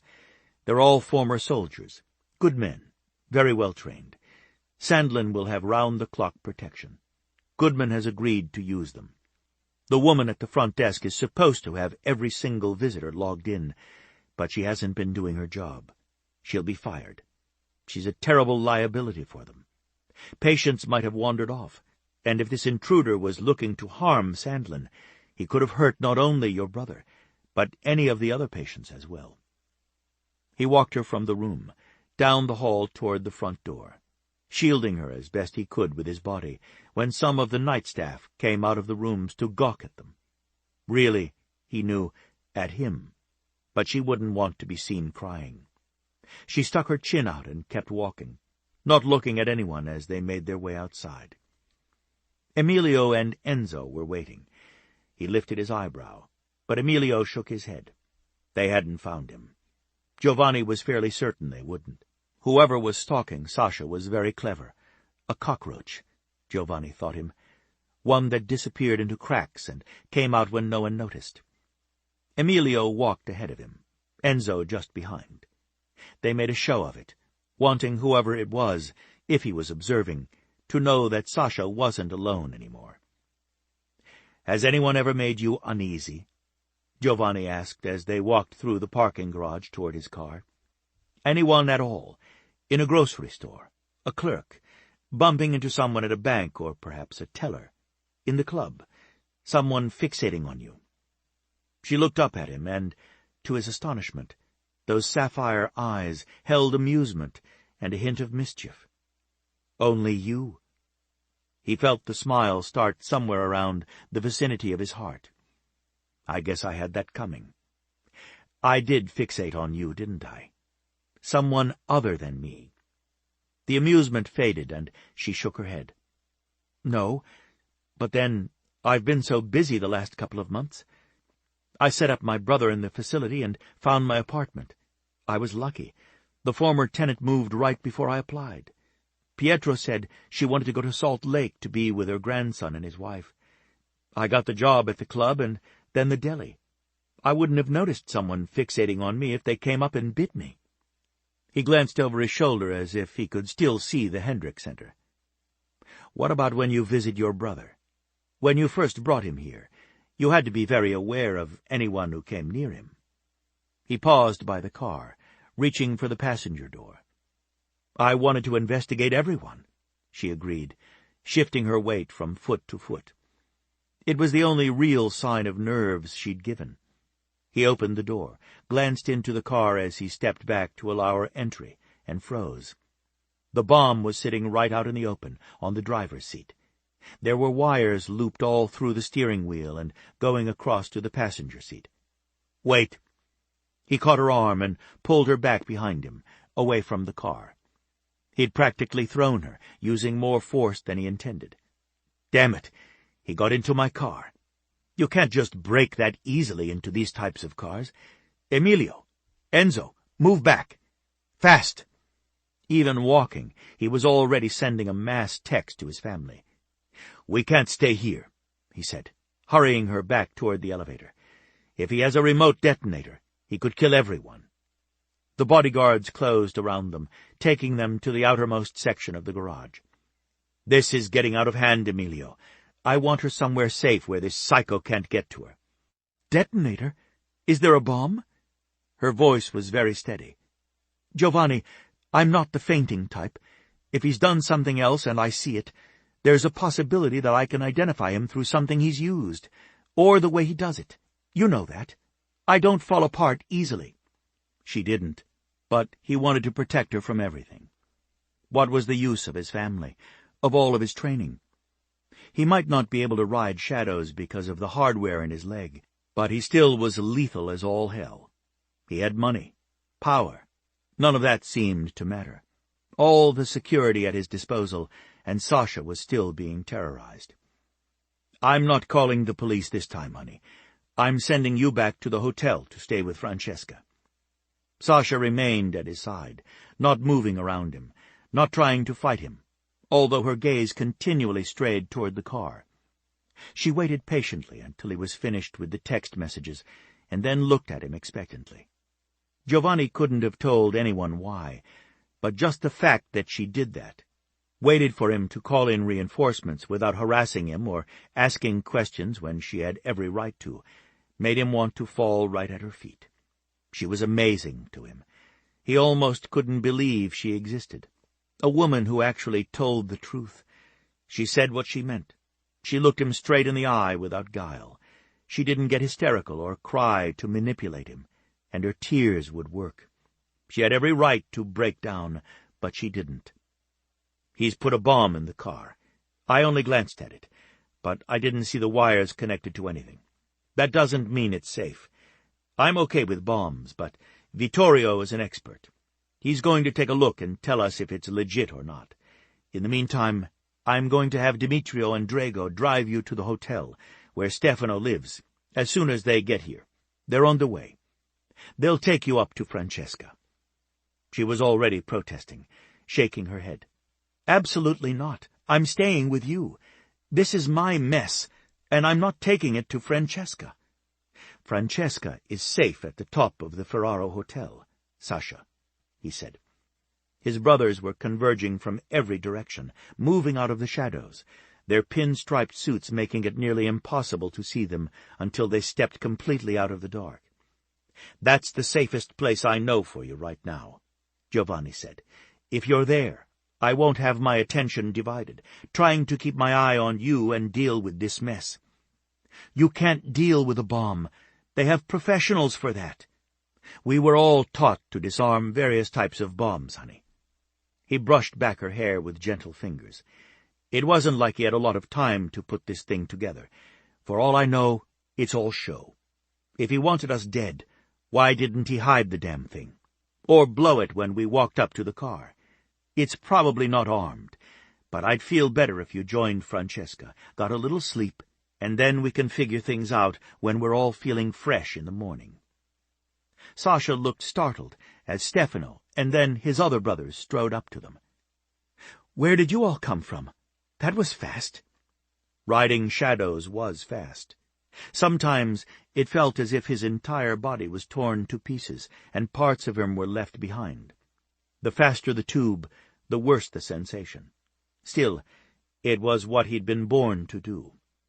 Sasha and her brother, Sandlin, had also been born with the ability, but it was too late to adequately teach her to do anything but get from one place to another.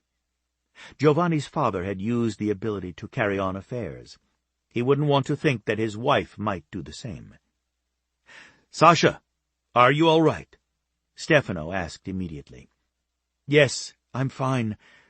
I'm actually more shaken up that this man managed to walk right into a closed and guarded facility and see my brother. That made me feel as if Sandlin was extremely vulnerable. He can't take care of himself, and I have no idea what this person wants with me, let alone with him." The little catch in her voice was nearly Giovanni's undoing. He pulled her into his arms and nuzzled the top of her head with his chin. "I'm so sorry, baby.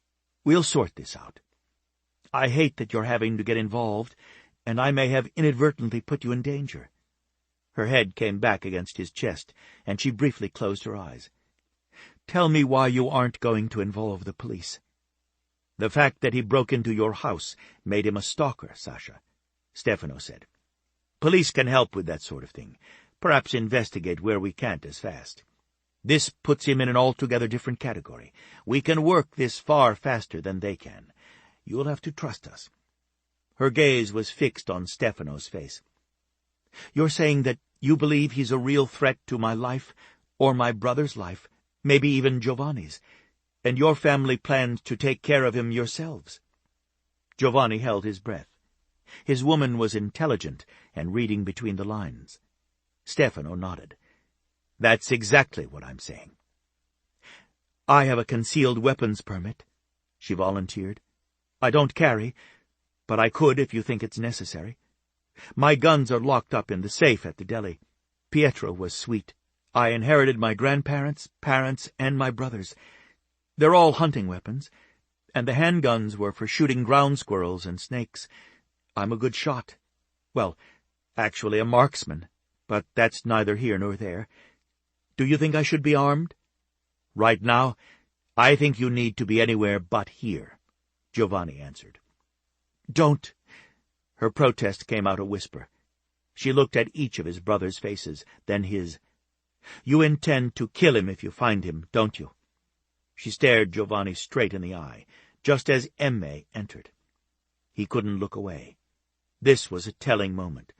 Most people would give them a lecture about taking a life and say that it was up to the criminal justice system. She either accepted that some men were outside that law and got away with crimes all the time, or she wouldn't. He didn't look away. He had to know if she could accept who his family was and what they stood for. He nodded slowly. He'd learned not to speak aloud anything that might incriminate his family. Stefano had all but said the same thing to her. "I would, too," she said. "I think I'm getting one of the handguns out of the safe. Taking a life is never easy, nor should it be done lightly," Stefano warned. "It's called self-defense," Sasha said. "I have the right to protect myself and my brother. Just because I'm a woman doesn't mean I'm not capable of shooting someone coming at me." "I'm a woman," Emme reminded gently. She reached for Sasha's hand. "My brothers know a woman can be strong. Right now, Francesca, who we all love dearly, is being guarded by Mariko, a woman. She's trusted to look after Stefano's and our family's most precious treasure. Nothing is going to happen to your brother. We won't let it. You're not alone in this." Sasha looked around at the tight circle, and then the 4 men standing guard over them. She swallowed hard and nodded. "Thank you, all of you. I don't know why you're helping me like this, but I appreciate it." "Dimitrio and Drago are going to drive you back, Sasha," Giovanni reiterated. "Please go with them and stay in the hotel with Francesca and Mariko. I'll be there as soon as I can. Go to bed, and just forget all this." She glanced at her watch. "I do have to work tomorrow. Both jobs." Before he could protest, she stopped him. "You know why. I can't miss any hours on my paycheck. Sandlin deserves the best of care, and I'm going to give it to him." "Honey, it's absurd for you to think that I wouldn't help you," Giovanni said. "I'm accepting the clothes from Lucia's treasures, which isn't easy for me," Sasha pointed out. "But Sandlin is mine. I don't know how else to put it. I have to be the one to take care of him. He'd do it for me." Giovanni wasn't going to argue. He'd gotten the concession from her of accepting clothing, and he'd had everything sent to his home, including a few extra things she didn't know about. He'd assumed he would have a fight on his hands. She was that independent. But with her allowance, he was getting off the hook. "We'll talk about it tomorrow. Go to the hotel. Have chocolate. Talk to Francesca and Mariko, and then go to bed. The place is enormous, and you won't be disturbing anyone or putting my brother and sister-in-law out. We crash there all the time. We're all here, standing mostly in the dark, with these giant columns around us. Why?" Giovanni didn't know whether to curse because she was so damn smart or shake her. "You notice Emme just joined us later than the others, right? She searched the garage for your stalker, just in case he was standing by with a remote to detonate the bomb. Or if he was hiding, hoping the damn thing would go off and he could see us blown to smithereens." "I see. You kept his attention on you while she searched." "He was less likely to think a woman would be with us under the circumstances. Emme is very thorough." Sasha started to step away from him, but Giovanni caught her, turned her around, and pulled her body up against his. He tipped her chin up and took possession of her mouth. There was just something about the way she responded every time. Her body melted into his without the least hesitation. Her mouth opened under his, and when he swept inside, she gave him everything. Instant everything. She gave herself to him. He loved the way she did that, the way she tasted, that exotic apple cinnamon that seemed to be always on his tongue where he could just barely taste it, setting up a craving for more. He definitely needed more.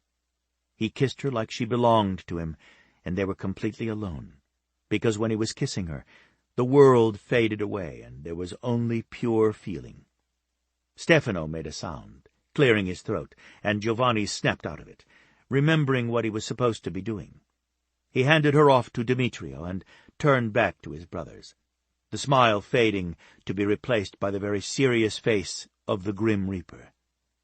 "Let's get this done." Chapter 8. Pleasure burst through him. Giovanni opened his eyes, acclimating himself immediately in the way he had been trained. It wasn't easy with hot blood rushing through his veins, spreading flames throughout his body. Silk glided over the bare muscles of his thighs, adding to the roaring in his mind and the thunder in his ears. He dropped his hand onto her head, fingers tunneling into Sasha's mass of curls. He'd spent the better part of the night with his brothers and cousins in the parking garage, dismantling the bomb, which hadn't been hooked up. It had merely been sitting on the driver's seat. Still, they took it apart and carefully had each piece sent for analyzing, to find everything they could get from it. He was in Stefano's penthouse, where he'd crawled into bed beside a sleeping Sasha. The drapes were pulled, but he knew it was early, no more than 5 in the morning. Her mouth was busy, taking him straight to paradise, hot and wet and clamped tightly around him. She swallowed him down and then drew back, all the while her hands stroking and caressing the inside of his thighs, his balls, and then the base of his shaft as he emerged slowly from the wet heat. He recognized the feel of her mouth surrounding him. No one could ever feel so exquisite. A kind of ecstasy, blood pounding through him, his body hot, his heart beating through his cock right into her mouth. He couldn't help himself. He began to thrust lightly with his hips, pushing deeper into paradise, feeling every streak of lightning flash through his body straight to his groin. He groaned when she tightened her mouth around him, when her tongue danced and flicked, when she teased his crown or took him so deep he pressed into her throat so that she squeezed him like a vice. She had magic in her, a skill that was unbelievable. He caught her hair on either side of her head, bunching it inside his fists, holding her head still so he could control every movement, his body spinning out of control. She was Sasha, and she gave him that, relaxing for him, letting him take his own pleasure for just a few minutes while his cock swelled, filling her so fully she barely could breathe. He was forced to let her head up when he saw her eyes swimming with liquid, but there was laughter there, joy. She loved what she was doing.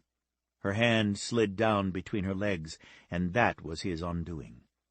Giovanni pulled her off him completely, his cock furious, desperate and ferociously hungry. He'd never been like that in his life. "Get on your hands and knees." It was an order, nothing less, and he was already catching her around the waist and lifting her to the position he needed her in. One hand caught the nape of her neck and thrust her head toward the mattress, while he knelt behind her, feeling her slickness, ensuring she was ready for him. He took her hard.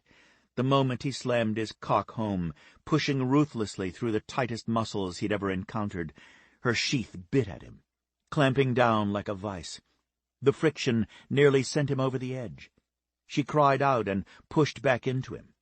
Her bottom was up in the air, that beautiful ass he watched sway every chance he got. He smacked it, watching his handprint appear on her pale skin, feeling the flood of liquid coating his cock. "You're so fucking beautiful, Sasha." His voice was hoarse. He couldn't stop moving, surging deep, retreating, thrusting again and again. Between each deep thrust, he added more color to her pale cheeks, reveling in the way she surrounded him with scorching liquid each time. Her breath came in ragged gasps, little soft cries and whispered pleas for more. He wasn't certain what the more was, so he gave her both, his body a piston now, hammering into hers, while fire streaked up through his body, threatening to engulf him with flames. He didn't care if he burned alive, as long as he could feel this ecstasy again and again. He wanted it to go on forever. One thing he knew, he loved fucking her. He loved her bare ass, the shape of her, the feel of her, the way she moved, the way she responded to his brand of sex, rough, hot, demanding. She made her own demands. She wasn't timid about what she wanted. She used her body to tell him, slamming back into him, impaling herself while he surged forward. Her breast swung with every jolt, and he wished he could suck on her delicious nipples while he took her. He wanted his cock in her mouth. She was the hottest thing he'd ever known, and he knew no other woman would ever satisfy him after Sasha's brand of love-making. Without warning, her body clamped down hard on his, muscles gripping and milking. He felt his seed boiling, hot, rising like a volcano. Vaguely, in the back of his mind, he realized he hadn't worn a condom, but it didn't matter. If he got her pregnant, so be it. He was marrying her. She was going to give him children. "Giovanni," her voice was breathless. "I can't hang on. You have to pull out." Not pulling out. It was already too late. The orgasm took him like a freight train, roaring through his body until he couldn't think, only feel. Spurt after spurt rocketed through him, blasted into her, his hands gripping her thighs, holding her to him while a tsunami seemed to have taken over her.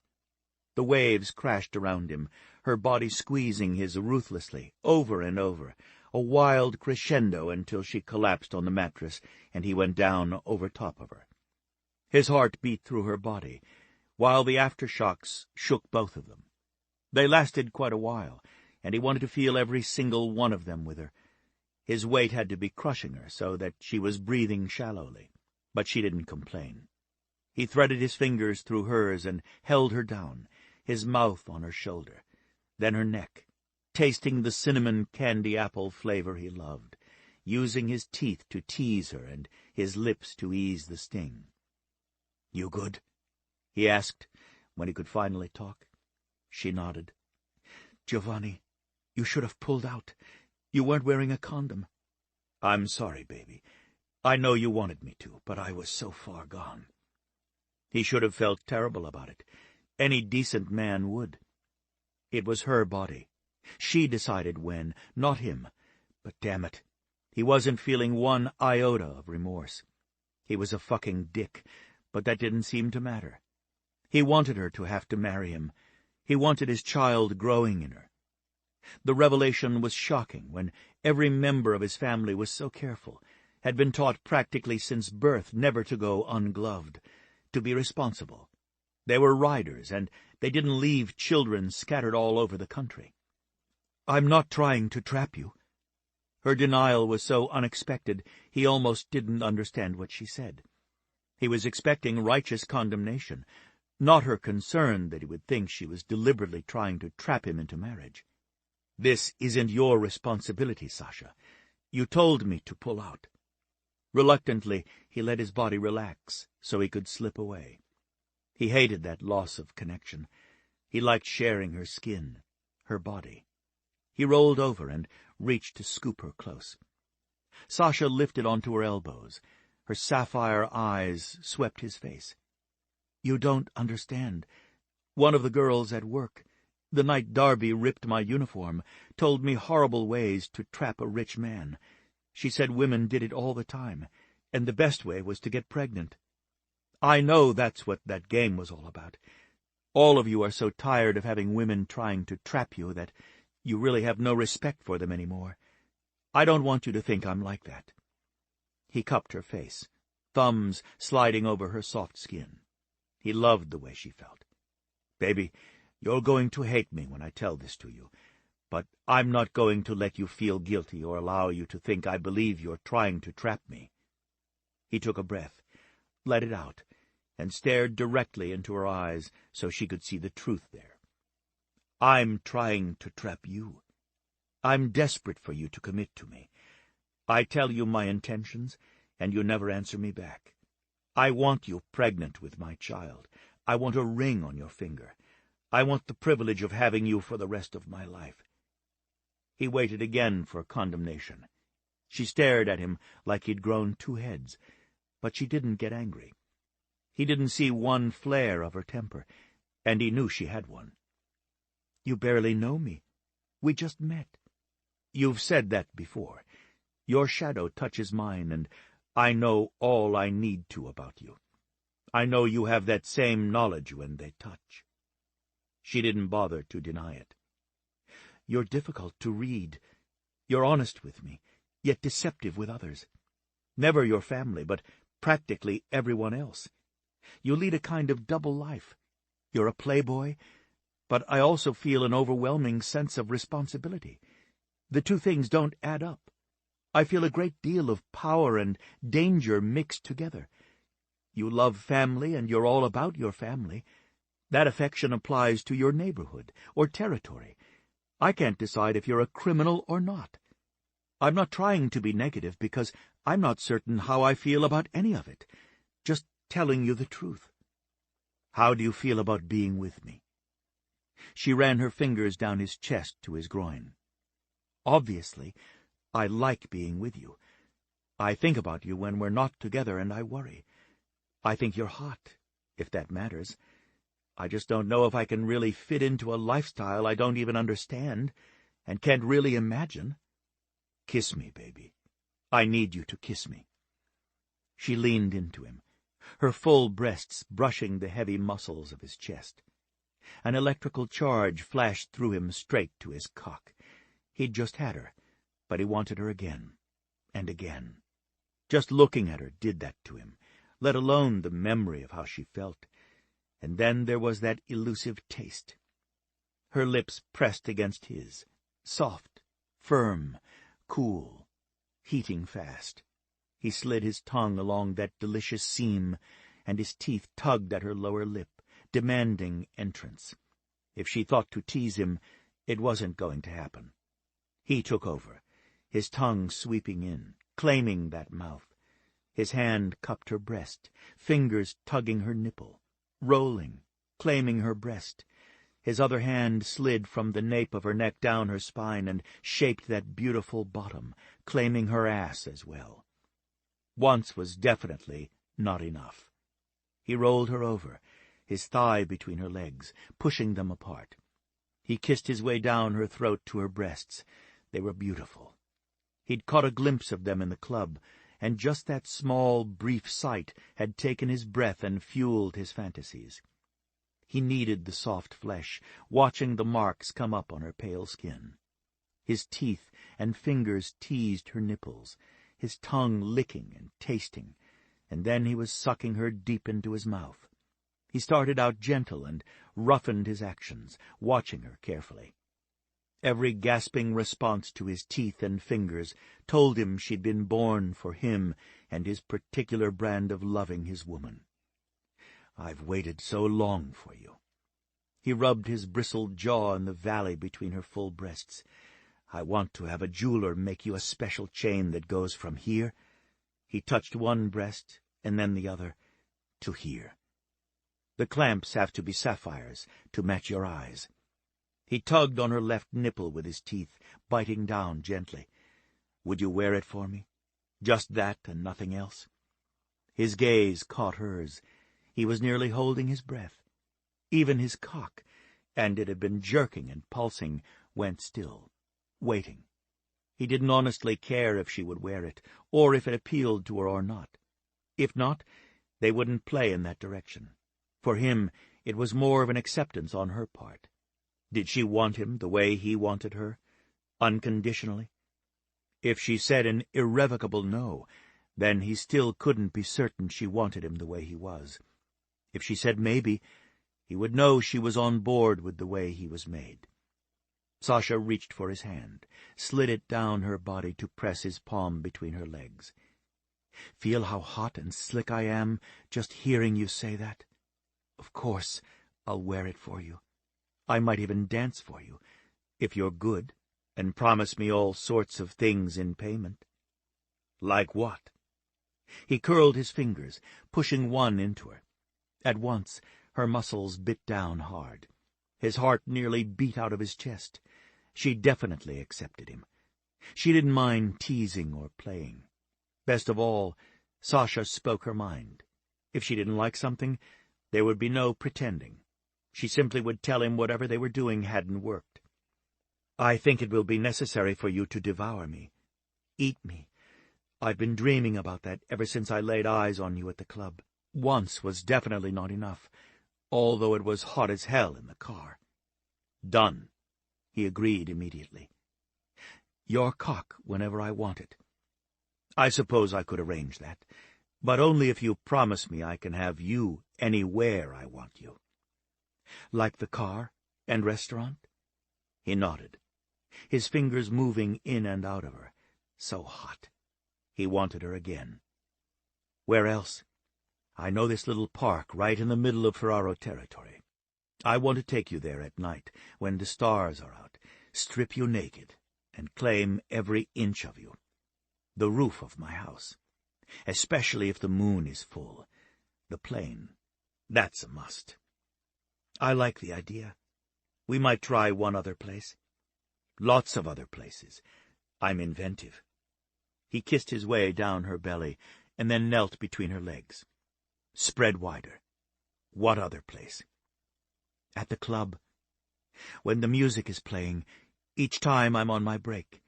I want you to earn several $1,000s for us. His eyes met hers. There was honesty in her voice, and amusement in her eyes. Also sincerity.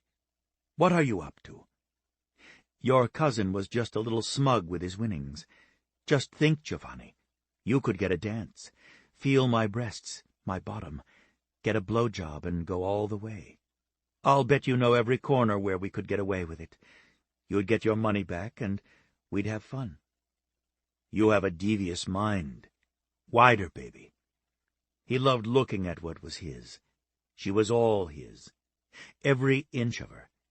He caught her bottom in his hands, pressed the head of his cock into her burning entrance, and slammed home. Streaks of lightning ran up his body straight to his brain, and then he was gone again, finding that place she took him to. Fuck me, Sasha. Hard. Use your hands on your nipples. Clamp down just like the clamps would bite down on you. She rode him while he knelt between her legs, her hips moving fast, the smooth roll to her body, expert from all the riding she'd done. It was an erotic sight to watch her hands move over her breasts, to pinch and clamp down hard on her nipples, to pull them for him, roll them, to knead her breasts and arch her back while her hips thrust against him. Her mouth opened, and her eyes went dazed. She was soaring, her body clamping down on his. I love you this way. He reached down and found her clit, pinching her bud hard. You're so sexy, Sasha. She cried out, and her sheath bathed him in scorching hot liquid, clamping down, biting deep, milking him for every drop of his seed while she soared high. She had taken him over too fast, and he hadn't had time to spend in her, but he would. He watched her face as she came back to him, flushed, excited, unashamed of her sexuality. Dio! He was way past falling. He'd gone straight to love. He leaned down and kissed her clit. I'm getting you a beautiful sapphire clamp for here as well. The chain can extend up to the one across your breasts. Do you think you'd like that? I don't know. It was pretty wild when you pinched me there. I couldn't hold back. He grinned at her. Yeah, baby, you're going to love it. You ready for a shower? I'm not sure I can walk yet. He laughed and picked her up. He hadn't been so happy ever. Not ever. She turned his life into something fun. He hadn't realized he'd gone to bed exhausted, sliding in next to her, careful not to wake her, looking forward to opening his eyes because she was in his world.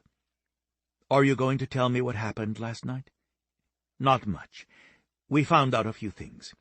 It was definitely a bomb, but he hadn't rigged it to go off. She sat up, her blonde curls falling around her face and down her back. One plopped in a long spiral right over her left breast, drawing his attentions to the marks there. He bent his head and kissed the red smudges. Wait, he put a bomb in your car, but it didn't have a detonator in it? I don't understand. Neither did we, at first. The bomb was in the driver's seat, my seat. Had he put it in properly hidden and under the seat with a pressure switch, the moment I sat down, I would have activated the bomb. Not necessarily set it off. That would come when I got out of the car, or tried to. Why do you think he didn't do that? Either we interrupted his work, which I doubt, or he doesn't want you killed. You were with me. If I didn't realize I was in trouble and the bomb went off, you'd be killed as well. I think it was a warning to me. He'd take me out if I kept on with my relationship with you. She stiffened. Her face closed down. He cupped her face firmly between his hands. Don't even think about breaking up with me. It's not going to happen. The bastard is going to turn on you, Sasha. You're his fantasy. In his mind, you're already in a relationship with him. I'm stepping on his toes. You can't possibly keep up your end when you don't even know him or how he expects you to act. He stepped back and took her hand. Come on, baby. Shower. I'm tired. She wasn't. He knew that. He even heard the lie, but he didn't call her on it because he knew she wanted time to think. He wasn't about to give it to her. I'll reward you. I'm not above bribes. What's my reward? I'm very, very good with my mouth. You shower with me, and I'll eat you like candy. You smell and taste like cinnamon candy apple, and I can't get enough of that. She was already on her feet, just because he refused to let go of her hand, so he took advantage, pulling her to the bathroom just next to their room. They had this end of the penthouse to themselves, so he had no problems walking naked with her out of the bedroom and into the bathroom. Giovanni could feel Sasha trying to pull away in her mind, so the moment he got the water going, he circled her waist with his arm, pushed her into the shower, a long, tiled affair with multiple shower heads, water coming from every direction, got her against a wall, and kissed her, over and over. He refused to give ground. He claimed her and let her know that was exactly what he was doing. He couldn't be without her, and he wanted her to feel the same way. He kissed her until her hands were sliding over his narrow hips to find his cock. He knew he'd won when she began fisting him. "You love my cock," he accused. "I do," she admitted. "It's clearly going to be your saving grace when you make me crazy, and you will." He knew that, too. He didn't care. He'd use his mouth or his cock, any damn thing he had to keep her with him, and happy. He wanted her happy. He took some shower gel and began washing her, his hands gentle, yet deliberately arousing, as he thoroughly soaped every inch of her body. Her breath grew faster, and she tipped her head back to let the water soak her hair. "Tell me, before we start up again, just what you learned about this crazy person." "He's been in the service at some time. It would help if we knew his age, but we have access to databases and records when we need them. He shot his load all over your panties, and that was a stupid thing to do. We've got his DNA. He used gloves everywhere else, so there were no fingerprints. To build a bomb like that, he had to have been in demolition or special forces, one of the branches that would have taught him how to build it. Can't you find information like that on the Internet?" He nodded, rinsing her off, using the wand to spray between her legs, letting the water linger and pulse against her clit. Only when she reached for the shampoo did he stop so he could take it out of her hands. He wanted to wash her hair himself. "Yes, you definitely can find all kinds of information on how to do anything, but he was fast and efficient. He might have built it elsewhere and carried it with him when he tailed us, and by the way, he was good enough not to be spotted." "No, he wasn't. You knew he was there." Giovanni waited a heartbeat before answering her. She was his. Sooner or later, she had to know about him. It was dangerous if she knew, dangerous in ways to both of them, him more so than her. He was definitely taking the bigger risk, but she was worth it. He had to make his try with her. There wouldn't be another for him. "I felt him. Every time we crossed shadows. Didn't you?" He took the shampoo and rubbed it into her hair so he wouldn't have to look into her eyes. He was giving more and more of himself to her, but he wasn't certain she recognized that yet. She was intelligent, and she reasoned things out fast, guessing, of course, but she always hit the mark or close to it. We were in a car, but the streets were shadowed. The streetlights throw huge shadows. His car kept crossing the shadow of ours. It was one thing to be able to feel their own shadows touching, but very difficult and specific to have car shadows touching and glean information. What did he feel like? She hadn't called him crazy, and her voice held sincerity, as if she believed him and wanted to know more. He rinsed her hair carefully before answering. Malignant. He's definitely angry. I didn't get much of a sense of him other than that, but it was him. They were only glimpses, but I recognized that same feeling from the alley. When I first got there, I knew he was on the roof. She pressed one hand to her stomach briefly. Maybe I did feel him. For me, it was dread. That's what I felt in the alley. She took the gel in both hands and began to soap his body. It didn't take much for his cock to come to attention. She just had to give him a smoldering look, and there it was. He left behind the bomb, which means we've got men tracking down where everything was purchased and how. You still aren't going to the police? He gave her a look. It's a family matter. He waited for a protest. What time did you come to bed? I thought you'd wake me. Her voice slipped over him like a caress, like her fingers. He'd wanted to wake her. He'd even been perverted enough to pull back the covers and look at her. She slept naked. He couldn't blame her. She didn't have much in the way of clothes. She probably didn't want to take the chance that he might rip off something sexy, which he would have done this morning. He'd wanted her to get some rest. She'd had a rough few days, and he still had to convince her to accept him. He wanted to put a ring on her finger. He'd told them at the Hendricks Center that he was her fiancé because he had to be family in order for them to tell him anything or deal with him in any way. It didn't matter. He felt like her fiancé. He knew he was going to marry her. Her hands were on his cock now, sliding over his shaft, squeezing and pumping until he was full and hard again. She rinsed him off and had him turn around. He put one hand on the wall and let her take care of cleaning him. She soaped him, then rinsed him off. Her lips wandered over his back, exploring like her hands had done. I love your mouth, he said. I dream about your mouth and what you do to me with it. You shouldn't have put that in my head. I like doing things to you with my mouth, she admitted, and promptly bit him in the butt. Especially when you're asleep. You wake up so beautifully. He laughed and swung around, turning off the water so he could step out and hand her a towel. She wrapped her hair in it and took another one from his hands. Beads of water rolling off both of them. He caught her up, slung her over his shoulder, and ran barefoot back to the bedroom. Dumping her on the bed, he yanked her legs apart, pulling her right to the very edge so her bottom was hanging off and held in his hands. He knelt there and put his mouth to her.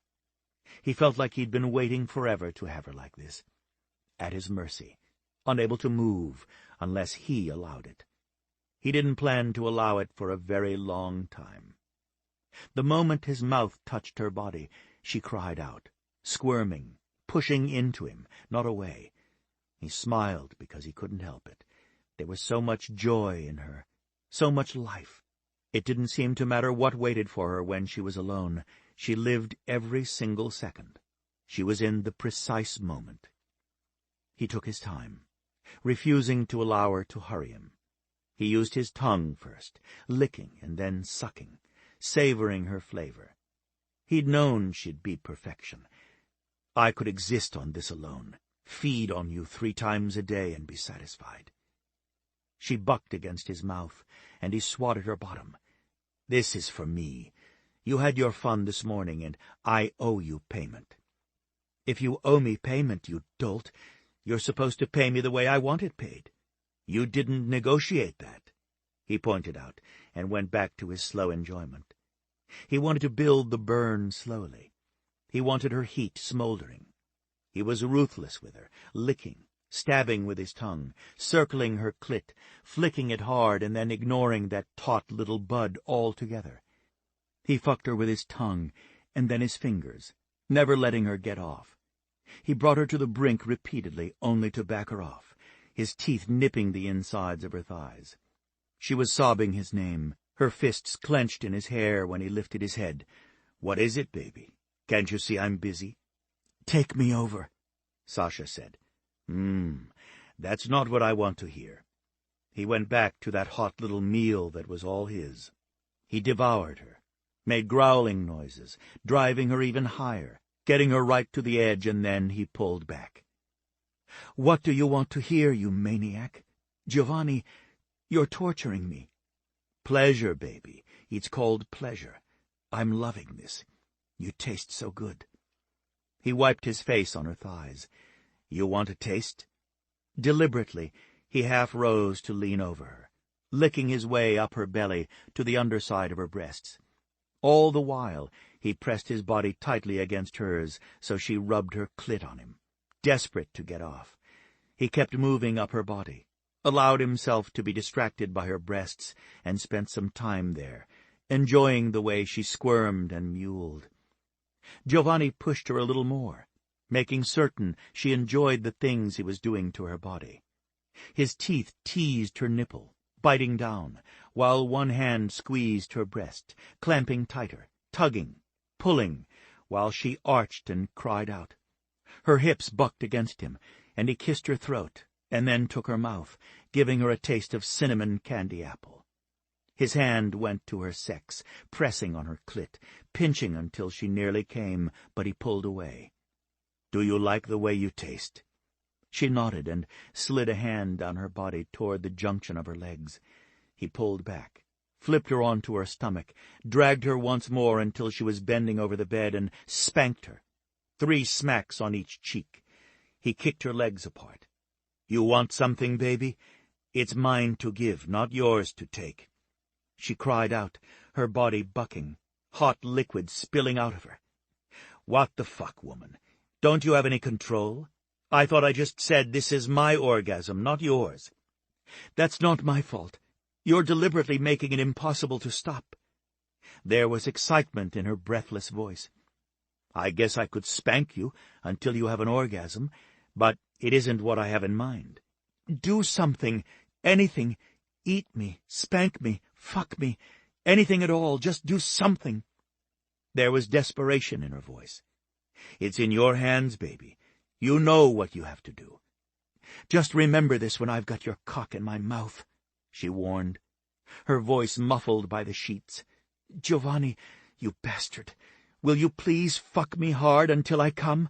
I need it very, very badly. Please?" "Aren't you going to ask my permission to come?" He used his finger, pushing into her, retreating, pushed in too. He flicked her clit hard and felt her body tighten around his fingers. He couldn't help smiling when he swore she ground her teeth. Playing, teasing. He'd never had those experiences, and he loved that she was willing to play with him. "I'm not asking you to call me master. That might come later." She growled, but turned her head toward him. "Giovanni, dear, honeypot." She batted her eyelashes at him. "Please allow me to come. If not, I might have to hurt you." He caught her hips, jerked them back to him, and slammed into her. She shrieked, and instantly her body clamped down on his like a vice. The walls of her sheath contracted, strangling his cock. He plunged into her over and over, right through her orgasm, letting the friction and heat drive them both straight into another realm. He held on to his control through 2 more wildly long quakes that rippled through her entire body, and then when he built the last one higher than the previous ones, he let her take him with her. Her sheath was so tight he could barely breathe. It was either hell or paradise. He only knew he never wanted to leave. His release, as he emptied himself into her, flung him back to that place where her mouth had taken him, somewhere he'd never been. He floated while his body went up in flames, and he felt reborn.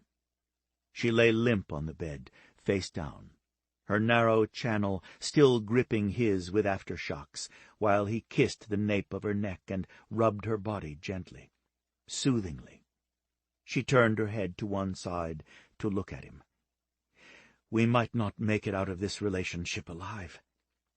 He grinned at her, flopped on the bed, and pulled her up and over him like a blanket. I'll go out happy. His stomach tightened. What about you?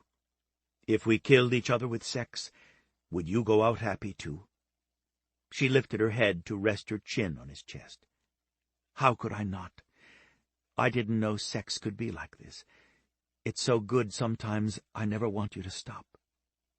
He could breathe again. He pushed at the wet hair tumbling around her face. They'd lost the towel somewhere. It didn't matter. His heart hurt just from looking at her. Ached. She did that to him.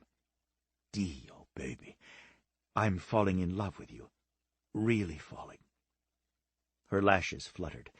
They were long, a dark gold, and very thick.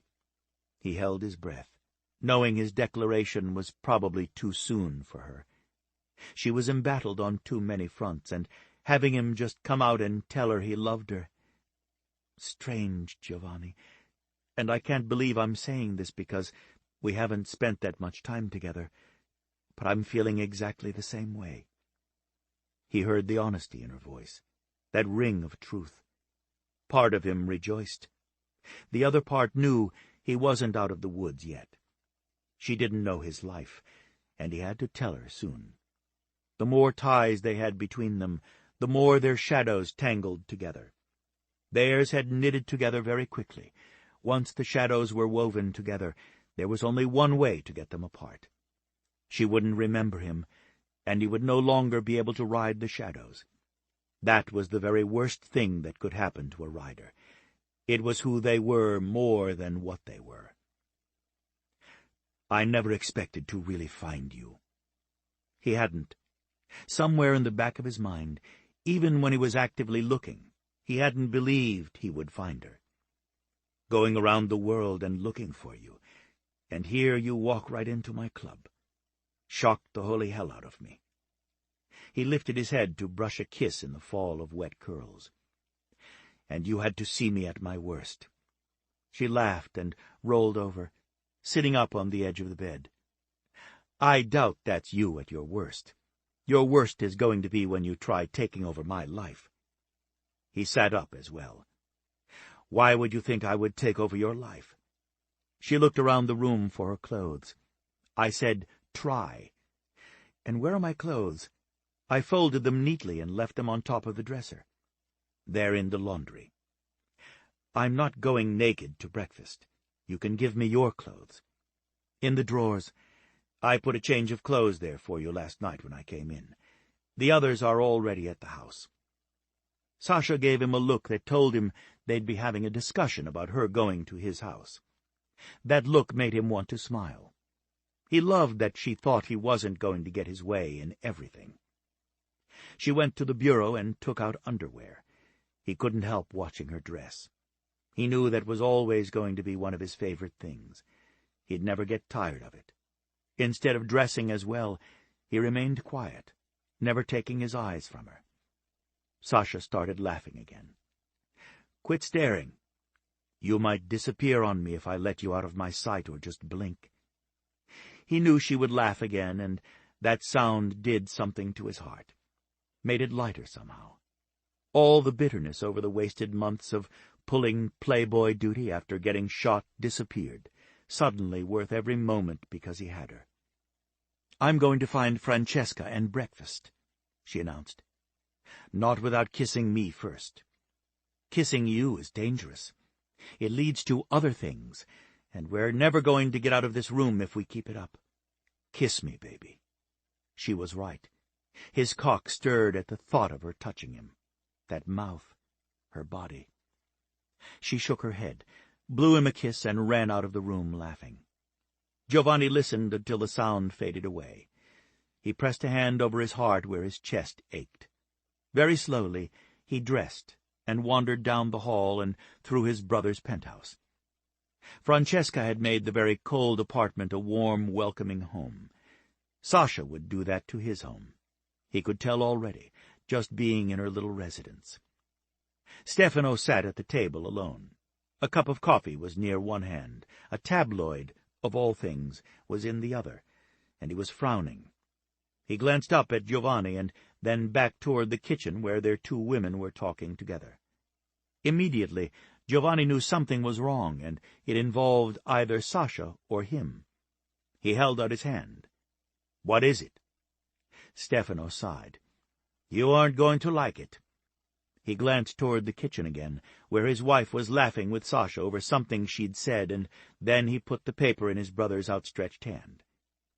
Someone got a picture of Sasha that night at the club. They took a couple of them, and obviously sold them to a tabloid. I called, of course, but they're already running them in the magazines as well. It's all over the news. A woman employed at the Hendrick Clinic gave an interview to the newspapers and let it slip that you're engaged to Sasha. With that news out, of course whoever took the pictures was going to sell them to the tabloids. He must have made a mint. Giovanni looked down, and his heart dropped. Sasha was on Darby's lap, both breasts exposed. Not only exposed, but the camisole, lace gaping open, pushed her breasts up and out, emphasizing them. In the photograph, it was impossible to see that the laces were torn. From the angle the photo had been taken, it appeared as if Giovanni was reaching for her breasts. He swore. "Whoever took this was on the same tier we were, Stefano," he said. "They were too close and had too good of a view. Someone at Aaron's table took this. We don't know that. Look at it. Damn it. I haven't locked her down yet. You know why? Our lifestyle. Too much money. Too much jet-setting. This is going to shake her up. This is exactly the kind of thing that she can't stand. We're in the tabloids nearly every week, sometimes more. Every story we've inserted, every picture we've orchestrated, is coming back to bite me in the ass." He threw himself into a seat across from his brother and pressed the tatty little gossip rag that just might very well lose him Sasha to his forehead.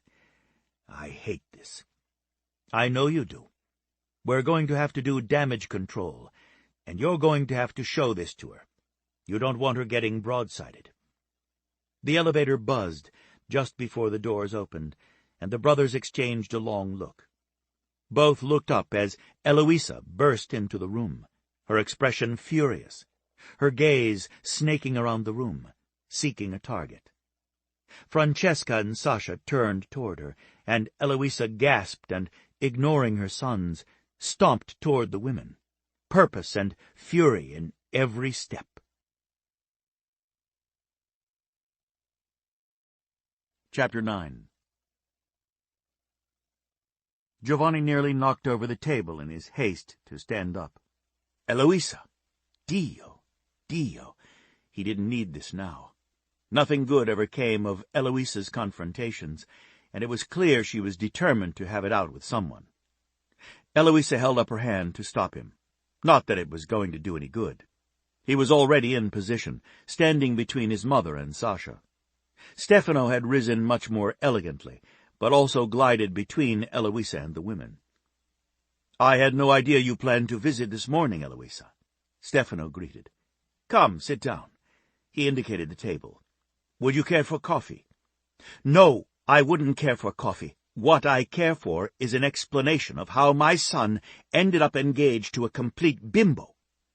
Both hands went to her hips, and she glared at Giovanni. Stefano glanced at Francesca. One look, that was all, and she immediately caught Sasha's hand and whispered to her, hoping to get her out of the room. They'd taken 2 steps when Eloisa cut them off. "Don't you dare leave this room. Do you think I haven't seen all the pictures? Exposing your breasts in public? Declaring to the world that you're engaged? You are not trapping my son into marriage." "That's enough," Giovanni snapped. He knew his face darkened with temper. He had one, and it was rising fast. "You don't know the first thing about what you're talking about." "Wait. Sasha's soft voice had him spinning around. She looked puzzled. Is she accusing me? What does she mean, pictures? Exposing my breasts in public. I thought you got all those pictures. You told me you did.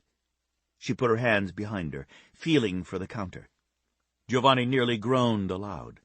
The action only served to emphasize her generous breasts, and he knew that would drive his mother into further tantrum. Sasha hadn't denied her breasts had been exposed. In fact, from her statement, the circumstances would only sound worse to Eloisa. She would be certain Sasha had been partying. You little whore! Eloisa actually curled her fingers into two tight fists and stepped toward Sasha aggressively. Giovanni stepped with her, keeping his body between Eloisa and Sasha. Eloisa, as usual, you have no idea what's going on. Just stop. Eloisa! Stefano's tone held a wealth of warning. Giovanni knew all along Sasha wasn't the kind of woman to hide behind her man. Still, he wasn't prepared for her to step around him to face his mother. Eloisa tore other women to shreds, especially if she thought she was protecting the family name. The minute Sasha was nearly toe-to-toe with Eloisa, his mother attacked. I know all about you and that brother of yours, kept locked up because he's totally gone, out of his mind. If you think I want someone like you, don't you dare talk about my brother, Sasha hissed. Her step toward Eloisa every bit as aggressive as his mother's had been. You don't know the first thing about him. If you had one shred of decency, one tiny bit of patience, you'd know he was in an accident and suffered a brain injury. If you did know that, it just goes to show you don't have 1 ounce of compassion in you, and you aren't worth very much. If you all will excuse me, I have to get to work. This horrible bitch has ruined my appetite. For once, Eloisa looked stunned. She stood there, her mouth open and her eyes wide with shock that another woman had stood up to her. Sasha went on around her and stalked toward the elevator doors. Giovanni wanted to shove his mother out a window. Instead, he followed his woman. Her shoulders were set and her head high. Color flagged her cheeks. Dio, even that made him hard, and so fucking proud he wanted to kiss her, the way she stood up to Eloisa. Do you deny trying to trap my son into marriage? Eloisa demanded. Absolutely, I deny it. Sasha kept walking.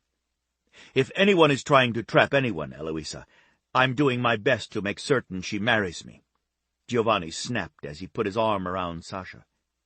That was so unkind, Francesca reprimanded, sending her mother-in-law a frown of condemnation. You can leave now, Stefano said, indicating the elevator. Wait! Eloisa sounded conciliatory, not commanding. Sasha stopped and slowly turned around. Giovanni turned with her, but he dropped his arm and stepped back. She wanted to deal with his mother on her own, and she deserved to do so. As long as she was holding her own, he wasn't about to interfere. I'm sorry about your brother. You're right. I should have learned more before I came here. The investigators showed me the pictures and told me you had a brother in a hospital, and I didn't look any further. She glanced at Francesca. You'd do to learn a little from this one. She stands up for herself and her family. Still, I can't have a woman who exposes her body to the world as one of our family. Giovanni, you know the rules. Your duty is to follow them. Well, fuck duty, Giovanni snarled. You can get angry all you want, but I'm not having this exhibitionist in our family. It's bad enough that your brother chose— Stefano let his breath out in a long, slow hiss. Did you come here just to piss me off? Because you don't want to do that, not now. I'm already there. State why you're here without shrieking at everyone, and hope I don't throw you out. I'm your mother, whether you like it or not, Stefano, and you can show a little respect. Stefano's eyebrows shot up. The problem you're running into, Eloisa, is that in order for me to respect you, I have to have a reason. And coming into my home, harassing my wife, and screaming at Giovanni's woman before you even know the facts is not the way to get it. Eloisa slapped her hand over the tabloid. I think I know the facts, Stefano. They're here in black and white for the world to see. Giovanni's engagement to this woman is a complete farce. What engagement? Sasha asked. "What pictures? Show me." Giovanni glared at his mother as she held out the tabloid. "Don't try to pretend that isn't you, because it clearly is," Eloisa snapped. "You're on rather prominent display." There was sarcasm in her voice. Stefano handed his paper to Francesca, who stood with him. There was a long silence as the two women stared at the damning photographs, tension stretching out until Giovanni wanted to break it. He didn't. He just kept his gaze fixed on Sasha's face. No one else's reaction mattered. No one else mattered. "Well," Eloisa broke the silence, "what do you have to say for yourself?" Sasha glanced up. "I don't owe you an explanation. Not one word." Her gaze switched to Giovanni. "I'm sorry, honey. I know this is going to be terrible for you." Her finger moved over the lurid headline, declaring playboy jet-setter Giovanni Ferraro was engaged to a party girl waitress. "You wouldn't be in this position if you hadn't tried to help me." She tossed the tabloid away from her as if it were a snake. "I really do have to get to work. If you all will excuse me." "Baby, you know you can't go to work. You have a very dangerous stalker after you. He put a bomb in our car last night. Or don't you remember?" "What is going on?" Eloisa demanded. "A bomb? Dio, Giovanni, you've gotten yourself into more trouble than your brothers ever thought of, and they were bad enough." Everyone ignored her. "Someone at Aaron's table snapped that picture," Giovanni stated. "A series of pictures. Of course, the article left off the part where you were attacked and your clothing ripped," Stefano said. "I reviewed the security tapes." "Do you think Aaron did it? Or his friend James?" "Tom Maryland was there as well," Sasha said.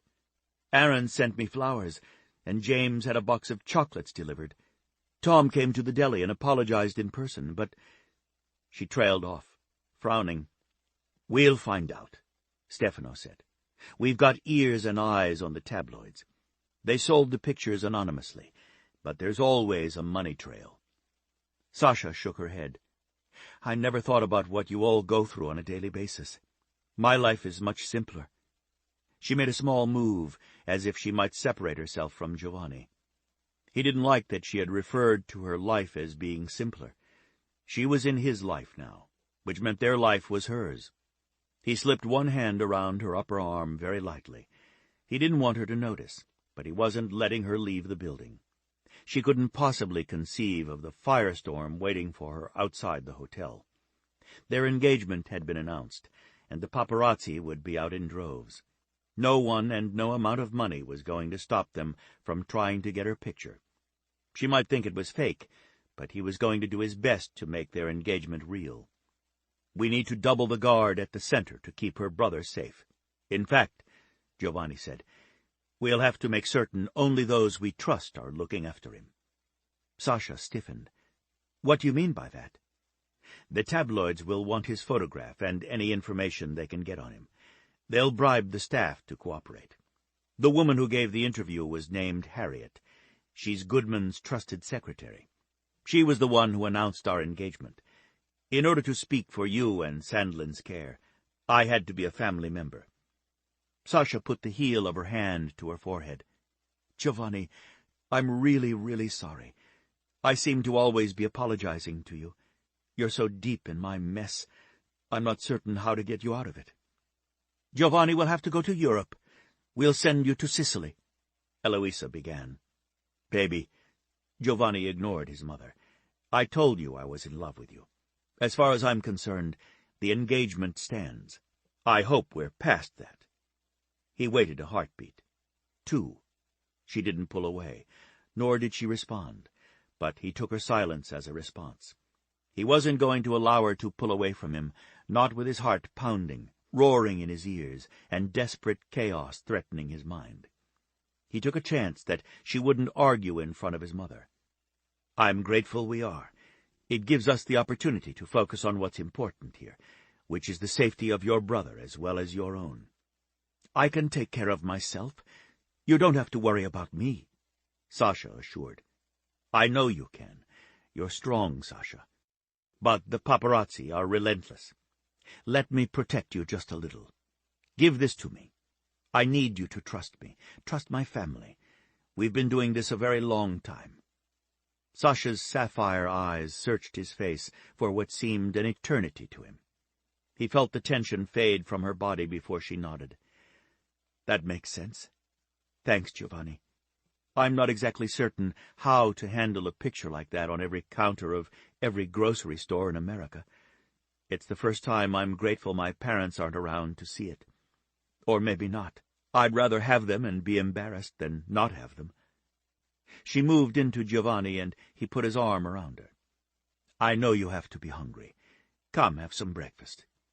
I really do need to make certain Pietro can find a substitute today." Giovanni shared a look with Stefano. Stefano had already made the call, waking Pietro as soon as the tabloid was delivered to the penthouse by one of the bodyguards. No way could Sasha go to work at the deli. The family had already been through that nightmare with Francesca, and they didn't want Sasha to have to go through it as well. "And I have to go to work tonight at the club." "She still works at the club?" Eloisa's voice nearly squeaked with outrage. "Seriously, Giovanni? A waitress? Can you set your standards any lower? At the very least, she should have been fired." He all but pushed Sasha into Stefano as he whipped around to face his mother. "That's it. I've had it with you. You barged in here and, as usual, are spewing crap you don't know a damn thing about, just to stir up trouble. You aren't breaking us up. I'm in love with her. I'll always be in love with her. She isn't beneath us. If anything, she's way too good for me." "Really? You don't think she's after your money?" Eloisa turned to Sasha. "I'll give you $5 million right now, under the table, tax-free, to walk out of our lives." Francesca gasped. "Eloisa, stop. I mean it. You've done nothing but insult Sasha since you walked into my home. It's one thing for you to insult me, but not a guest in my home. I understand you love your children and are trying in your own very abrasive and rude way to protect them, but you're going too far, and I'd like you to leave my home." Eloisa glared at her. "The little mouse thinks she can throw me out of my son's home? This hotel, this penthouse, it belongs to Stefano and my sons and Emme, not you. Never you." Her furious gaze slashed at Sasha. "Well, I mean what I say. My word is good. Will you accept the money?" Stefano put his hand on his mother's arm, while Sasha simply stared at her. Eloisa shook him off. $10 million, then. $10 million right now to leave my son alone." Sasha sighed. "You won't be able to understand this because clearly you were raised to believe money is some kind of measure of worth. I wasn't. I might need it in order to give my brother the best care possible, but I'm willing to work for it." "Would you stoop so low as to prostitute yourself for money?" Eloisa sneered. "For my family? My brother? In order for him to have the chance to live better, regain his abilities, give him the best care?" Sasha leaned forward and stared Eloisa straight in the eye. "Damn straight I would. Fortunately, I have a job that allows me to make a good deal, and I don't need to prostitute myself or take money from someone like you. I have no problems with working for what Sandlin and I need. Stefano, I would like you to remove your mother from our home," Francesca said. "You're done," Stefano said immediately, when his mother opened her mouth. "You've insulted Giovanni's fiancée and my wife for the last time in our home. This is Francesca's home. If you're too blind to see that, it's on you, not us." As he spoke, he walked his mother toward the elevators. "Francesca was nothing but nice to you, Eloisa. She tried hard to get us to accept you into our lives, but this is the last straw. You should have known better than to insult her in front of me. She might keep your poisonous barbs to herself, but I protect what's mine, and Francesca is definitely mine." "Ours," Giovanni corrected. He strode across the room to pace along with Stefano. "Francesca is the center of our family. She holds that place you should have had, but were too busy to bother to take, Eloisa. Sasha is my choice. She's forever my choice. You didn't bother to get to know her before you accused her of being a gold digger." Eloisa shrugged off Stefano's hand and stomped to the elevator. "The two of you are absolutely ridiculous. At least Francesca has the right blood, and if she'd just get pregnant and do her duty, I'd be happier. That one," she waved her hand toward Sasha, "she waits tables. Why would we want children from her? She isn't even of our blood." Clearly, she hadn't noticed Sasha's shadow, although the lights were dim in the early morning hours. Giovanni would have hit her if she'd been a man. The contempt in her voice lashed out at his woman. He had never understood his mother. She appeared cold and unfeeling most of the time. Certainly when he was young, he couldn't remember a time when she held him. There were no sentimental pictures of her holding any of her children. It was Stefano, a young boy, who had taken the role of caretaker of his brothers and sister, never Eloisa. Francesca had made every effort to integrate her back into the family circle, but rather than embrace Francesca, the longer it took for Francesca to get pregnant, the worse Eloisa acted. The elevator doors slid open, and Eloisa stepped inside.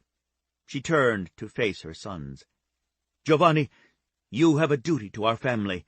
You must produce the right children. You can't marry a woman who does not have what that takes. You've known this since you were a toddler." The doors shut before Giovanni could respond. Sasha could produce riders, but Eloisa didn't know that because she hadn't seen shadows cast by her in the dimly lit rooms. It didn't matter to him whether she knew or not. She had no right to make matters for Sasha worse than they already were by jumping to conclusions and raining a nasty, barbed diatribe on her. Stefano whipped out his phone and called down to the manager. "Did I not say I wanted the code changed on my private elevator?" There was silence. "If it was changed, then how did my mother get up here?" Again there was silence. "I didn't put her on the list of people who could have the code." He listened, his face darkening. "No, it wasn't an oversight, and if you want to keep your job, you'll have the code changed again. Not a single person who is not on that list is to be given the code. If this happens again, you will not be working here. Do you understand?" He slammed the phone down. Giovanni and his brother exchanged a long, frustrated look before turning back toward the kitchen. "Are you certain that woman is our mother?" Stefano shot him a look that slowly turned into a grin. "I don't know. If there are aliens, it's possible they stole our real mother after I was born and left behind a robot. That would mean the robot is your parent, and I got the real sweet mother." Giovanni couldn't picture his mother being sweet. He'd never witnessed her sweet, not even when Emanuele was born. Stefano had held the new baby, looking down at her with love on his face, but not Eloisa. She'd immediately gone to the training room and had begun to work to get her figure back. None of them believed for one moment that anything said or done would change Eloisa. None of them tried any more. Only Francesca seemed to see Eloisa's goodness beneath her abrasive, nasty barbs. Francesca insisted Eloisa's concern for her children was there, and that she tried in her own way to protect them. Maybe after this she'd give up trying, but he doubted it. Sasha and Francesca, both seated at the table, were calmly drinking coffee. He could have kissed Francesca. He could always count on her, the way they counted on Stefano. She'd kept on as if Eloisa hadn't just insulted the hell out of her, and she'd made certain Sasha was put at ease in doing so. Sasha looked up when they entered the room, her gaze moving over him and settling on his face. She sent him a small smile. "Are you all right?" That was supposed to be his question. Giovanni felt warmth infuse his body, and the tension coiled tightly in his belly ease. He hadn't even known it was there, but Eloisa could do that to all of them, make them tense and edgy just by walking into a room. He stalked across the room and bent to brush a kiss across her mouth. "I did neglect to mention my mother. I was hoping I'd actually have the wedding ring on your finger before you met her, or even knew about her. She who must never be mentioned," Stefano intoned in a ghostly voice. Francesca burst out laughing. Stefano had followed Giovanni into the room, eyes only for his wife. He relaxed the moment she laughed. He took the chair across from her. "I'm just grateful I already ate before she arrived. Sometimes I wonder what she thinks is going to happen when I have a baby," Francesca said.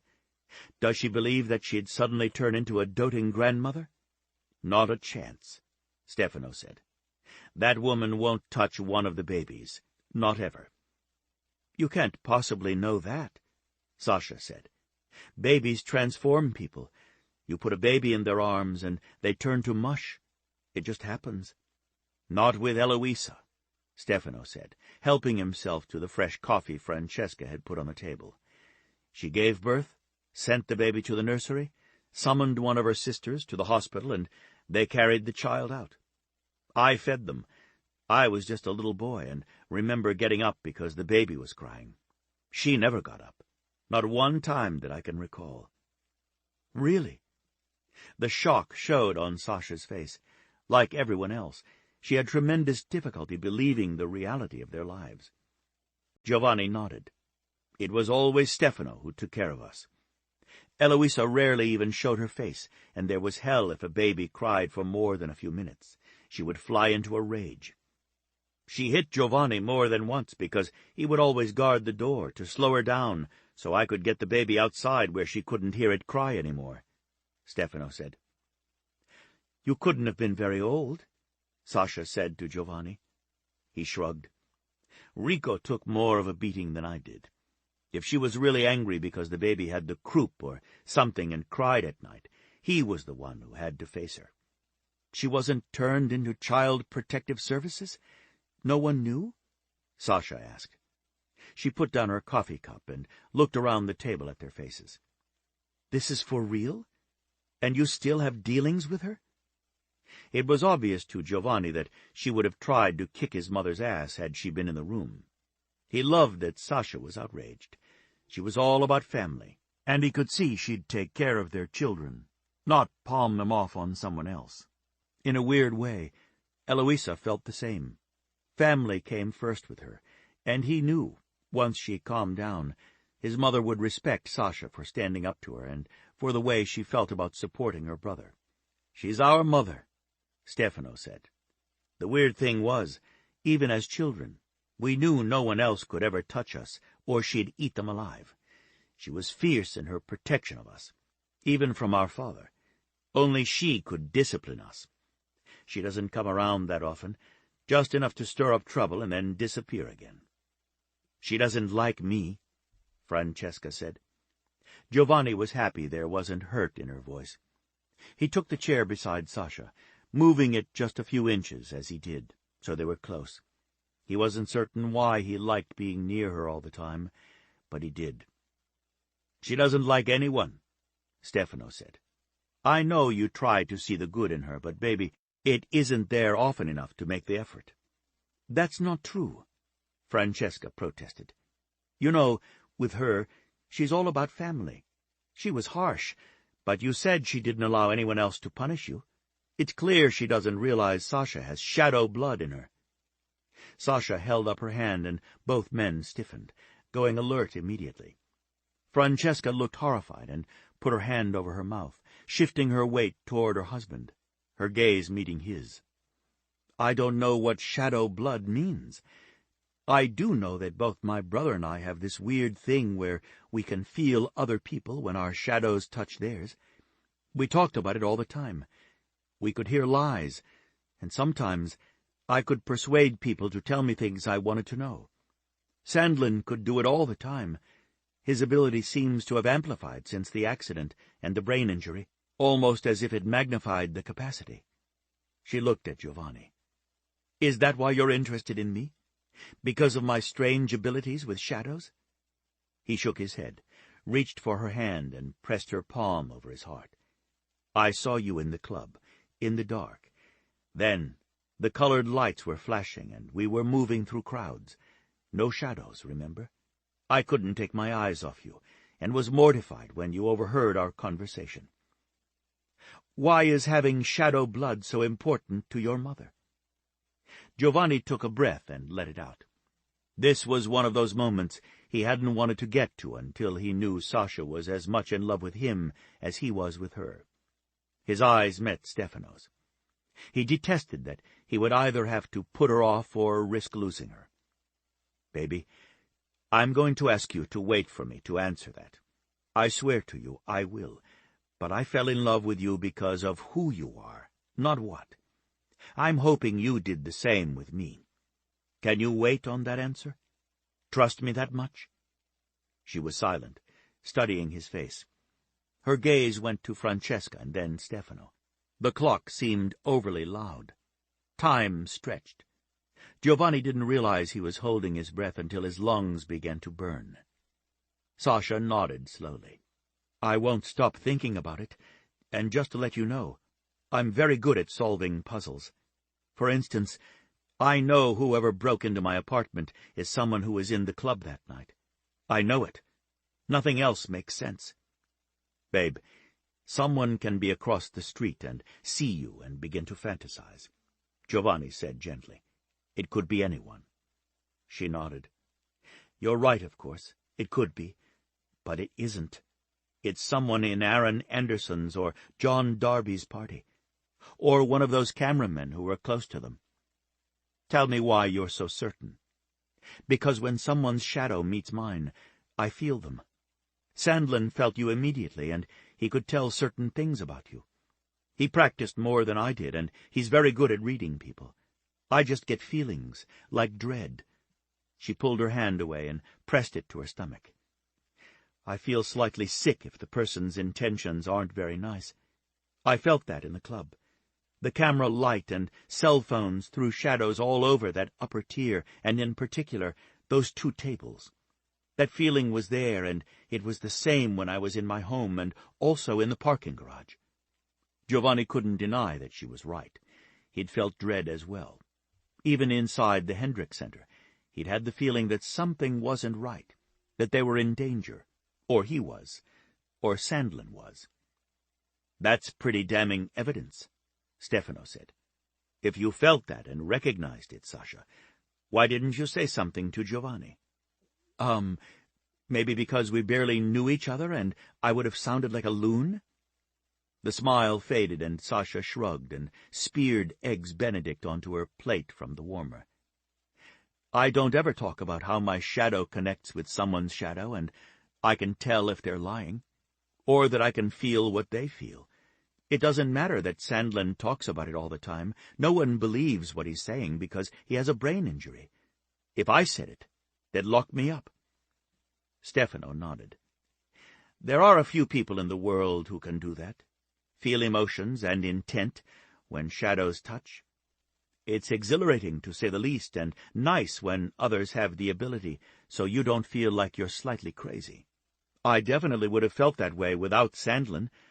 When he first talked to me about it, I was really young. I'd been to the doctor's office, and they said I probably wouldn't have to get a shot, but they all knew I would. I was upset that they'd lied to me, and it didn't make sense when I knew they'd been lying. Of course, I went to my big brother for answers, because that's what I always did. He told me that sometimes when my shadow touched another's, I would feel things about that other person. He said when I did, I needed to believe it, that I had it right. Then he explained that he had noticed it when he was very young as well." "Did you look at your shadow?" Giovanni asked. Francesca buttered toast fresh from the toaster and handed it to him. He took a bite and chewed, waiting for her answer. "Of course. My shadow is different from others. It isn't as solid. Well, that's not the right way to put it. It's got little shadows reaching out like arms or something, so my shadow can touch multiple shadows at once." She reached for the pot of coffee. Stefano got there first and poured the hot liquid into her mug.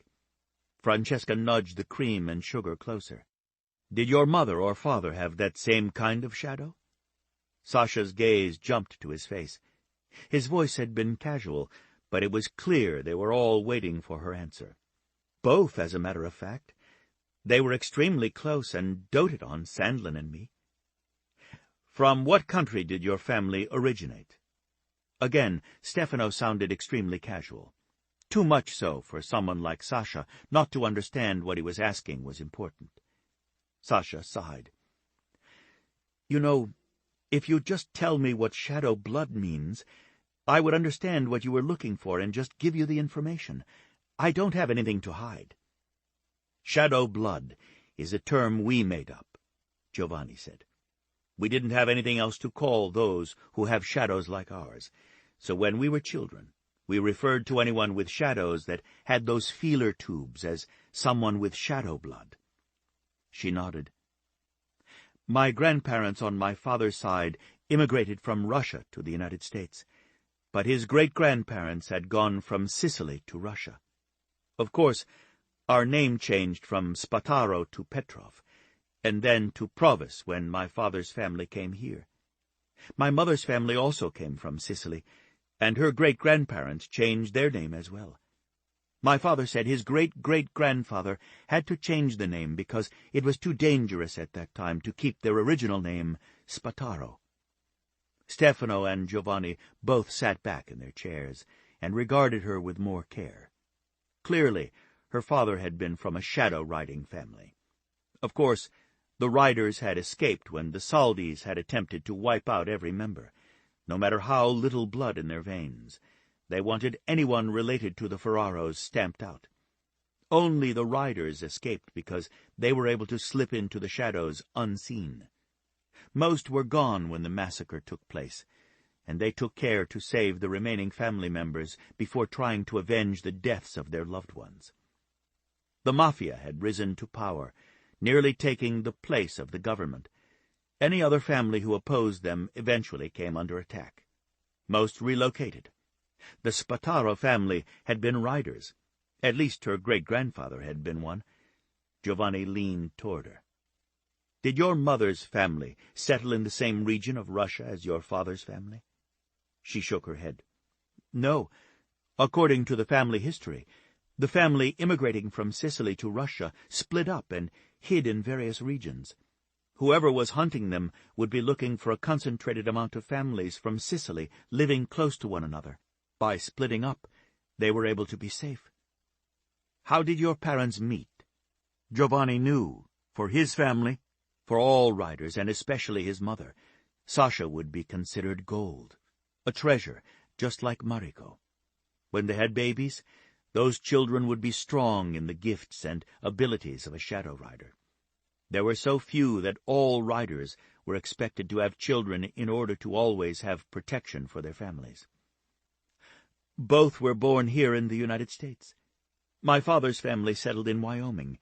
His father liked the open spaces and the life of a cattle rancher. My mother was actually on vacation, and she happened to go into a bar where there was dancing. My father was there, and they just hit it off. From what she said, they were inseparable from the moment they met." "Did they talk to you about their shadows?" She shook her head. "Cattle ranching is an all-consuming business. We worked hard, from daylight or before until well after sundown. We grew our own food, so there was gardening to do. We hunted for meat and fished for the same reason. My parents were loving and sweet, but they worked harder than any two people I've ever seen. At night, my dad would fall asleep in his recliner with Mom sitting on his lap. She'd sometimes talk to us in a hushed voice, but mostly she fell asleep on top of him." "Did you meet your cousins? Any aunts or uncles?" She shook her head. "There weren't any. As far as I know, my father was an only child, as was his father before him. Same with my mother." "Don't worry too much about that picture of you in the tabloids," Stefano said. "We'll get to the bottom of it and find out who sold it." "I don't think it really matters, do you?" she asked. "It's out there. There's no getting it back.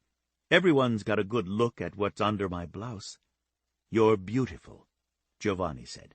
"So fuck them." She flashed him an appreciative smile. It was brief and faded fast. "I guess Darby got his way in the long run." She shrugged. "When I go to work tonight, is West going to be upset with me and relegate me to the bottom tier? He told me the other night if I took the top and did well, he'd keep me there. Nancy wants to drop to part-time. If I can get the top tier, I can make enough money to pay for Sandlin's therapy in that place without working at the deli. I love the job there, because I'm beginning to know the neighborhood people, but I don't get to see Sandlin as often as he needs me to." Giovanni exchanged another long look with his brother. Neither thought it was safe for Sasha to work at either job. The news of their engagement was out, and that set her up as a target for any kidnapper bent on making money, not to mention the paparazzi. There was no way to tell someone until they experienced the crazy way they had to live in order to guard their privacy. "Sasha." Giovanni kept his voice as gentle as possible. "Right now, it will be very difficult for you to work without constant harassment. I can live with harassment, but Sandlin can't live outside that facility." She didn't look at him, but continued to eat. "It isn't safe," Stefano said. When she continued to chew in silence, he sighed. "Look at me, Sasha."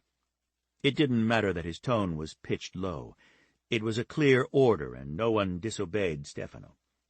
When her eyes met his, he continued. "We'll cover the cost of your brother's facility, because this wasn't your fault.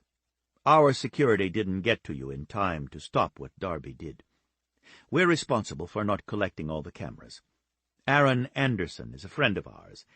We made the mistake of not looking at those at his table when we should have. Stop shaking your head and listen to me. I'm not allowing someone else to pay for my brother's care." Giovanni could hear the stubbornness in her voice. Her sapphire eyes practically flashed with fire. He leaned into her, unable to keep the grin off his face. "Obstinate little woman. Are you insane? Stop thinking with your heart. Baby, of course you want to take care of him yourself. I completely understand that, but—" "You can argue all you want to, Giovanni," Sasha said, "but it won't do you any good.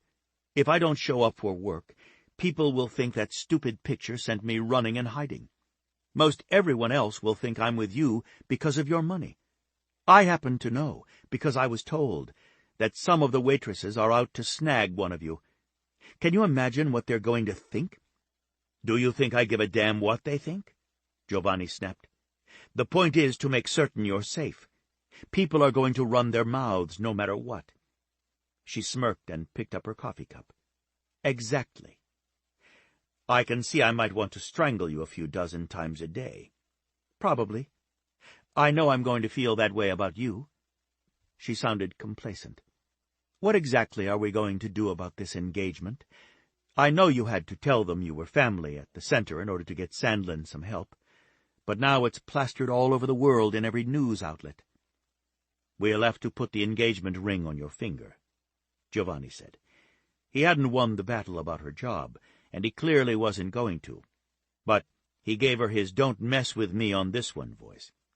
She took the hint, glanced around the table, shrugged, and subsided. He didn't know if she figured she would argue with him later when they were alone, or if she could tell by his face it wasn't up for discussion, and it wasn't. He wanted to make that very clear. He believed in marriage, having babies. Sandlin was his family as well as hers. That meant he was just as responsible.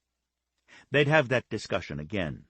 So, yeah, he'd concede on the work argument and put about 100 bodyguards on her. He'd be there as well. That way, she could win that battle and give him the important one, because, first things first, get the ring on her finger and her promise. They'd work out the rest of it later. "You're on the schedule tonight?" Francesca asked. Sasha nodded. "Luckily, my other uniform is in my locker at work. I know I have to go back to my apartment sooner or later, but not yet." She gave a little shudder. Knowing that man was in there, touching my things, using my toothbrush and shower, the things he did in my bedroom, I don't particularly want to be there anymore. "Fortunately, we've already worked that out," Giovanni stated. She looked at him with her eyebrow raised, but she didn't protest. Chapter 10. Stefano walked into the club, Francesca on his arm. Taviano and Vittorio followed close behind. Emme in between her two brothers. Rico and Mariko followed them, with Emilio and Enzo bringing up the rear.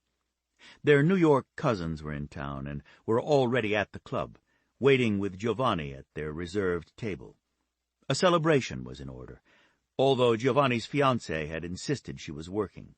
Even so, the family came out to celebrate, the way they did most things, together. Flashes went off all around them. Of course the paparazzi were there, with the exception of Sid Larson and Chesney Reynolds. They had been relegated to staying outside the club and hoping for a good shot of the newly engaged couple.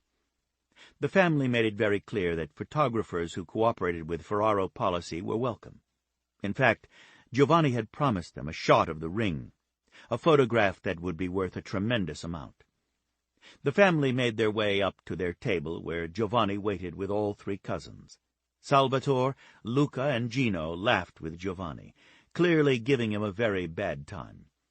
Giovanni glanced up as they approached the table, and he stood, as did his cousins. Francesca smiled at him as he leaned over to kiss her cheek, and then Mariko's. Mariko was new to the family, and she wasn't used to their affectionate way with one another, but she smiled and returned the kiss to his cheek. He caught Emme around the waist and hugged her. "I got the ring on her finger, Emme, but it wasn't easy." "How'd you manage? Stefano said she was giving you trouble." He grinned, elated now that he knew his ring was on Sasha's finger. He wished it was a size too small, so she couldn't get it off even if she wanted to, which he was sure she did. "I wrestled her to the floor, sat on her, and put it on her finger. It was the only way." He knew they thought he was joking, but he'd done exactly that.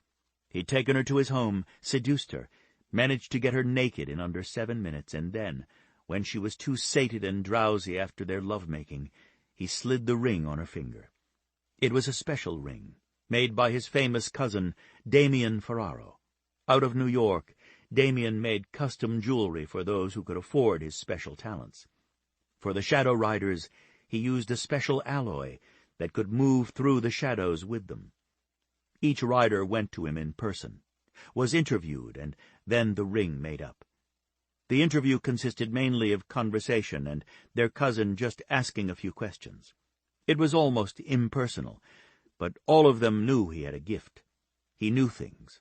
He read people. He was a seer in the sense that he saw inside each person who came to him. Damien didn't take suggestions. The ring was made in advance of the rider ever finding his woman. Somehow he always chose the exact ring, the one that was perfect.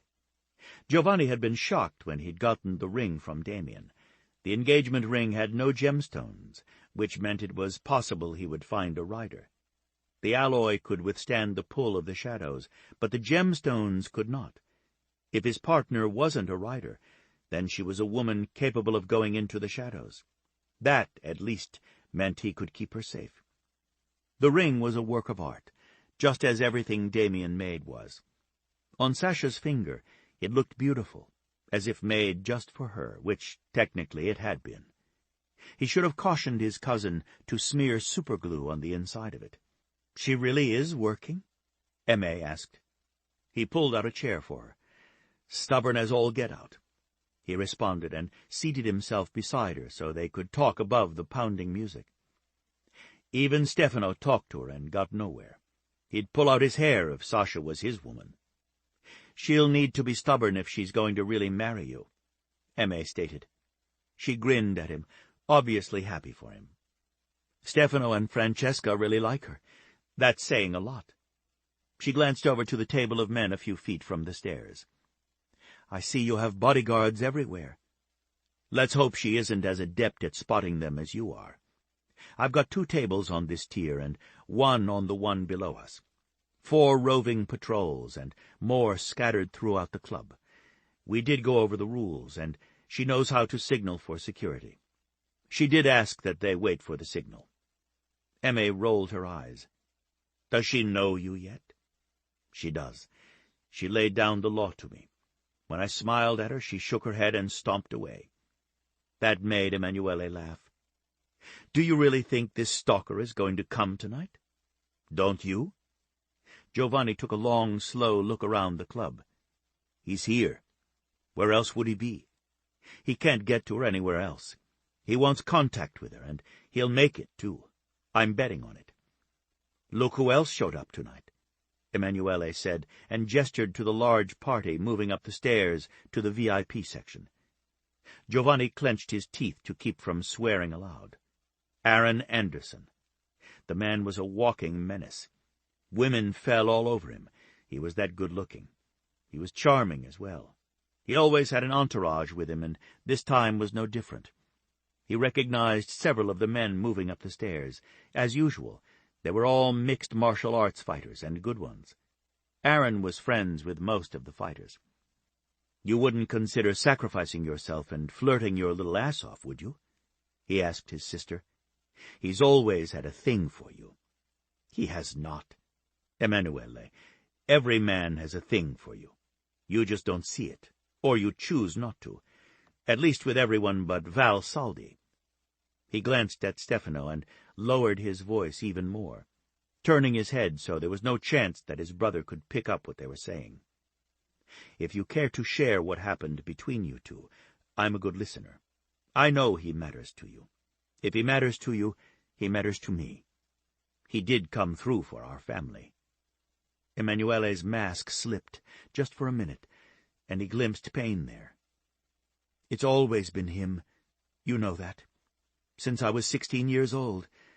I thought I'd outgrow it, but apparently that's not going to happen." She sighed. "He isn't exactly pining away for me the way I am for him. In any case, we both know it would never work between our two families, so there's no point in talking about it." "Of course there is. If you're hurting."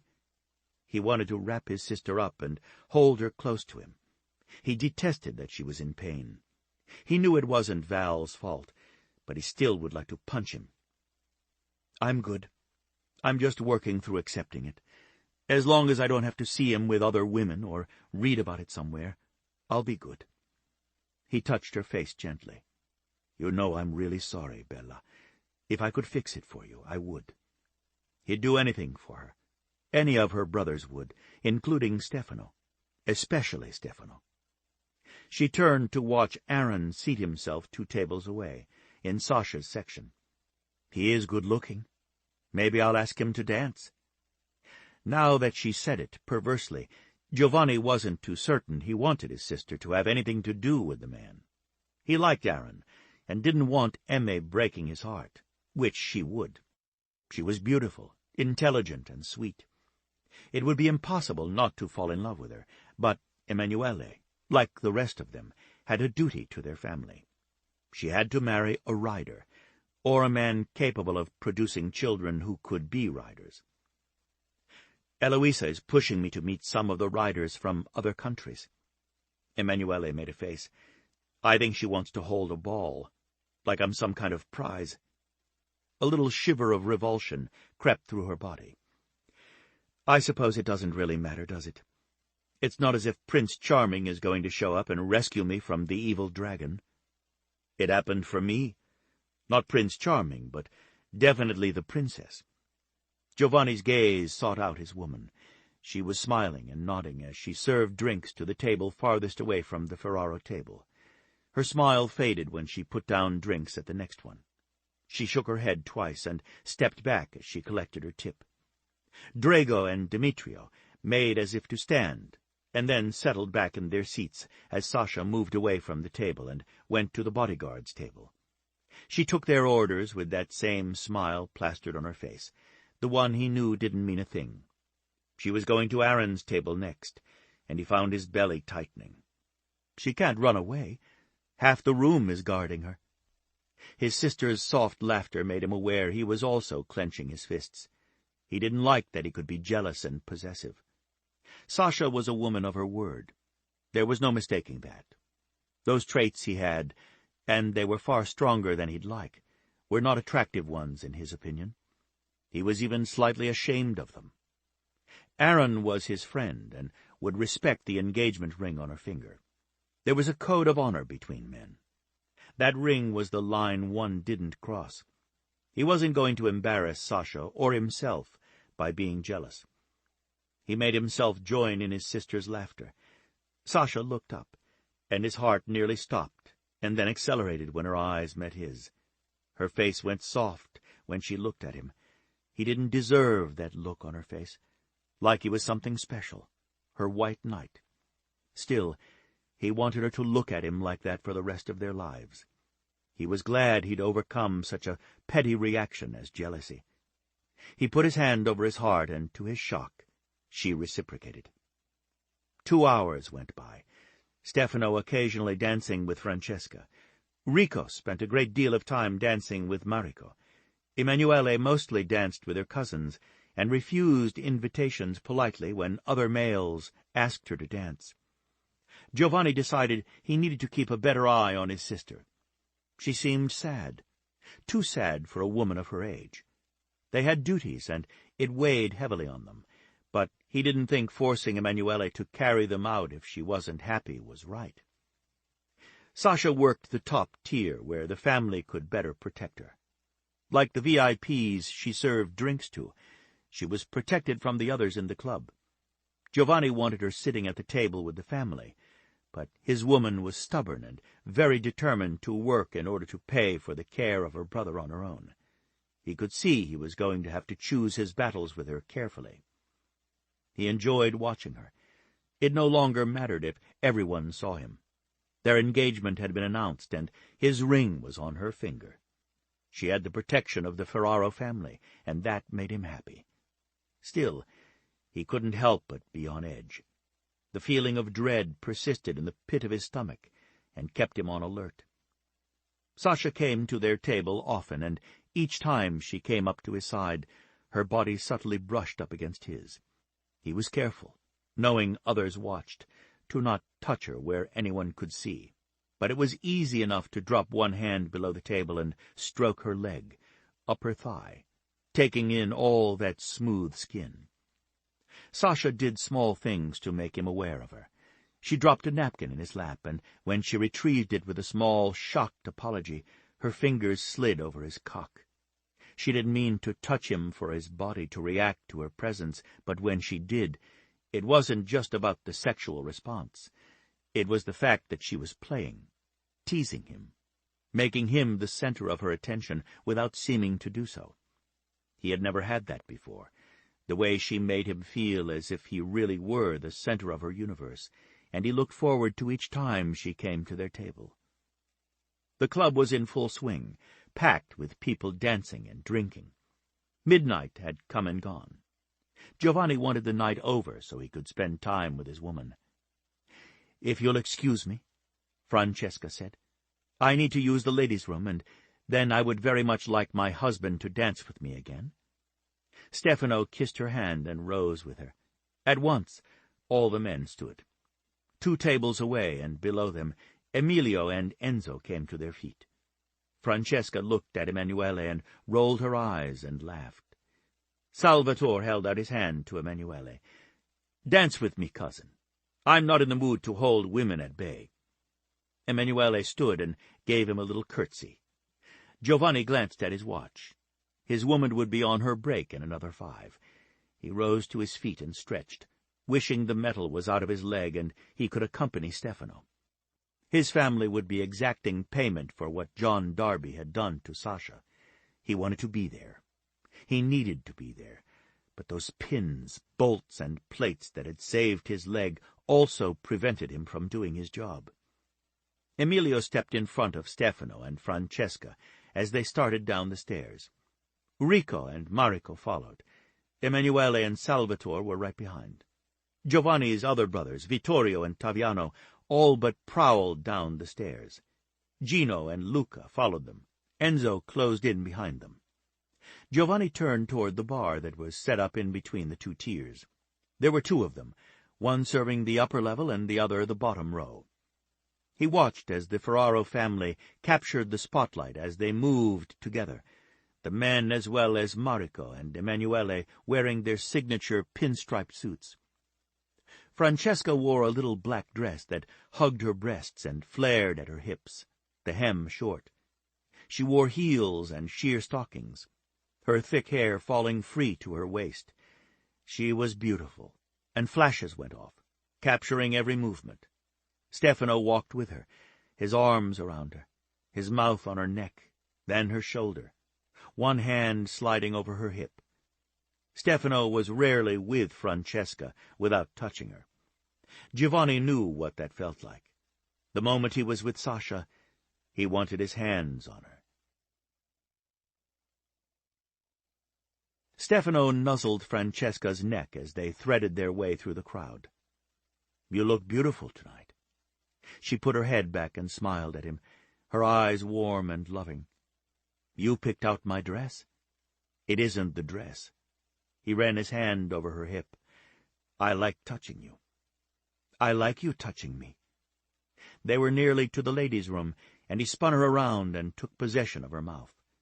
Francesca did what she always did. No matter where they were, no matter who was around, she gave herself to him, kissing him without reservation, trusting him to control the situation if they were in public. Stefano loved that she gave him that control and trust. He spent a few long moments indulging himself. He loved her beyond everything and every one in his life. She was his entire world, and if anything happened to her, if anyone threatened her the way Giovanni's woman was being threatened, he'd lock her up so fast her head would spin. Then he would go hunting until he found the culprit. He knew how frustrated his brother was, frustrated and angry. He couldn't imagine being sidelined while his woman was in danger. He watched Francesca disappear behind the door, and, as always, when she wasn't directly in his care, hard knots of tension developed in his gut.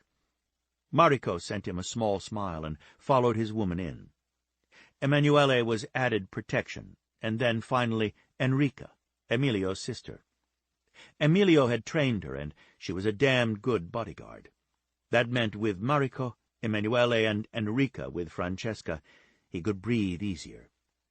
He stepped into the men's room, his cousins and brothers moving in a tight group after him. The lights threw shadows in all directions. He stepped into one and was instantly pulled into the tube, his body feeling as if it were flying apart. Somewhere behind him, he knew Vittorio had also chosen a shadow. They moved from shadow to shadow, unerringly seeking one house. John Darby resided in an upscale community. Everyone knew where he lived because the parties were endless, and his neighbors reported him often to the police in hopes of some relief from the continual noise and drunks vandalizing their neighborhood. Security gates were closed tight, presumably to keep out anyone who would protest the wild party going on. Stefano blew past the gates and went straight to the two-story house. Wide open balconies provided space for the men and women spilling out of the house. Glass broke as drunks smashed bottles and glasses against the walls or tossed them over the railing. Music blasted from somewhere inside, the sound reverberating through the entire valley. It was no wonder the neighbors complained. At 1 o'clock in the morning, they would want sleep, not to listen to John Darby's particular brand of shrieking guitars. Stefano moved unseen through the house, seeing the smashed furniture, the drugs, and the half-dressed women and men as they wound themselves around one another. Cameras were mounted everywhere, so many in each room that every angle of the interior was being recorded. On the outside, each balcony had been given the same treatment. Not seeing Darby anywhere throughout the house, Stefano caught another shadow and rode it to the master bedroom. The room was dark, and Darby was alone in his bed. Porn was on the huge screen, taking up one wall of his room. He was lying naked on the sheets, alternating looking between the screen and the mirror above his head, while he frantically worked his very soft and uncooperative cock. Vittorio emerged in the mouth of the shadow tube beside Stefano and pointed to the cameras that were set up to catch bedroom activities should a woman be so foolish as to join Darby in his room. The reports Stefano had read on Darby's reality show proved more than one woman had made that mistake. The cameras were off, all 4 of them. Vittorio was very, very good at disrupting energy as well as causing power surges. One quick surge and the cameras began recording. Darby was too busy trying to get himself off and having no luck to notice the tiny red lights shining, signaling the cameras were on. Because he found the entire thing distasteful, Stefano signaled his brother, and they moved back into the main part of the house, staying to the shadows so the cameras couldn't catch a glimpse of them. They had to keep their eye on the time.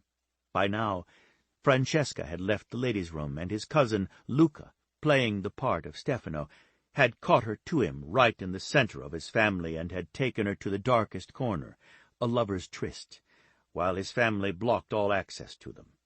He could be seen from the back, nuzzling his wife while his brothers, the women and his cousins, visited. It was necessary, in order to keep the illusion of his presence, that he return quickly with Vittorio. They re-entered Darby's room after shutting off the cameras in all other parts of the house. He was sitting up, looking down at his flaccid penis in disgust. Vittorio took care of the cameras, making certain they were no longer recording. "Having problems?" Stefano asked. Darby yelped and fell from the edge of the bed to the floor. Stefano glided closer. "You really shouldn't have messed with one of my employees. I had a talk with you, and you promised you would behave yourself." Darby started to move, but Stefano stepped on his hand, hard. Darby screamed, but Stefano didn't move. He just stood over him, smiling down at him. "Did you think it would up your ratings to show her naked body on your television show?" Darby tried to crawl away, but Stefano didn't move. He ground down harder. "When I speak to you, I expect an answer. And, Johnny boy, I can hurt you in ways you never imagined." "No, no!" Darby held up his other hand to ward him off. "You don't understand. Bitches like it. They want to be seen on my show." "No, they don't. They don't sue you because you blackmail them with the crap you're recording. You give them date rape drugs in their drinks, and then you record your friends with them and tell them you're going to release those videos. You make a little side money that way, Johnny boy. You blackmail them on top of raping and humiliating them." Darby kept shaking his head, still trying to scoot away. "You do, though. I had you investigated. I do believe that the day of reckoning has arrived. That little porn film you're watching, the rape of that girl by a couple of frat boys, is that the only way you can get off now, hurting women? I think the world wants to see that, don't you? The ratings of your show will go right through the roof." He waved his hand toward the screen.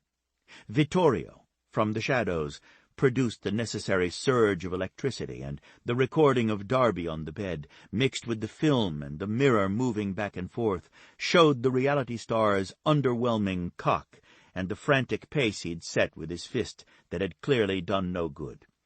Audio had picked up his continual hoarse shouting at the two frat boys on the bed with the restrained girl, urging them on, telling them to hurt her and shouting graphic instructions to them. Darby looked horrified. "You can't. It's playing all over town right now. Live feeds, you know.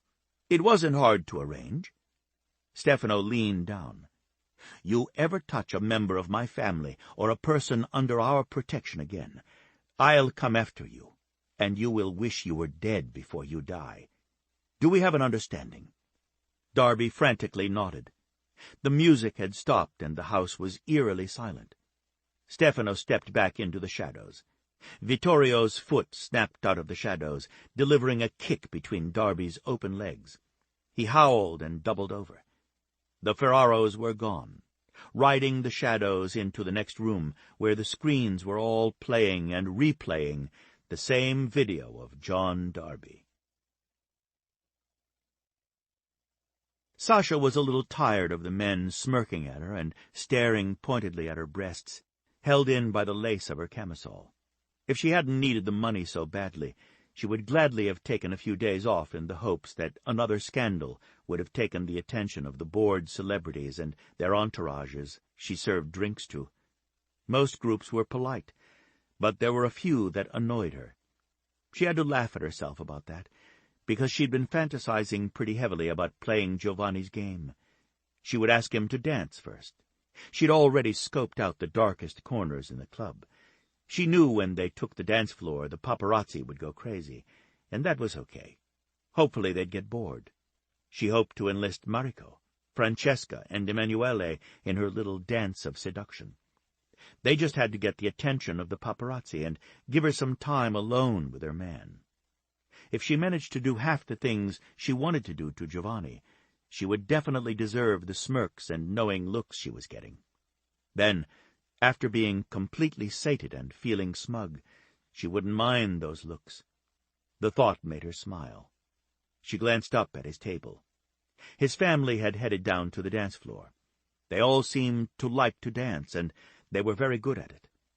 She had to admit, the Ferraro family was very good-looking and drew the eye. She had been known to stare a bit at them when she first was hired, earlier in the month. Of course, she worked the floor far down below their elevated status.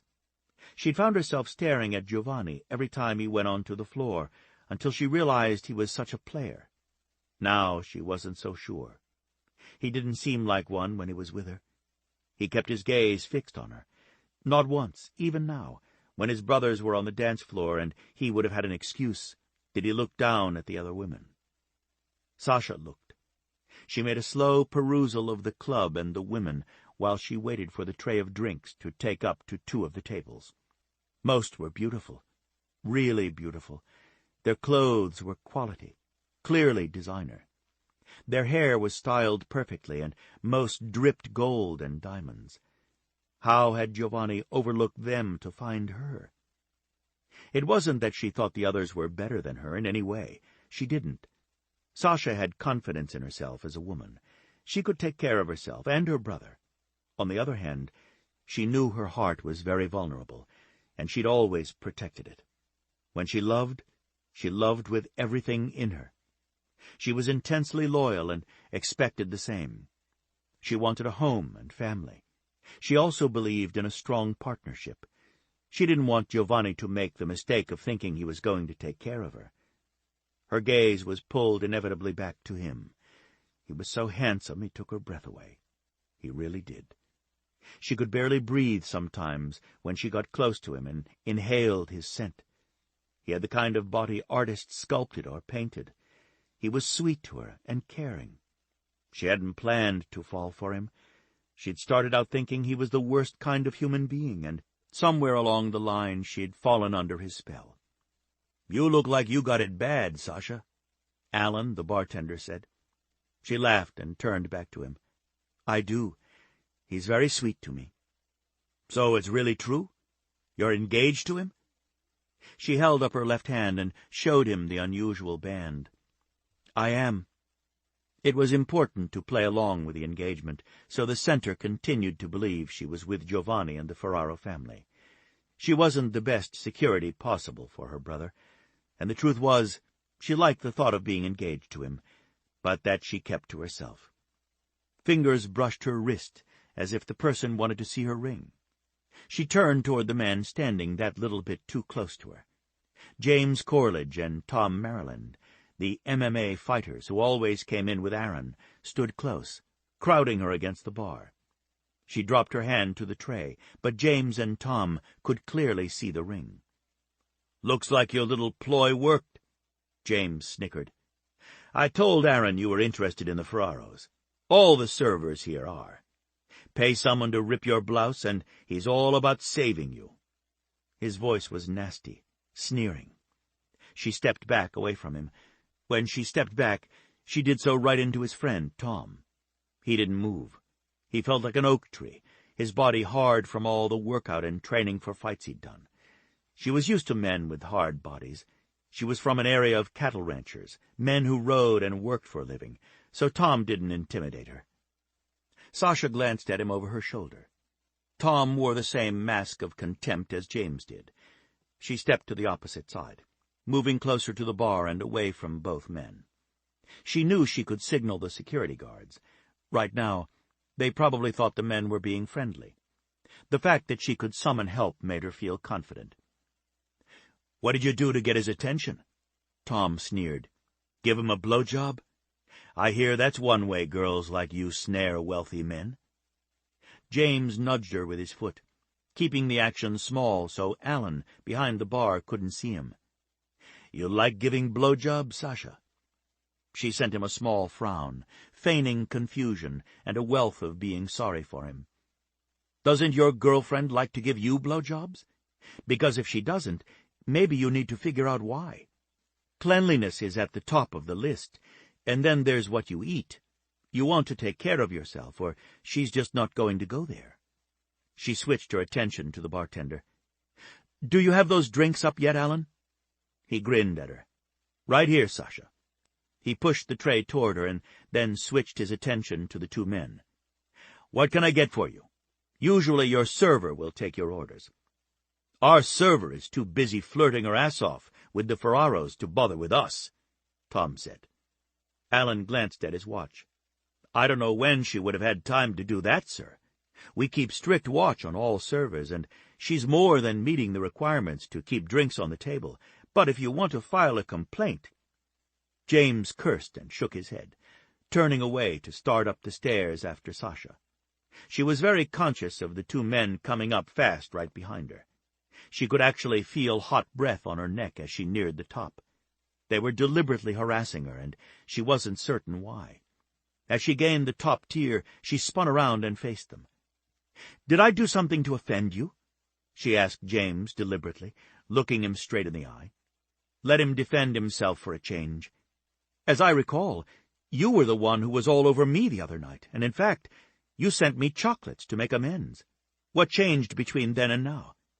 "You didn't even bother to look around you at any other men," James accused. "You set your sights on Ferraro, yet you flirted your ass off with Aaron, making him think he had a chance. You also made certain I was looking, and so was Tom." Her breath caught in her throat. "I didn't flirt with anyone that night. You were all drunk, and I thought all of you were a bunch of wealthy players with far too much money and no manners. None of you impressed me." Tom narrowed his eyes at her. "Yet you're wearing Giovanni Ferraro's ring." She supposed that was a bit of damning evidence against her. She shrugged. "I did nothing to either of you, or Aaron. If he wanted to see me outside of the club, he gave no indication. I appreciate that you're both his good friends, but I'm a little tired of you acting as if it's your right to persecute me."